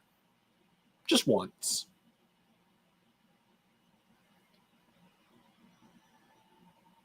I kind of wish Sheamus would just rip the cage door off for Roman. That would be cool. Family drama in LS11 with the Forsaken, the Usos, and Roman. Yep, the match that will be actually happening at Extreme Rules involving the members will be announced on Monday. I know that for some reason, one of our commenters keeps thinking, like, oh, it's going to happen at SummerSlam. It's like, buddy, we're going into Extreme Rules. SummerSlam's a while away. SummerSlam's 7 weeks off. We're not doing any SummerSlam booking right now. Granted, the SummerSlam card's pretty much finalized for the most part.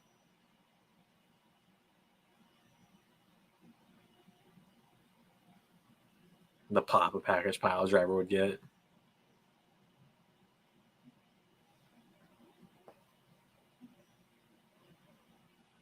Here comes Sheamus. It's a shameful thing.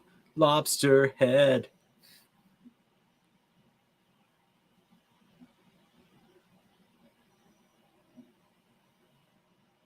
Sammy trying to pull the door shut.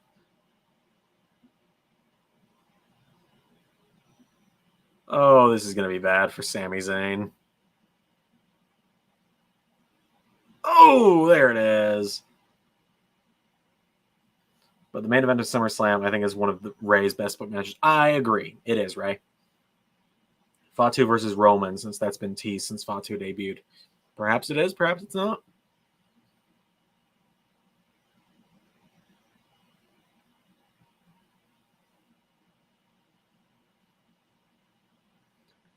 So, Ray, confirm something for me real quick. You had to work today, right? Because, as you can see, I'm not at my house right now. The fiance is doing something at the house tonight, so I'm not really...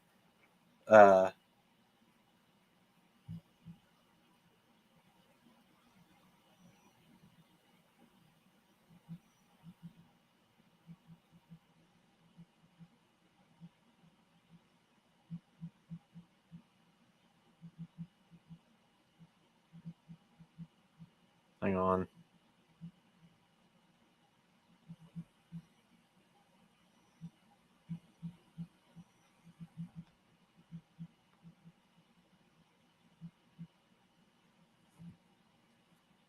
But yeah, so the fiance's got some stuff going on at the apartment tonight with some friends, so I couldn't do my stream. Ray, I figured you had to work. Otherwise, I was going to ask if you just wanted to, no recording strings attached, hang out today. I was prepared to drive all the way out to where you live just to hang out. So please confirm to me that you were at work and I'm not just a bad friend.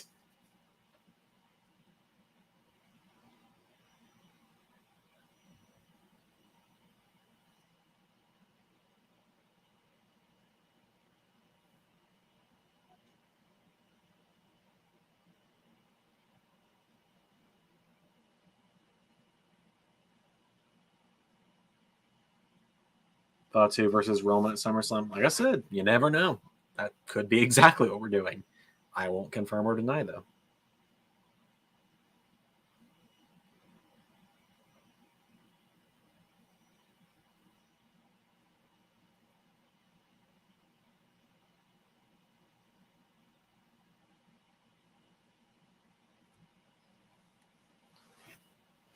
Here we go.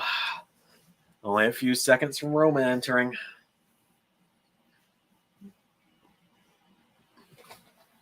Because Zander understands things in a relationship. Like, if the other is having friends over, F off. You're going to change the dynamic and they can't talk about... Well, and be honest, you're going to change... And yeah, exactly. Okay, cool. You were working. I'm not a bad friend. All right, guys. Remember when Roman said... you guys remember that time that Roman said it's chiefin time and then chiefed all over these guys?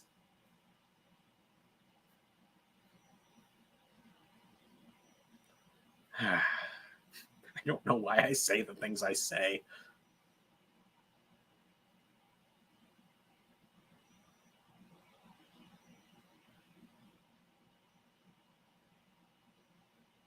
I do think heel Cody versus Sammy would be a hell of a match. Sammy was going to be Cody's first opponent back at one point. But then Ray suggested Cena instead, bringing Cody in just straight away as a heel.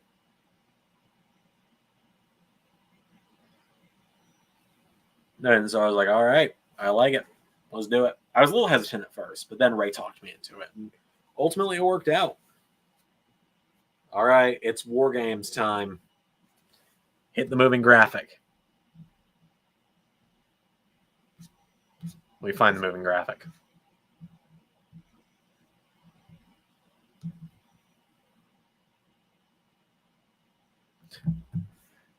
Must be tired. Must be getting tired with the funny things you say. Yeah, I kind of am.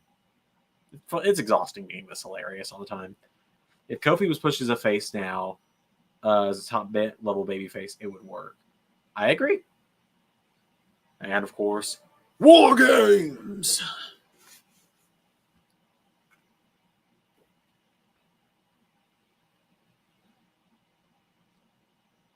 Roman in War Games is so cool to see. I'm not even going to lie.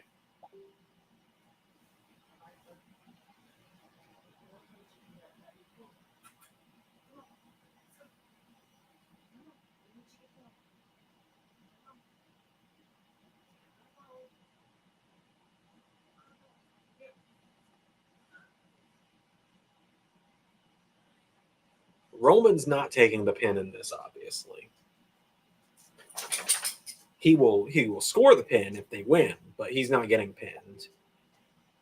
Imagine Brock Lesnar in War Games. Don't tempt me with a good time now, Zach. Oh my God, they're gonna do it to all of the bloodline. Oh, this is gonna be cool. Oh, this is gonna be cool.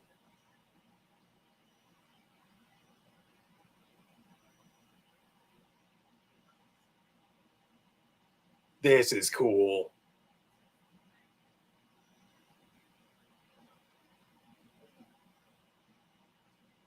Go to 20, make it 100 beats.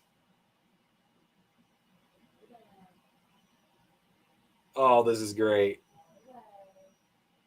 Imperium versus Brock in War Games.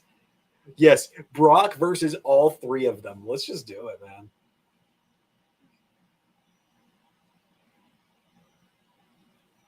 Like I said, what I originally wanted when I heard War Games was happening, I wanted WWE to rehire Alexander Wolf and Timothy Thatcher and do Imperium versus Bloodline. But I get why they wouldn't.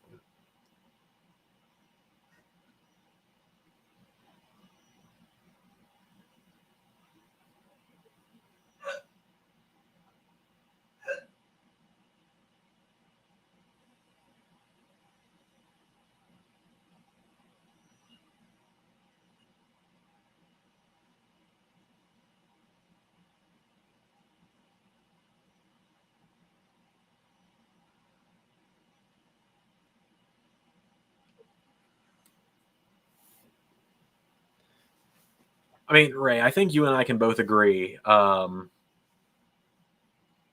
If War Games is in 2K23, we have to do it for Universe.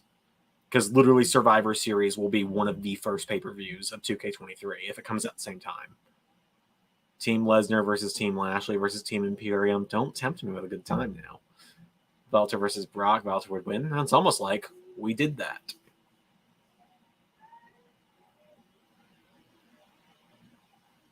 Oh!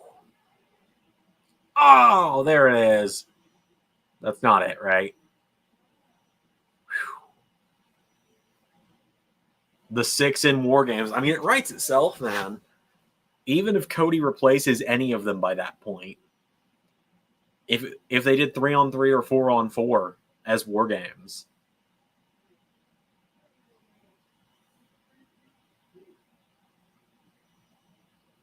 like if we were to book it right this minute, just off the back of my hand, Cody, Ricochet, Theory, and Drew for the 6, and then I mean right this minute it'd be Team Gargano. I don't know who will be on that, but you never know who will be feuding with the 6 by the time War Games would roll around.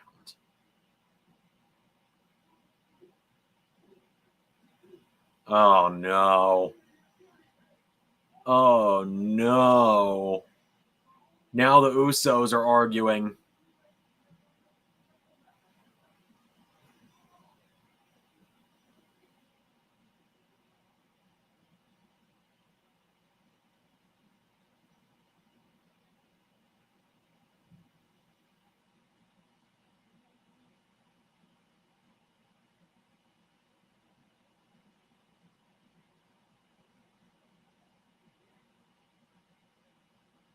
Team Gargano / the Resistance. Resistance is a good name, Pierre. I think we're going to have to steal that at some point. Sorry, we're stealing that one. Oh!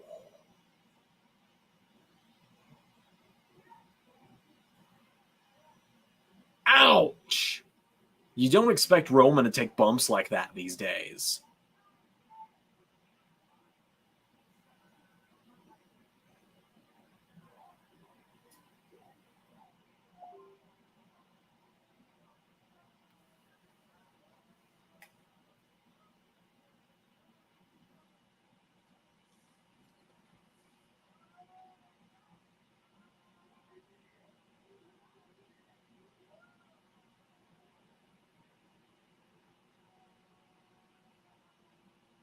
I wonder if we're getting a triple power bomb at all tonight for the Shield 10 years.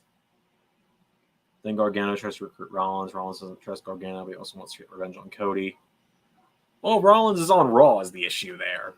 So.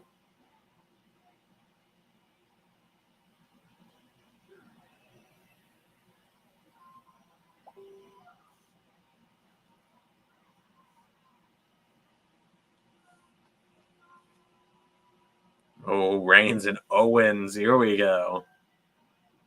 That's true. The redraft, you never know who's going to go where. But the one thing I can say about the redraft is champions are safe. So, if the redraft happened tomorrow, then AJ Styles, Robert Roode, Judgment Day, and Becky Lynch are guaranteed to stay on Raw. Gargano, Riddle, and Priest. Yeah, if I was doing it right now, I don't know who the 4th member of Team Gargano would be, though, since Roderick Strong's now back to NXT.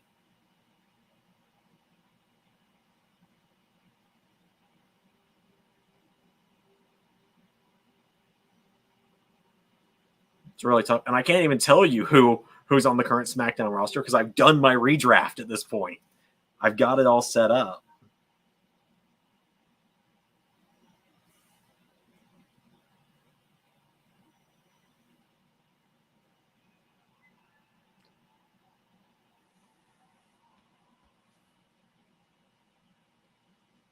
No way. No way, right?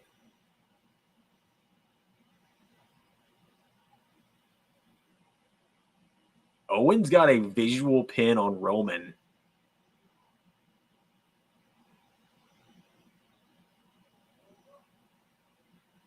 Here's the issue. No one saw it other than Sammy and Kevin, so Roman has no clue unless he looks over and sees Sammy. Or I guess he could see a replay.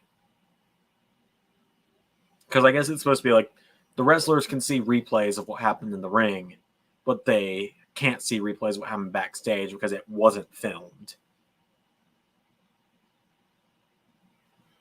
Here comes the hockey fight.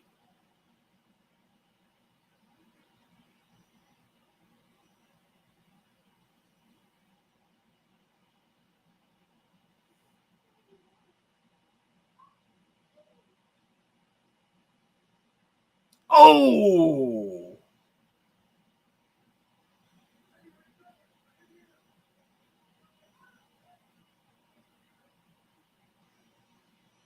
Sammy looks so heartbroken and conflicted. The poor guy.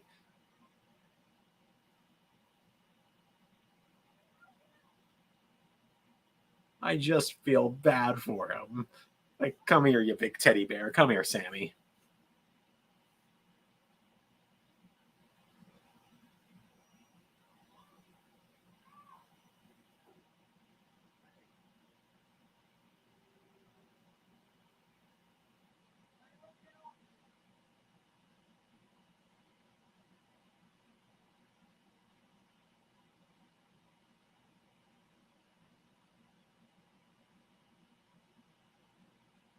Oh, and now he's just going to hand him to Roman, isn't he?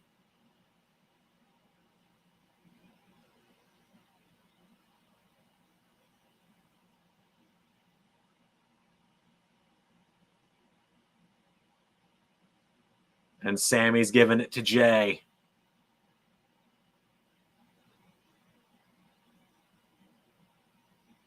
And Quizmaster is predictions champion.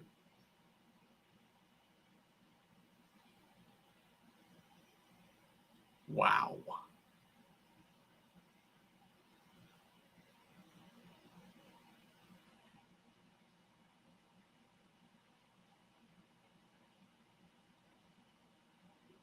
Wow.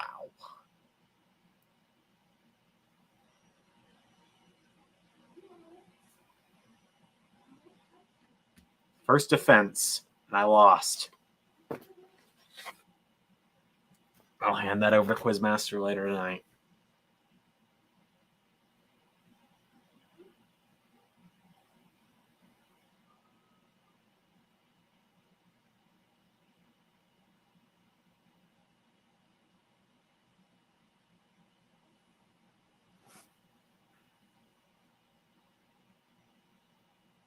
Wow. Just wow.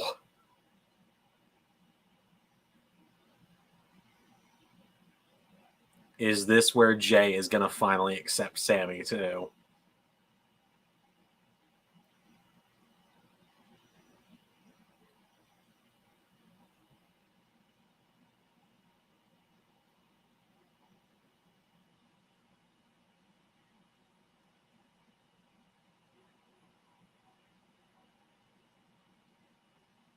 Sammy. Jay just hugged him.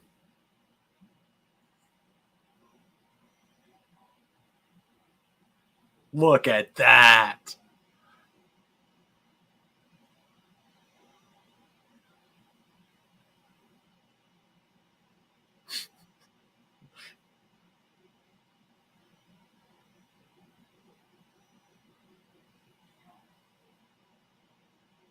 Damn.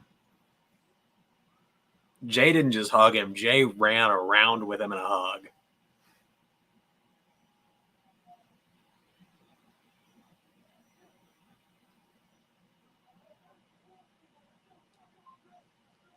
I don't think Bloodline's turning on him Friday. Bloodline's not turning on until Rumble at the soonest.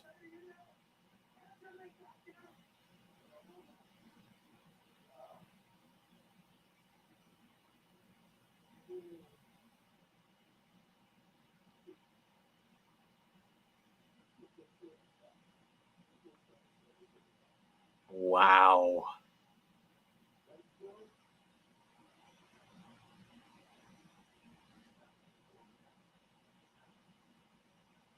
That was such a damn cool match. If Sammy wins the Rumble and I don't get to watch it live, I'm going to be so angry. Because it's going to air at like 3 in the morning for me.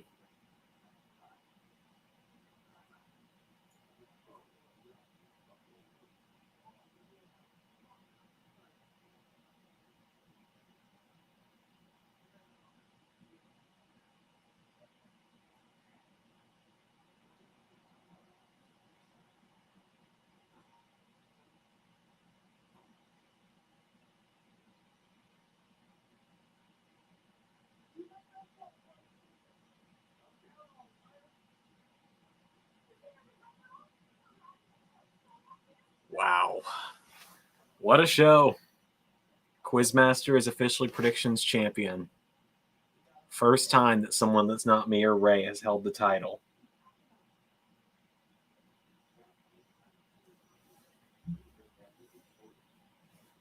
How would Rowan react if Sammy won the Rumble? Probably very... He's probably going to expect him to lay down at Mania. All right, I got to get this TV taken back upstairs. Get my headphones off so these can start charging.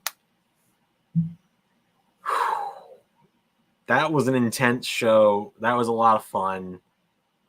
Thank you all for hanging out with me for these last few hours. There's not going to be any live stuff tomorrow. I got to spend tomorrow doing some recording, and then I've got dinner commitments with my fiance's family again. And